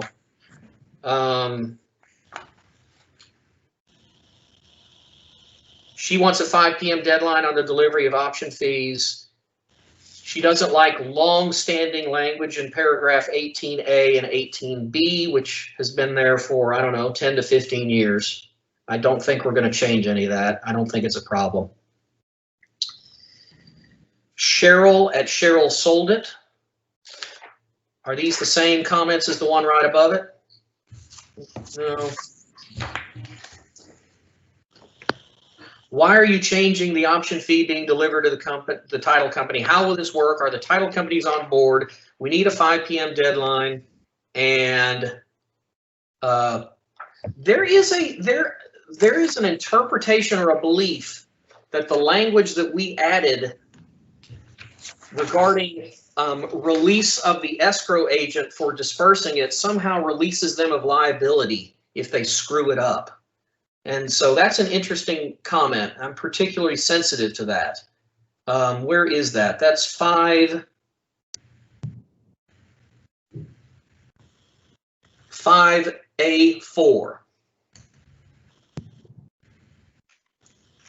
And so when I look at that as a lawyer, my question is, I know the intent. I mean, I represent title companies. I know basically a title company wants to hear, look, if I follow your instructions, I'm released of liability. But does this mean as worded that if the escrow agent, I don't know. Well, you know, this is limited solely to the option fee.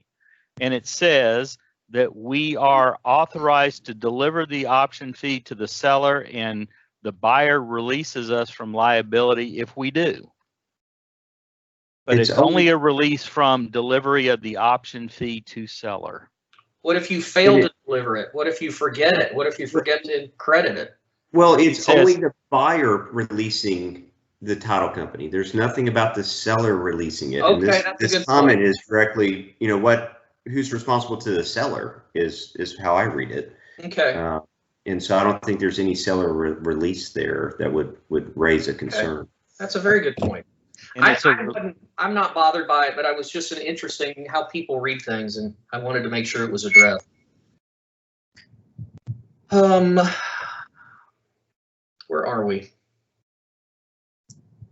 Cheryl sold it. So now I'm moving to page 63. I think we got that.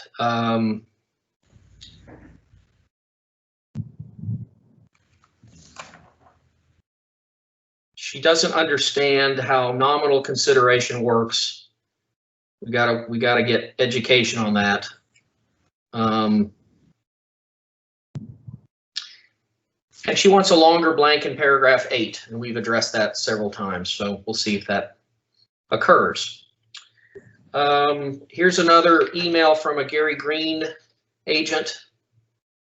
Again, wanting a deadline of delivery because title companies all close between 5 and 6 p.m. It's really important. I don't know why there needs to be delivery here and not when it goes to a seller, but okay. Barbara Robin, consider putting a 5 p.m. delivery on the 5 p.m. deadline on the delivery of earnest money and option fee, since most title companies close at 5. Paragraph 8, make the line longer. Paragraph 23, they're not going to want to do this.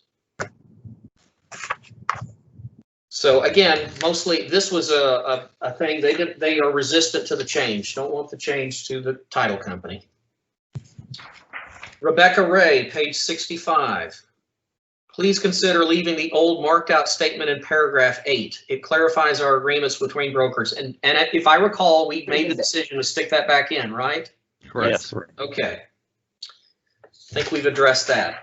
Jorge Laredo says, can you please add? We're now on Farm and Ranch. Okay, good. 4E. So we've moved out of the 1 to 4, right?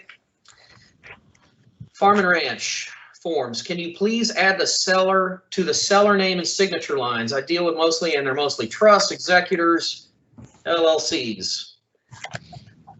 I'll leave it to staff. That's not anything that the committee has to discuss unless we feel strongly opposed to it, I guess. Page 110, Leslie Lerner. Scott, how are you? There is a paragraph in the residential condominium contract that discusses a property subject to a right of first refusal. I call this the Ron Walker paragraph. I remember when this emerged. It was a good point. It does not clarify if the option period must take place when the contract is executed or until after the ROFR is received. I think let me go pull that condo form up, but I believe those are going to be 2 independent time periods. I do too. I think she's confusing or maybe thinking that it's not fair to have your option fee running while this right of first refusal clock is also ticking, and it might, but the language gives the buyer a fairly good, or it's the seller, excuse me, it gives the seller an out if they can't clear the title with respect to this issue, right? That's right. Yeah. So there's nothing that you can do because the seller could end up being obligated to sell to 2 different people if you don't have an out. I like to think of it as a title issue, and so go ahead. It does extend the option fee because you're changing the effective date. This is just like the amended effective date. Oh yeah, you're the right. backup addendum. Oh, you're right. I'm sorry. It just so rarely comes into play. I hadn't read that correctly. Well, then I think her concern may be taken care of.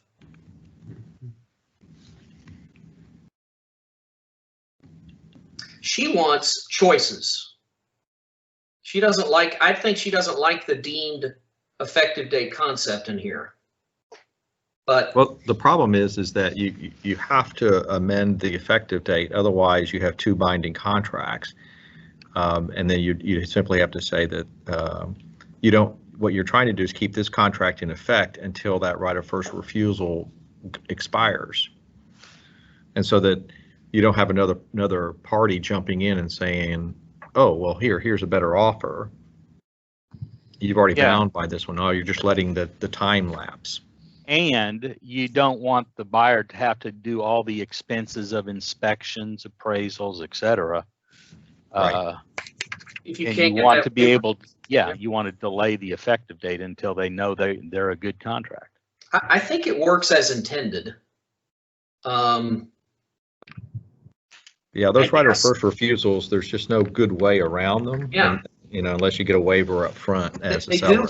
do have this effect of extending the option period, and I know she doesn't like that. And so the answer is, well, then, get familiar with your property before you market it and make sure that this is not going to track you. Right.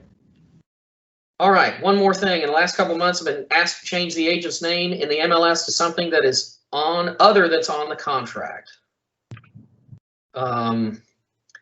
Maybe it is worth considering revising the other broker side of page 9 to accommodate a co-agent team name or team leader name. This sounds like they want the contracts to be more flexible to comply with some MLS rules in the Houston area. Am I reading that right? Do we care? Is this a consumer problem or is this an agent problem? What do you think? I think it has to do with teams, does it not? Yeah. It exists. I don't know that it's that difficult to accommodate with the present situation. If the broker information box is the only thing on page 10 and it looks like there's a lot of space, I don't have any objection to adding another line if they want to have more detail. More disclosure. What we do now is we put, the Tanya Peak team / and then the team member. So we're trying to squeeze it all into that one line. So Terry, where would it go? Help me understand which line where would we add it? With the associate's name. So like another line right under that? Yeah, or team name and then associate name. Okay. We've got room there, but that's what we've been doing to just get around it right now. That way the other broker knows who they're dealing with. Tanya's team has 15 members, so if we just put Tanya there, it gets confusing. So we always put the member that's actually doing the deal in the group. I got it, because the team leader wants credit for the deal.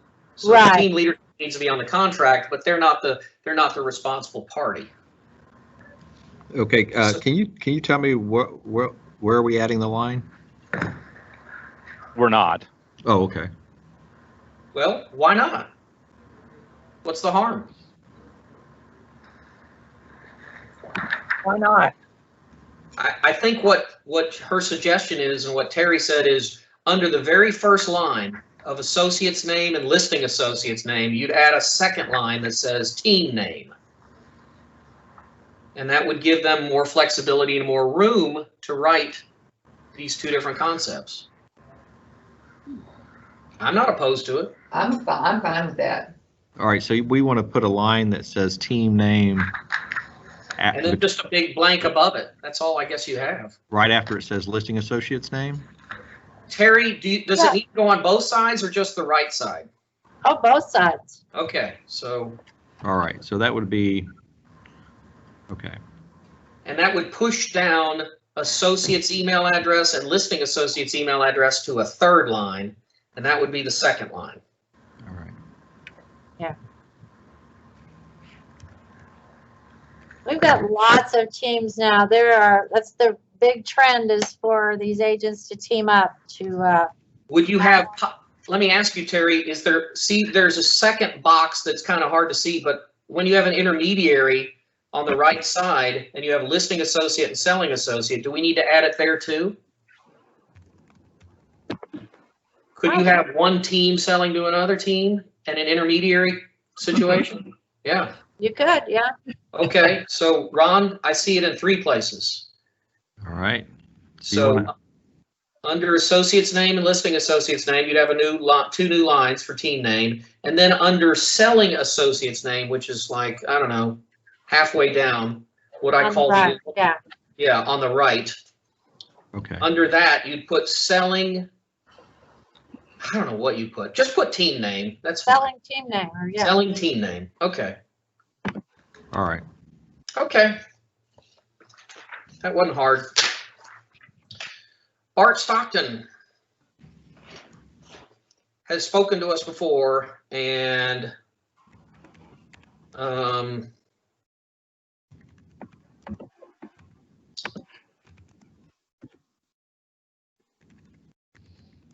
this concerns the residential. Are we on a different section? Are we still on Farm and Ranch? I don't know. Condominium. We're on condo contract. All right. He does not like the change we made to the condo contract, so maybe we should put that, either put that up or look at it. Let's look at the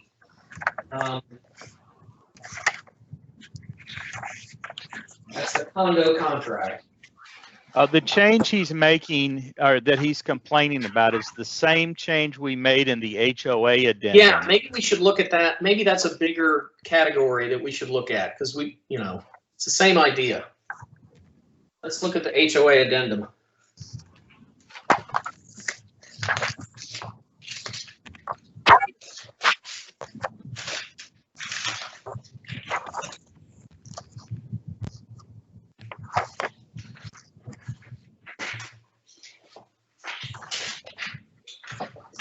Okay. What page is that? That's page 128 of 150. Okay. So we really just tried to simplify things, because the distinction we were making for reserves in paragraph D is just getting too challenging, right? Is that everybody's recall? It's because associations label charges in any myriad of different ways, and there's always a disagreement as to whether it fit in under C or D. Is it a reserve or not? Yeah, buyers and sellers arguing, and they're arguing with the title company, and the title company's just going, tell me which way to go, and the buyer says go this way, and the seller goes. So we just said, you know what? Let's go back to a simple cap. Buyer will pay everything up to a cap, and seller will pay everything else. And the complaint, which I don't know that we want to do anything about, is, well, how do we know what, you know, I can't calculate a cap because I don't really know that the associations don't play fair, and they surprise us with all these fees. Anybody want to address that thought or comment? The seller is a member of the owners association, and they are in a far better position to know those items than the buyer. Now, granted, they may not, but at least they're a member of the association, so I think they should be responsible.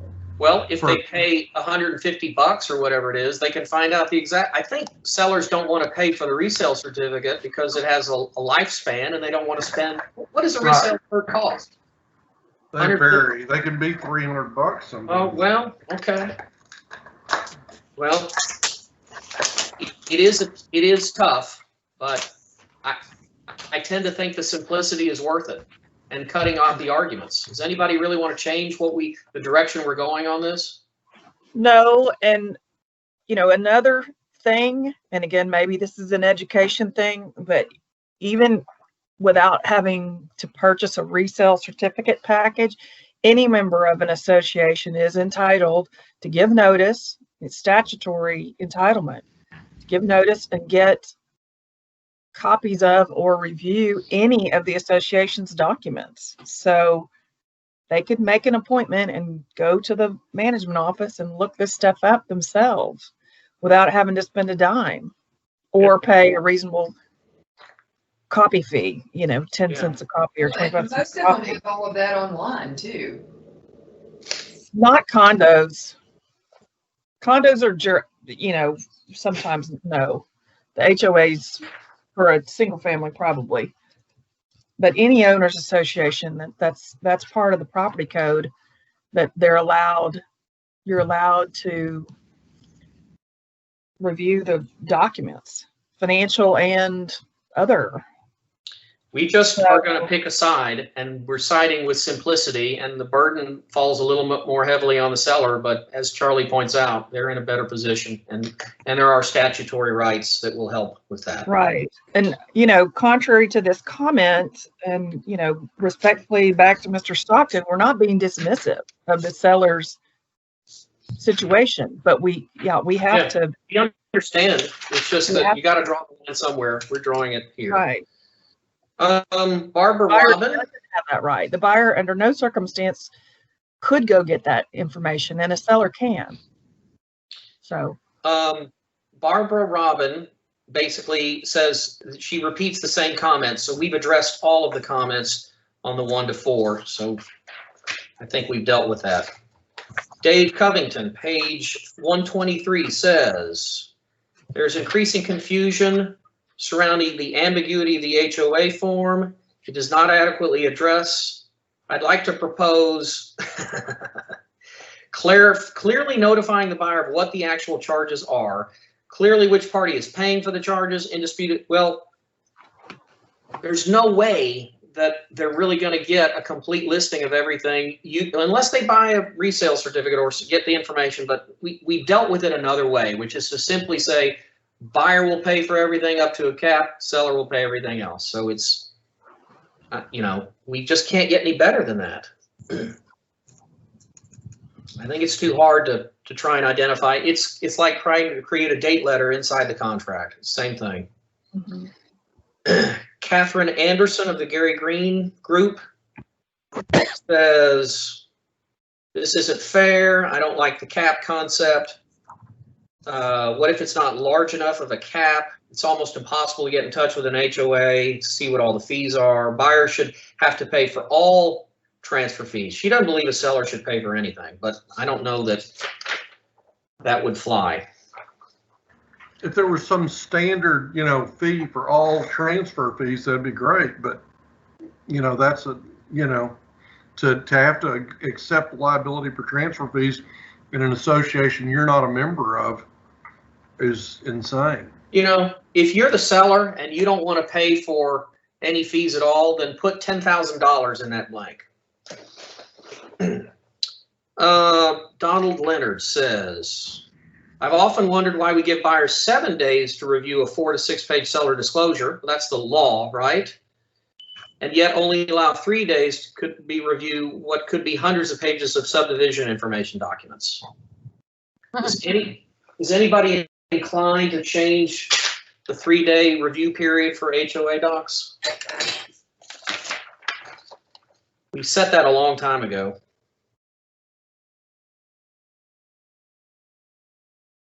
No. Crickets. I hear crickets. Okay. Alwyn.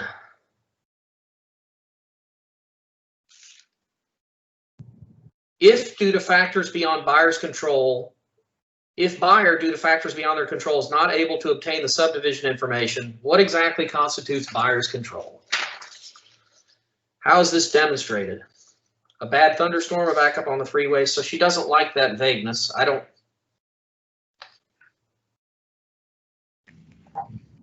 Isn't that simply you ask for the subdivision information and they don't deliver it in time? I mean, isn't that really what it is? You ask for it, you pay for it, you don't get it. I can get creative and think of a lot of legal arguments in between, but practically speaking, that's it. I'm not sure if we can get any more specific or better verbiage here. I think what we're starting to see in some of these comments is, and that's a good thing, we've got agents really scrutinizing the language and playing attorney and thinking of scenarios that that fall, but no, the paradox of words is that the more you add, the more holes there are between the words and the more situations and scenarios you can dream of. But until there's a real life problem out there to address, I don't think we should change anything.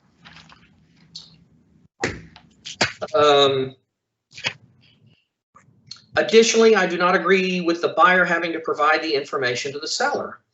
There is a choice where you, instead of having the seller provide the information, you make the buyer go get it. Then don't check that box. I think it's, again, these are boxes that are freely negotiated between the parties, so don't do it. Todd Franklin, hello. There should never be any surprises. All of the HOA fees should be added to the seller's disclosure. Well, you can talk to Texas Realtors or our legislature and maybe modify the disclosure form. Bart Stockton has a repeat of the comments above. We kind of addressed that already, page 125. Moving on to page 126, Dina says feedback on the mandatory HOA addendum. Again, I want to know what we're doing. The complaint is we're creating a cap, but I don't know anything. There should be a way to find out. We just picked a path and we're going with it. I don't know how the forms can clarify what fees are what. We tried that before and reserves are tricky. So we're trying a different tack. Her complaint is not with the form, it's with HOAs. Yeah, it seems to be that, lack of information. We can't really control that. Christina Catalano says on page 129, I want to make a comment about the addendum regarding residential leases. I like it. This document gives the buyer recourse if the seller delivers the leases. It doesn't specify that the seller will deliver any inventory or condition forms. Actually, we determined it did, right? And so it's at the very top of the form. I think we're okay. Rick Lutowski, this is a repeat of a prior email. We go to the next page 130 for the highlighted section.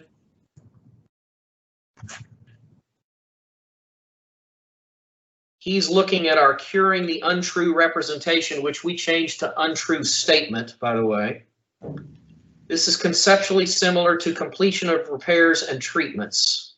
Perhaps pattern the language after 7F. Well, let's do our job and look at 7F.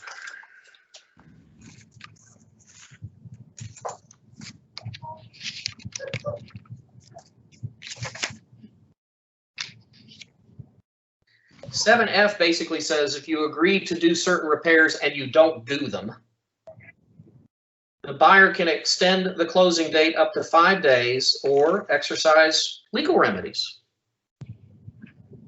And they want, is that what he wants? A misrepresentation?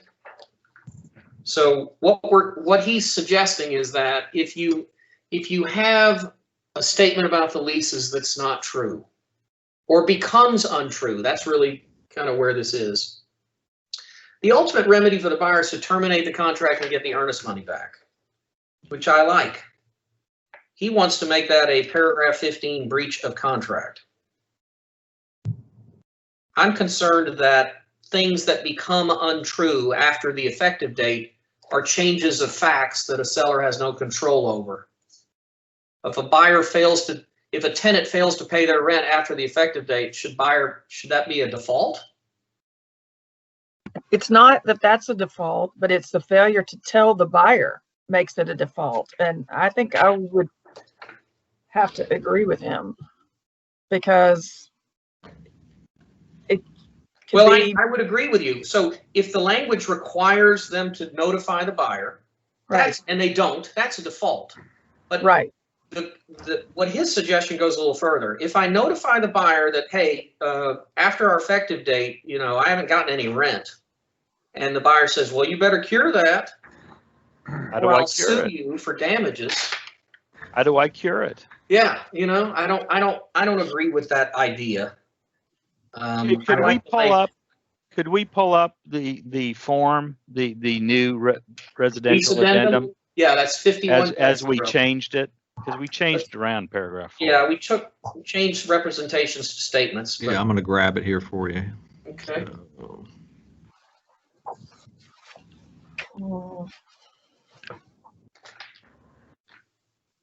Okay.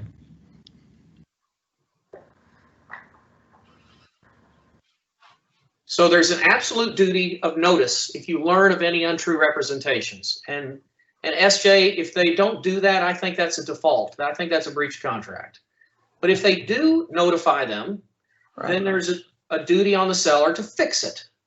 And you got 7 days to cure that default, right? And I don't know that you can fix that. I agree. That's So- one that you can't fix. But you got to get the buyer in out. You don't want to punish the buyer either. So we give them, if you can't fix it and the buyer says, look, I don't want to enter into this deal with a tenant in default on the day we close. I want out. They've got that remedy. So that seems to be a fair split. Yeah. Okay. All right. I'm agreeing with that. All I right. agree. Robin Harris just says, I've attached some email comments. We saw that letter. Aaron Nelson, how to handle prepaid rent. Please make the change so that a realtor can fill in an amount. Right now, we've simply got a representation. There is no prepaid rent. But we give them some lines to change that, right? Yeah, they can say that it's there, and then the title company will find out for prorations. Right? It might be prorated. I mean, prepaid rent, if you think about it, means that I get a credit for some future period where I don't have to pay you. And so it's more of a disclosure to me where the buyer who becomes the new landlord says, okay. Well, no, Charlie's talking about the proration. That's what's going to happen. It'll take care of itself in the proration paragraph. Yeah. Yeah. If you've received compensation one way or another for another month past closing. Oh, I see what you're saying. Yes. Yeah. You prorate for periods for which you are not entitled. Okay. Yeah. Okay.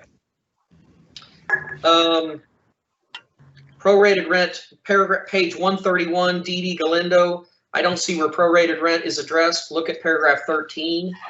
Rents are prorated.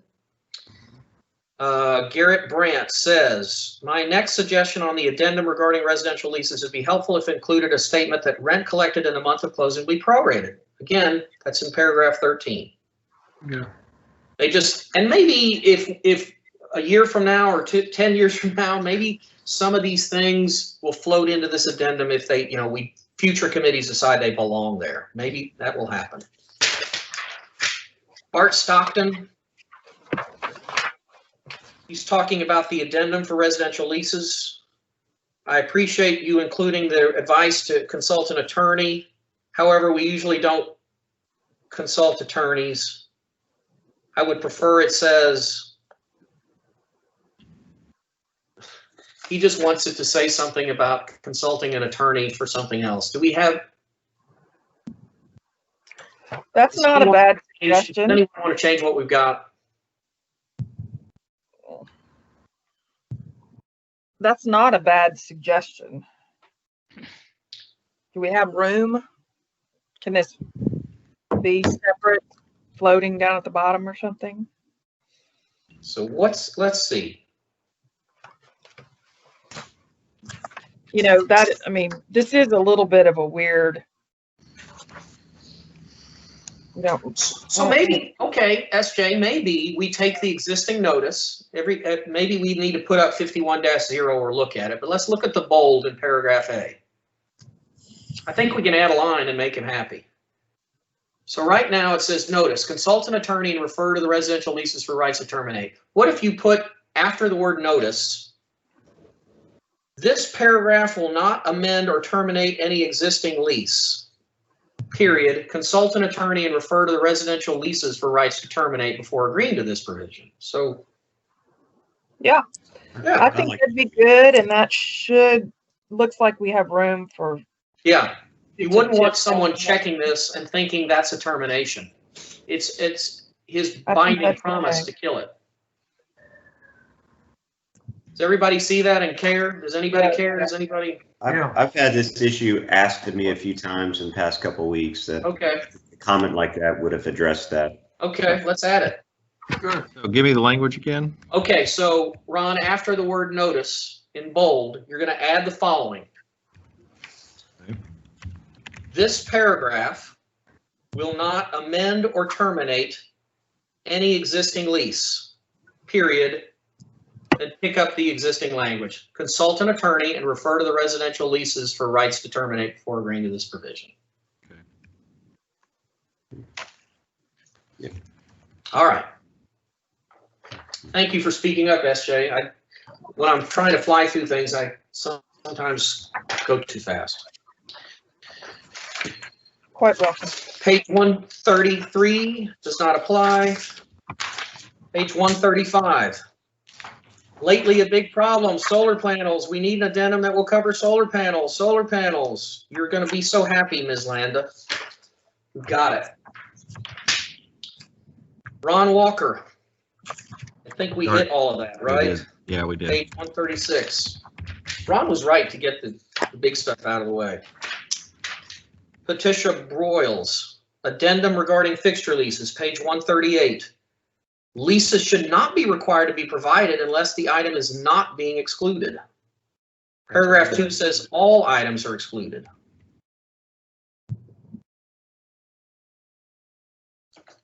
Didn't we kind of resolve this with our changes to the lease addendum? Yes, yes. If you're not assuming it, you don't have to deliver it, right? Correct. Is that correct? Right. Okay. All right. Darby Grimes. The fixtures are excluded from the property, has no other option to check. We talked all about this, as well as paragraph C. I think we dealt with all of this through some tweaks.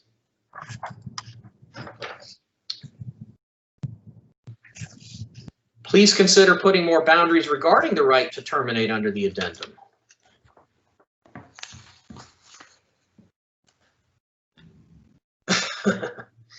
I don't know what to say. If you have a lease and you don't disclose it, I think a buyer should be able to walk. And there's some more questions regarding the security systems. And I think we've decided that we've addressed it pretty well, maybe not perfectly, but. All right. Garrett Brandt. Page 139, no question. Page 140, he writes, my final suggestion on the disclosure of fixture leases. Can we have a check the box indicating whether they will or won't assume the leases? Yes, we took care of that. It's kind of a fill in the blank sort of thing, but we've got it.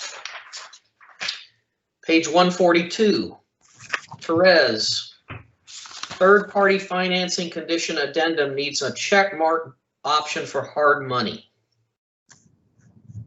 And I think she even, I thought there was an example on page 145 of what she wants this to read. And this gets into a complaint I hear from agents often about cash buyers that run off and get either, family financing, hard money financing, and sellers are angry. And they're angry because they believe that a cash contract is an implied representation that you have the cash, rather than it's not contingent on financing. And they really want buyers to disclose that if they're going to run out and get a loan, that I should know about that. I think that's completely right. But can't I write a contract without a contingency of financing? Yeah, right. Correct. Yeah, that's exactly right. If you want the contingency, then you get the addendum. Yeah. Hey, Charles? Yes. Oh, I'm sorry, Go ahead. SJ. I'm done. I just wanted to make a suggestion to defer any conversation concerning forms that are not before the commission currently until a later date, because I'm worried that we'll need to terminate You're this right. meeting. Yeah. This will scatter us and delay us. So let's put this aside to consider later and talk about, because I see both points of view. the issue is if you go and get financing, it's gonna delay me versus no, it won't, just be tough and show up at closing. Okay, Well, they One- should be, just as a closing comment, they should be doing that sum of all financing. I mean, that's on the contract. That's not the addendum. Yeah. Well, So they're either Some doing it right folks- or they're doing it wrong. a lot of folks are getting cash deals and then they're running out and getting a loan and they're saying, it's not contingent on me getting a loan. I can go get one. Well, Yeah, I know. then, okay, yeah. All right, Ryan Rodenbeck writes, I'd like to request a modification to the Texas appraisal addendum. Oh, this is not before the committee. Yeah, he wants a cap instead of a floor. He doesn't like the way it's worded. Alan Alwyn Pisek writes, will the option money be payable to the title company? Yes. Emil writes 37-5 form. Is this this is the Trek resale certificate form? Is that what this is? Right. Okay, that's a statutory form, so we're not going to fiddle with that. Would that be a fair answer? Should be. All right. Well, actually, I'm not sure that's a statutory form, but okay, I'd still defer it for later discussion. Okay. Yeah, and All just right. to raise a procedural point there, does agenda item 5 cover these other forms that we're discussing now? Yes. And So I would do, We're my just- suggestion addressing is just to defer those either to the end of this meeting or till another meeting. Yeah. We are addressing that by reading the comment, John. We're just declining any action at the time we read the comment. Can we make sure though that we don't lose these comments and they're put in the agenda for the next meeting? Okay, let's make a note of that, to defer all item 5 comments to the next meeting. Well, I think we have to move on that, Chairman, if All that's right. what we're actually doing. In fact, that would save us a little time. Guys, I make a motion that we just not read the rest of the comments and take them up at the next meeting? You want to do that? Well, you need to look at them and see if they pertain to the forums Right. that are before the commission. Yes. Let me clarify my motion, if we want to do this by Yeah. motion. And I don't- clarify that with respect to any comments regarding contracts that are not currently under revision and not currently proposed to be revised, that we defer and save those comments for the next time that this committee meets. Second. I hear a motion and a second. Any discussion? All those opposed, raise your hand on the screen. I like that better. Did I say opposed? you said opposed, as Let I me, say. let me, parliamentary point, I'm sorry. All those in favor, please raise your hand. All those opposed, same sign. Motion carries. Forgive me. All right, so that, So we walked away from parliamentary procedure a while ago. yeah, I know. Come back, We'll come back to it. We're fine. baby. Okay, Come back. so I'm looking at page 144. That's the hard money comment. We can defer that.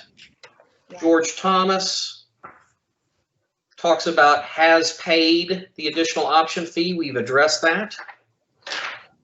145 is the form. 146 is the form. 147.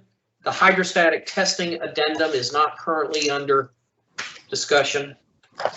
Don't you want to talk about it some more? No, I don't. But maybe, I mean, there's enough griping about this that we may need to come back to it, or some future committee may need to readdress it. 148 is the same issue.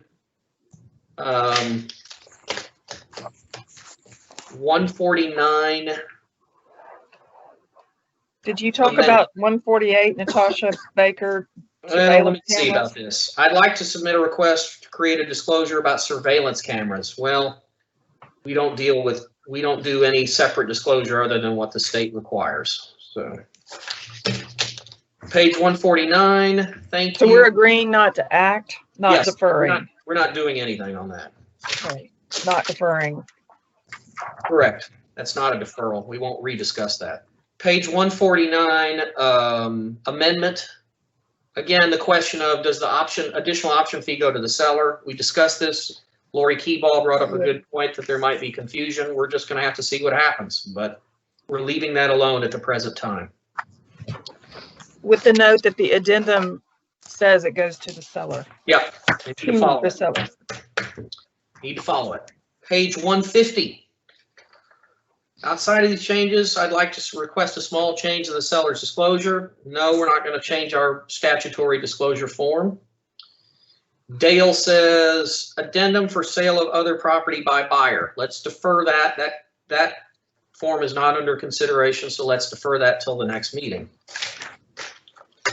Now that is the main part of the comments. Now we have a supplement, which is not numbered, but I think a lot of this may fall under what we just did.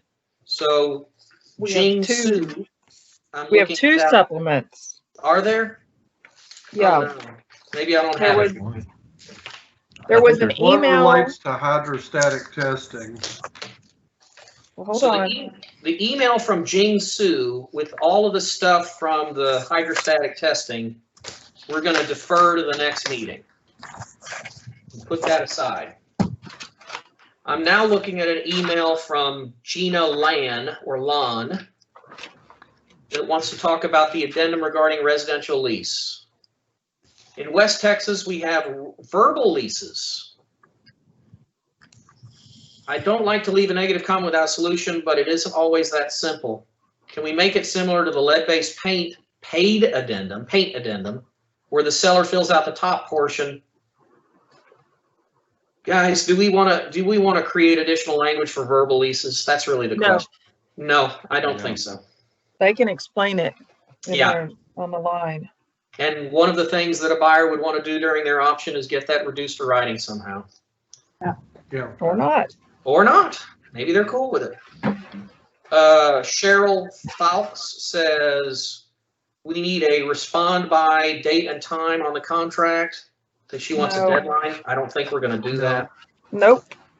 Can we add an addendum for on-site sewer? Isn't there an OSSF addendum in the TREC forms buried somewhere, Ron? No, it's the TAR form. Okay. So, but not being very fluent in these things, I think we pass. Yeah. Very good. Pretty funny. Yeah. Okay, Charles Kramer submits the PDF of the document we've already discussed. Lori Flood writes, I'm unclear. Would we only use this addendum when leased fixtures are excluded?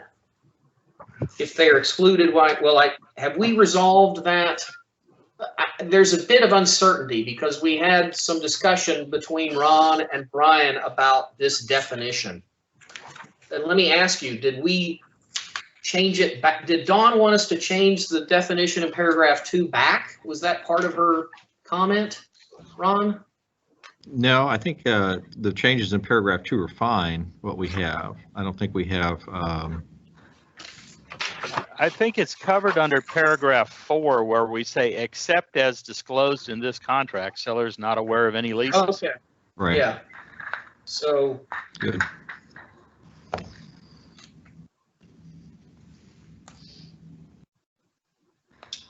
Our next question is there anything, anytime something is leased, must we always use this form, whether the items convey? I'm confused. I think, Lori, we're gonna, if the property is subject to a lease that the seller has signed, we're gonna have these boxes checked and we're gonna have some disclosure.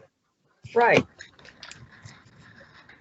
Now, Mr. Harpold, who I believe is or was counsel at HAR and is SJ's former colleague, wrote her and said, why do we need this in 5A3? You apply it first to option fee and then to earnest money. Shouldn't that be designated by the party submitting? Oh my gosh, Grant, there's going to be many times where you just get a check and no one's going to say how it's applied. So we've got to make a choice for them. If they don't make the choice, they could overrule that. You know, if Grant's representing somebody and he wants to reverse the polarity of that application, he certainly can.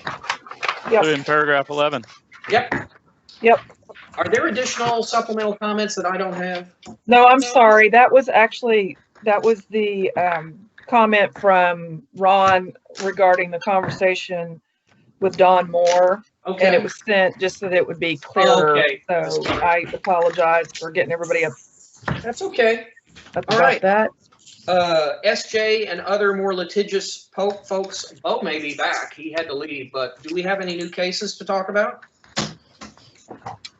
I heard something yesterday, actually, when I took the legal update. It turned out that Rob Cook, who is a broker here in Houston, he actually had served as an expert witness in the case, which is evading me at this moment. I could pull my notes that we talked about previously,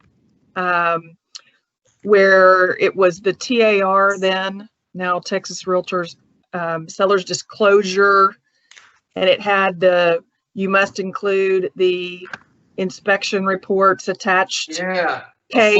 Sammy Aflalo case, is that what it Devin was? Harris, yes. Devin Harris and Sammy Aflalo. Yes. Yeah. And so what Rob relayed to me is, I think when we reported on it, it had been overturned in the Court of Appeals. So it was appealed up to the Supreme Court. They refused to hear it. And so it is now back in the trial court. But it's a stronger, because the Supreme Court refused to hear it. I don't think that had happened when we talked about it last. But to my recollection, so the way the law fell according to the rulings was in favor of Texas Realtors, TAR, is that right? Yeah, Scott's nodding, so yes. So yeah. The courts and the law found that their form did not create a problem. I don't know whether they're going to look at redoing it anyway or not, but yeah, it was a very interesting legal question that says when you have when you say that you're going to include additional stuff and you fail to include it, have you failed to disclose something? Yeah, right. As we teach in legal updates, always be careful. It's a good practice when we discuss the case. Right. What might happen. Apparently, did I say already? Rob was an expert witness in that case. Yeah. So the other thing that came up, and John, you probably could comment on this. I thought it was interesting as a lawyer taking that class. And actually, the instructor, Rob Cook, noted there really weren't very many legal cases. There were a lot of TREC actions, which I wouldn't call a case, but there's a lot of discussion about TREC taking disciplinary action, and it talked about an agreed order, but it never said what the agreed order was. So his complaint generally was, these are bad things, and somebody's getting disciplined, but we don't know in the legal update what the discipline was. And, then we had a side conversation of TREC taking a disciplinary action is one thing that can happen, but you can also have civil liability. And if you have civil liability, you're probably, maybe, depending on if there's a complaint reported, those are two parallel things. And then depending on what it is, and if it was fraud, and some of these TREC cases were fraud related, there actually could be some criminal, actions as well. So I don't really know what further to say about that other than, and I know it's just an update. So what happened in the last year, I guess, since the course was updated, but it needs more. I thought it needed more. Well, I know at least the good instructors are going down that path and discussing the civil liability side. But I know at least a few of the case examples from personal experience did not have a civil lawsuit tied to it, that they strictly were TREC complaints. I can't speak to all of them, but I know at least 3 or 4 of the examples clearly did not have the parallel civil That's side. what I figured. But, it's not really a legal thing, but, and again, I don't know that's for this committee particularly, but it would be interesting to, I think, for brokers to know how bad the discipline can be. There was some surprise that it wasn't more in some cases, but just didn't seem like there were very many there were no legal updates, no actual cases. Well, there's a few cases in there, and I think didn't take one. I only took two, so maybe they were in one. It may be purposeful not to have that in there because of how relatively minor the penalties are. That is more. It's better to say that there was an order out there rather than the actual penalties that were imposed. Again, I'm not saying for sure, but I just know at least on a few of them, it wouldn't have the same impact if we actually said what the disciplinary action is. But just those are my thoughts, and I think the personal experience of the instructors that they convey in between the materials kind of can drive it home. But I agree. Overall, it's fairly light on actual legal updates in cases, but I'm not sure there's much more to actually add this past go around. Guys, we have Avis politely waving her hand. So Avis, if you'd like to say anything, I bet she may have some information that is enlightening for us. I might. Thank you. I have the privilege of being on the writing group for that, and of course that's a course written for brokers, not lawyers. So Esther, you're way overqualified to be in that class. No. And I would just say we have a problem when we go back and forth in different versions of the book, which is done every 2 years, of putting in the sanctions or leaving them out. When we put them in, the people who take it like to focus on how little or how much it was and not on what you were doing wrong here. And so in this version, we took those sanctions out so that we could maybe get the students to focus on the action you don't want to be involved in, rather than, and besides the fact that there's not enough space in the book or enough time to add all the facts. So you have to be also ready to say, remember, we don't have all the facts that the enforcement division had and the commission had when they were making this decision. All we know is this short set of data to look at. And so I kind of defend the position. I think in the latest broker responsibility class, which will be out in January, we do have the sanctions back in, which means we'll have that little battle. So thank you for letting me talk for a minute. Sure. And appreciate all y'all's work. Thank you so much for working. Sure. Well, and Mr. Chairman, I would say on behalf of the litigators, I think an update on two important things might be handy just for the general committee.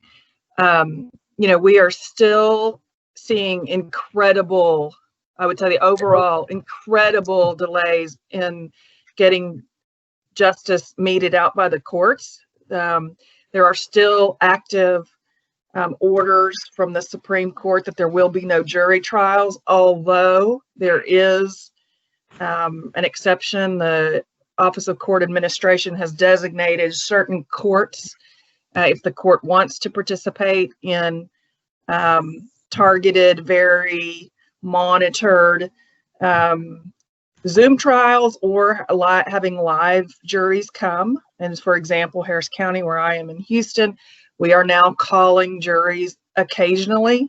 They are mostly going to criminal cases first, but there have been attempts at least to have, I think, 3 civil trials, all of which settled before they were called. But just getting your justice in court is not happening, other than anecdotally.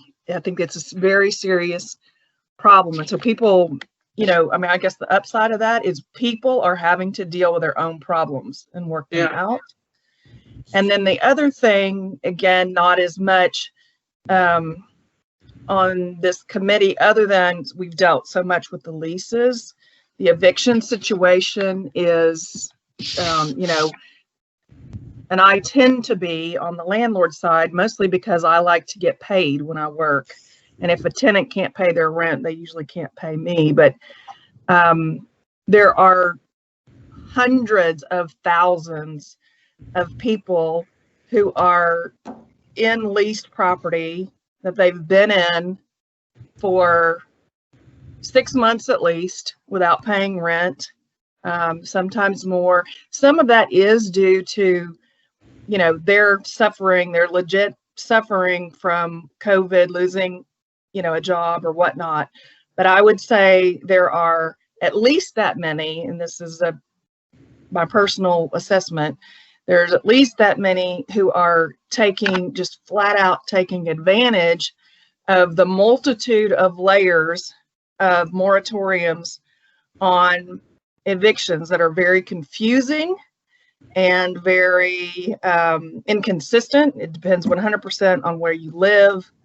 It also depends on if the rental property is governed, well, is subject to a federally insured mortgage or not. That was one of the statuses for a while, whether the eviction is based purely on non-payment of rent or not. But getting an eviction to actually happen and to allow a landlord to get their property back when it's a bad actor or not a bad actor has just been incredibly difficult, which, I'm not saying that tenants that are having problems, that's just, we shouldn't care about that, but we are creating incredible problems for landlords because their mortgage holders, if they have them, are not playing in the same game. And, a lot of landlords, especially small landlords with one property, that may be, part of their income. So it's super important. I think our lease amendment couldn't be any more important at this point in time. I think this is going to be a really bad problem for a really long time. And it impacts the broker side, the transactional side, because if you can't get your tenants out, then you can't negotiate, you can't get a commission for a new deal. You can't get a new tenant in there, and the industry suffers in that way as well. So very important. It's really a mess. It's going to lead to more foreclosures. Oh yeah, absolutely, Lee. That's what I'm concerned That's about. not good for the market. So no, and it's not fair. Why are we picking the landlords? We're picking winners and losers. We, the government, whoever, and that's wrong. Yeah, as a landlord, all right. Like that. We now have 2 dates on our agenda for the next meeting, which are midsummer of next year. I'd love it if we could all get together in Austin. I'm praying that we get a point in our country where we don't have to do any more Zoom meetings, but if we have to, we have to. We're getting by. We're transacting business. So let's social distance. And do it. Does anybody have any preference on June 4th versus June 11th? Either Friday? No. Not here. Why don't we do sooner rather than later? My suggestion is let's do June 4th, and if we need to adjust it, we can all talk. Well, here's my next question, and I haven't looked, but as someone on Trek that proposed these dates, have we looked at when sign die is and when we might have, all of because this is a legislature year. Yeah. The reason I'm calling is I'm trying to process a credit card for. Well, typically the signing die is going to be on May 31st. And the payment. So, and do you then, think we're going to? Yeah. So I think June, I would go ahead and schedule a meeting. Right now, we can always change this by at a later time by notice to the committee. So I think really we're just putting a placeholder right now. I would almost rather pick the later one. Just, I don't know. All right, you want June 11th? Yeah, just because. Okay. I mean, if we have a special session, it'll probably get called by then, right? Or no.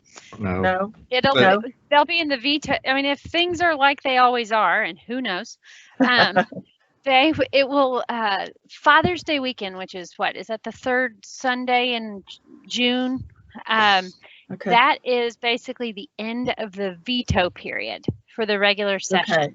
So there's never a special session really until July. Okay. All right. Well, then I'm withdrawing my comment. And we I'm may fine with not June know. 4th.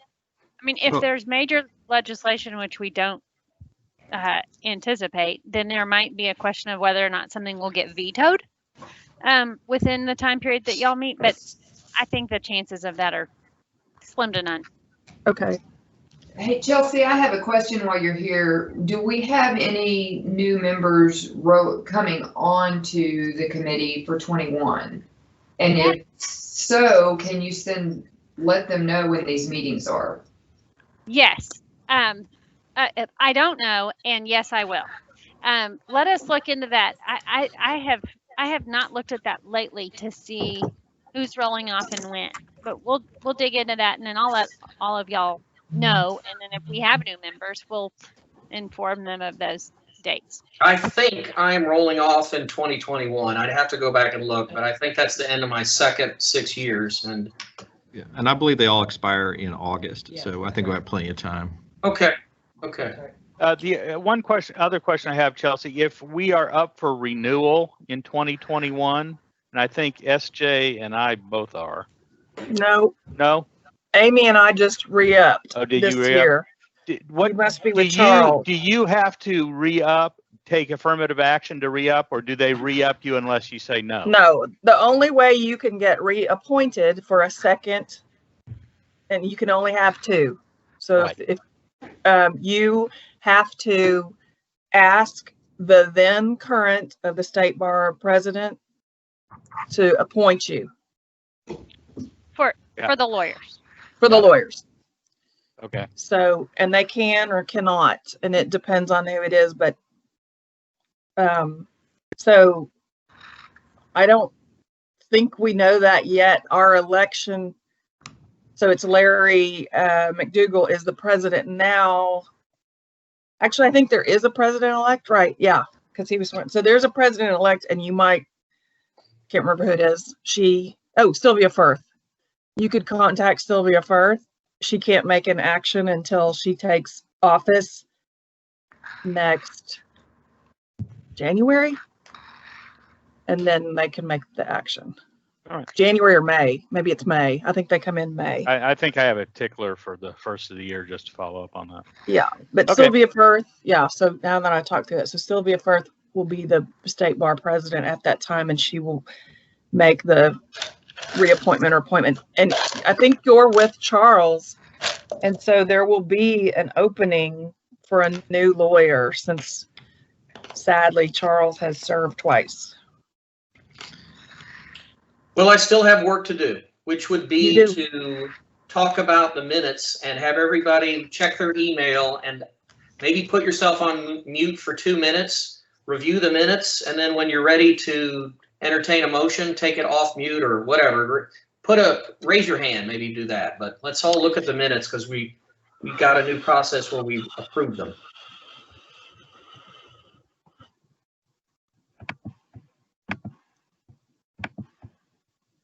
Do we have them? Yeah, she just emailed. I just got them. I just sent them. Okay. Sorry, my firewall is slow. Okay, and Charles, I think I can be at peace with this on the new lease fixture addendum. I just want to make it clear this scenario. If there's a lease fixture that's not being assumed and it's not being removed, if there is a financing statement, the seller will be responsible to pay whatever is necessary to get it released. Correct? All right. I can live with that. And we're gonna, I think Ron's gonna make a motion in just a minute, once you guys have reviewed minutes, just to move forward with the recommendation to adopt and the effective date and everything, so we can close that loop on all the work you guys just did. Mhm.